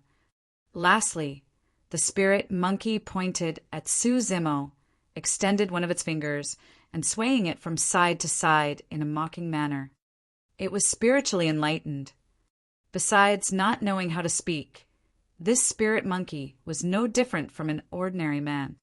The spirit monkey could convey the emotions of an adult perfectly with gestures and expressions. Suzumo could not stifle his laughter. He tried to probe by asking, "Do you mean to say that you didn't wish to save me at all? It is because you have an enmity with these wolves?" The spirit monkey opened his mouth and smiled. It nodded. "Since that is the case, we have a common enemy. We can join forces in the future." Suzumo had been enduring loneliness in the Songlang mountain range for the past 6 months. He also wished to have someone that he could talk to. The spirit monkey before him was extremely intelligent and was no different from a human. It would make an excellent confidant. Spat! The spirit monkey spat and gave a disdainful look. He made a gesture, showing his contempt to Suzumo, seemingly mocking Suzumo for being too weak. Suzumo was stunned and speechless. He had been looked down on by a monkey. After all, it was his savior monkey. Hence, it was not good for Suzumo to say anything. He looked a little awkward. Suzumo glanced at the sky through the cave entrance. Suddenly, a doubt arose in his heart. He had been unconscious for at least 1 day. This time, the wolf packs actually did not chase over. At the smell of that pungent stench on his body, Suzumo's eyes shone. He could not help asking, "Do you have a way to cover my body smell to avoid the wolves' sense of smell?" Gaga gaga. Upon hearing this question, the spirit monkey opened his big mouth and laughed complacently. His eyes were filled with mockery and laughter. Looking at the spirit monkey, Suzumo suddenly had a bad premonition. Thereafter, he saw the spirit monkey bending and squatting down, showing the posture of passing motion and placing his palms to catch something below his butt. He then wiped the mess all over his body. "The thing that is smeared on my body is your poop." Suzumo turned pale. He asked after much difficulty, "Gagaga." The spirit beast lifted his head and laughed out loud. He waved his arms and skipped around, as if he had done something proud and great. Suzumo had the feeling of being struck by lightning. He endured the urge to sprout profanities, gnash his teeth, and say, word by word, "Ew, this damn money. At the sight of Suzumo's disgust, the spirit monkey looked even more delighted. He chattered, "Wah," nonstop and was extremely thrilled. Suzumo gritted his teeth and said, "Damn monkey, I will definitely fight with you when I fully recover." The spirit monkey did not seem to care. It only stood on the same spot and laughed arrogantly while crossing its arms. Suzumo was covered in pain and wounds. He could not do anything to the monkey for the time being. He lay down swiftly on the ground and tried to calm down. Just as he lay down, not far from his head, Suzumo saw red and lush fruit hanging and swaying slowly. It looked juicy and shiny and emitted a tempting fragrance. Suzumo was thirsty and his mouth dry. Without thinking much, he stretched out his hands and stuffed the red fruit into his mouth. The flesh of the fruit softened as soon as it entered his mouth. The juice was refreshing and sweet, transforming into a surge of warmth into his tummy. The spirit monkey inadvertently witnessed this scene. Its pupils shrank. Sounds of its laughter ceased abruptly. Suzumo sucked his lips, savoring the good taste of this fruit. When he wanted to look for another one of it, he suddenly sensed a murderous aura in the cave. The atmosphere seemed to have turned stiff. Suzumo was stunned. He instinctively sat up, but nearly bumped into that big face of the spirit monkey.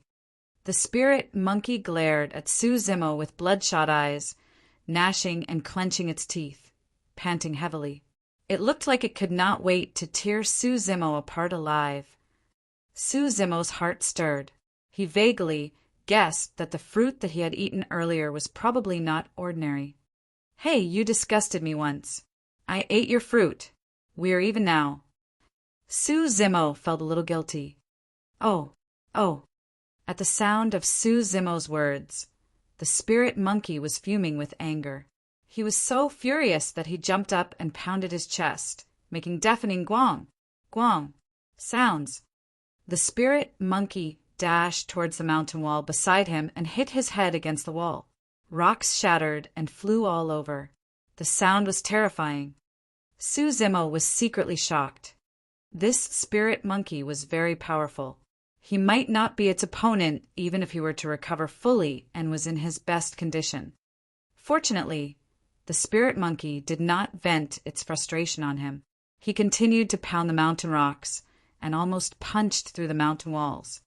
At this very moment, Su Zimo suddenly felt his belly warming up and turning boiling hot. Flows of warm air surged towards his limbs and bones, emitting endless flows of heat. Su Zimo's skin began to redden. It was as if a huge stove was inside him and barbecuing his body. The pain was unbearable.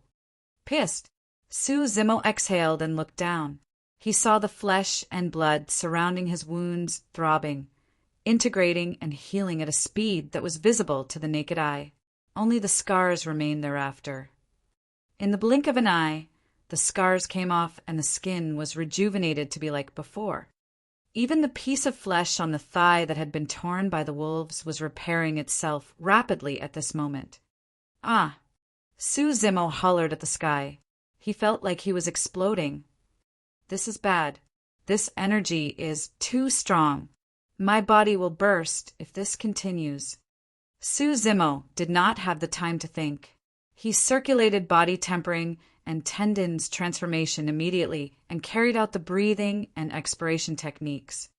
At the same time, Su Zimo leaped up vertically with a plow-heaven stride. He crazily dashed around the mountain cave, constantly practicing the styles of the mystic classic of the 12 demon kings of the great wilderness. He wanted to vent out this surge of energy. The spirit monkey seemed to be shocked by this scene. He stopped rampaging all over the place. Stunned and with his jaws dropping, it stared at Su Zimo, who seemed even crazier than him. A huge surge of unbearable essence energy ran wildly in Su Zimo's body, constantly nourishing his body, refining, hardening his skin, and stretching his large tendons. He was advancing tremendously in the body tempering and tendons transformation realms. Zung, zung, zung. The large tendons in Su Zimo's body throbbed. Sounds of bowstring vibrations could be heard. Initial success of tendons transformation. The body's flexibility and agility had improved. His steps were apparently much swifter and lighter than before. His strength rose rapidly. According to Daiyu, as long as he attained initial success of tendons transformation, Su Zimo's power was enough to be a threat to a level 8 Qi refinement warrior. Despite the case, Su Zimo still could not transform the huge source of essence in his body. Su Zimo's skin was torn apart and blood stains covered his body densely. It was a menacing and gruesome scene. What exactly is this thing? Su Zimo was terrified. He did not expect that casually taking a fruit almost caused him to lose his life. In fact, this red fruit was famous in the cultivation world. It was the spirit item, scarlet flame fruit, whose flowers bloomed and bore fruit only once in 1,000 years. The scarlet flame fruit contained strong and powerful essence. It was a huge tonic. Its medicinal properties were akin to fire.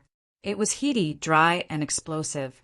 No one dared to take it in its raw form. Most people would supplement it with other spirit medicine and refine it into elixirs to moderate the effect and make it convenient to consume too.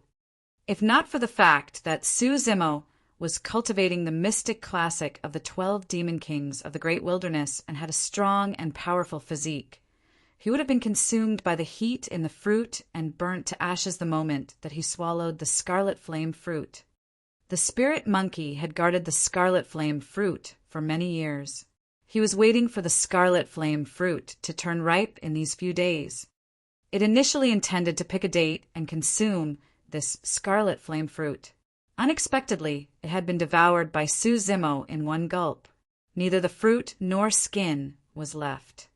One could imagine how frustrated and upset the spirit monkey was earlier. It was just that, now, at the sight that Suzimo was in so much pain, the spirit monkey was frightened. The spirit monkey was extremely intelligent. He could tell that if he was the one who consumed this scarlet flame fruit, he would not end up in a better state. Most likely he would perish. At the thought of this, the spirit monkey felt a little guilty. No matter what, this calamity of Suzimo was caused by him. The spirit monkey scratched his ears and cheeks and looked at Suzimo, who was in extraordinary pain and red all over. However, he could not think of any solution. Chapter 17, Under the Cold Lake. Chapter 17, Under the Cold Lake. Under the impact of the scarlet flame fruit's searing essence, Suzimo's blood was already boiling. Each time he breathed out, his nose would release a scarlet airstream. The lifespan of the perfected golden core was at most 500 years. A flower that blooms and bear only one fruit in 1,000 years. What kind of concept would this spirit item possess? This flow of energy was rich and massive. Suzimo could not endure it at all. He should count his blessings on having sustained for 5 minutes with the mystic classic of the 12 demon kings of the great wilderness. Ah! Suzimo hollered at the sky. He had no place to vent out the energy in his body. It was such a torture that he wished to die. Bang! Suzimo circulated all the energy in his body and executed mountain pressing. He bumped against the stone walls in the cave with all his might. One by one, many rocks cracked and fell to the ground. Bang! Bang! Bang! Both Suzimo's eyes were red. He repeatedly bumped against the stone walls, seemingly wanting to release all the energy in his body. Each time he bumped against the wall, the cave would shake violently, plummeting gravel. The cave looked like it was going to collapse at any point in time. If the cave were to collapse, it would be akin to a hilltop or object weighing up to 10,000s of pounds crashing down. No matter how strong one's body was, he would be crushed into mud. Death in this place was imminent for a man and a monkey. Suzimo had already lost his sanity, but not the spirit monkey. Obviously, Suzimo was going to die. He was neither relative nor acquaintance to the spirit monkey. They only met by chance. Escaping from this place as soon as possible would be the wisest option for the spirit monkey. However, there was a flash of worry in the spirit monkey's eyes at this juncture. The spirit monkey hesitated for a moment and did not choose to leave. Standing by the side, he was on pins and needles. He blinked his eyes constantly, seemingly hoping for a miracle to happen. Bang! Boom! Boom! At this moment, deafening sounds could be heard coming from the stone walls. The entire mountain trembled for a while. Oh! The eyes of the spirit monkey shone. He discovered that Suzimo's knock on this occasion had actually broke the cave stone walls, and he had fallen into another cave. There was a cave within the cave. The spirit monkey quickened his steps and caught up with Suzimo. The second cave was narrow and small, and there was a small lake in the middle. The air was chilling, and icy coldness penetrated one's bones. Before he could approach the cave, the spirit monkey was already shivering in the cold. He quickly halted his steps. The cool air emitted by the pond was extremely strong and even a little creepy. When the spirit monkey inched closer, a layer of frost appeared and was spreading slowly on his body's hair.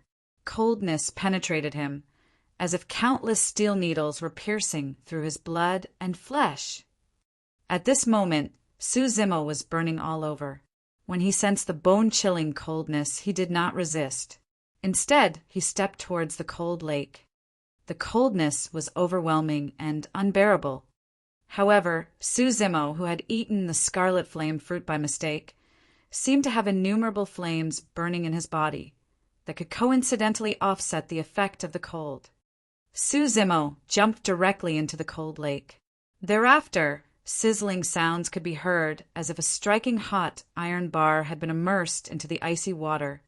Cold and hot, ice and fire, these two distinct forces collided in Suzimo's body. Suzimo rose and fell in the cold lake, his figure submerged and reappearing from time to time. Vapor rose and mist enshrouded. It felt like an immortal land. The spirit monkey stood and watched this scene from afar. He faintly guessed that Suzimo had already survived this calamity under a twist of circumstances. As the ancient saying goes, the antidote to any venomous poison will always be present in the latter's vicinity. Everything in the world mutually reinforced or countered each other. This was the order of nature that would never change. Since the cave had bred such a radical fruit, like the scarlet flame fruit, a contrasted and radically cold item should be growing within the vicinity in accompaniment. Suzimo had taken the scarlet flame fruit by mistake and could not endure the massive energy. Nevertheless, he discovered the cold lake by chance and borrowed the coldness to suppress the searing essence and sealed it into every inch of his flesh and blood. These searing essence had not yet been dissipated from Suzimo's body. However, a huge treasure trove had been sealed in his body. Each time he cultivated, he would refine the essence within him until he drained the energy of the scarlet flame fruit. This was greatly beneficial to Suzimo in advancing in the realms in the future. From the moment that he leaped into the cold lake, Suzimo had already regained his senses. Soon after, he realized that the energy of the scarlet flame fruit no longer posed a threat as it had been sealed in his body. Suzimo wanted to jump out of the cold lake, but his heart suddenly wavered. Since this place could breed the scarlet flame fruit, could there be other such fruits breeding around the cold lake? The cave where the cold lake was situated was small and narrow. One could see everything in it at a mere glance. Suzimo did not discover anything. If he had guessed correctly, there was a high possibility that they would be at the bottom of the lake. Suzimo took a deep breath and plunged into the cold lake. The cold lake was extremely cold. Oddly, there were no signs of freezing. Suzimo dived deeper and deeper, withstanding the intensifying pressure as he dived. The lake's waters were also getting colder and colder. After cultivating the mystic classic of the 12 demon kings of the great wilderness, Suzimo's ability to hold his breath was very strong. He could hold it for 15 minutes long. However, as Suzimo dived deeper, the coldness in his body intensified. His limbs gradually turned cold and his blood circulation slowed down. This cold lake seemed bottomless. Suzimo realized that he would freeze to death before he could see the bottom of it if he were to continue to swim. At this moment, a beam of red light suddenly streaked across the depths of the corner of the cold lake suddenly. Suzimo focused his gaze towards the light, but he could not see it clearly as the lake's waters were blocking his view. He could only vaguely see a rock with 4 words engraved present in the deeper waters. The words were very blurry. Suzimo slid both his arms and dived downwards again.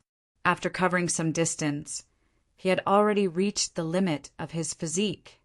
Suzimo opened his eyes wide and looked at that piece of huge rock. Fire! Suzimo distinctively saw fire, one of the 4 words on the rock. The other 3 words still looked blurry. Coldness entered his body and Suzimo shivered all over. If this continues, I'm afraid I'm going to die. Suzimo dared not continue. He moved all his 4 limbs and swam towards the surface of the water. Soon after, Suzimo climbed out of the cold lake. There was a layer of frost on his hair and brows. His lips were purplish and his face was ghastly pale. Swoosh! Suzimo panted heavily, white clouds of vapor rising from the top of his head. Wow! Not far away, the spirit monkey chattered while staring at him. He was gesturing to Suzimo anxiously, seemingly asking how Suzimo was doing. I am fine. Zimo smiled. After resting for a while, he stood up and left the cold lake. After this round of torture, Zimo had gained something from the misfortune. He had not only achieved initial success for the tendon's transformation section, but also sealed a massive energy source in his body. This meant that, henceforth, Zimo could cultivate at any point in time to refine and absorb the essence sealed in his body without the need to consume any food or drinks. Zimo's mood improved tremendously. He patted the shoulders of the spirit monkey and said, smilingly, "Damn monkey. Thanks." "Che." The spirit monkey glanced at the sky and snorted "Hermp." He did reciprocate Zimo's gratitude. Zimo could not stifle his laughter. This monkey was very proud. Zimo understood its temperament a little. Zimo stood aside. He stood with his legs apart, parallel to his shoulders, in preparation to cultivate the 3 styles of tendon's transformation: Sanguine Ape Tri-Style, Sanguine Ape Fist Seal, Sanguine Ape Fruit Offering, and Sanguine Ape Transformation. The first 2 styles were killing moves, while the 3rd style was the core move. Dai Yu once told Zimo that one could not casually execute the Sanguine Ape Transformation unless he was on the brink of death. When he was surrounded by the packs of wolves in the valley, Zimo did not release the Sanguine Ape Transformation because he had not attained initial success of tendon's transformation. If he were to do so, his large tendons would split, his body would explode, and he would die on the spot. Anaconda's tendons were flexible and resilient, whereas ape's tendons were both strong and soft. The outcome of cultivating ape first would cause the large tendons to burst and split, for they could not withstand the vigorous forces of the constant tugs and vibration. One would become paralyzed. This was the reason for the need to cultivate the anaconda prior to the ape styles. Zimo rested for a while. His body straightened. With his left fist guarding his chest, his right fist drew an arc in midair and smashed downwards. Sanguine Ape Fist Seal. Right on the heels of that, Zimo retracted his fists, bent his knees, and shrunk his body like an agile monkey. Seemingly kneeling with one knee, he put his palms together as if he was holding a fruit and lifted them upwards. Sanguine Ape Fruit Offering. Be it name or posture, these 2 styles did not seem like killing moves. Zimo was baffled. He could not figure it out and had a hunch that he seemed to be missing something. Gaga gaga. At this very moment, a fearless and bold laughter rang in his ears. Zimo looked back. He saw that spirit monkey sitting on the ground, laughing out loud and pointing at Zimo. His eyes were filled with contempt. He was only short of writing the word "fool" and similar words on his face. "I have been looked down upon by this damn monkey again." Zimo glared at him and said, "What is wrong with you again?" The spirit monkey stopped mocking. Leaping up, he suddenly dashed towards Zimo like an arrow. Both his hands were guarding the chest, his right hand cupped into a fist, drawing an arc in midair, charging and aiming at Zimo's head. Zimo's expression changed greatly. The spirit monkey's punch was completely the style of Sanguine Ape Fist Seal. It was exactly the same and even more vicious, filled with a murderous and imposing aura. Zimo did not understand the meaning of the word seal in Sanguine Ape Fist Seal previously. He had a moment of realization at the sight of the spirit monkey smashing down his fist. The spirit monkey clenched his fist.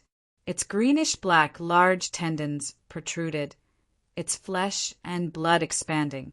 The fist that swelled up like a huge seal suddenly dropped. There was an explosive sound in the air with this punch. So that was the case. After easing the tendons, one could make use of the strength of the tendons to tighten the flesh and skin. When the tendons and flesh were knitted together, one would use the fist as a seal. This was the essence of the Sanguine Ape Fist Seal. How much force could a human create by smashing his fist? However, if a huge seal were to smash directly in the face, what would be the outcome?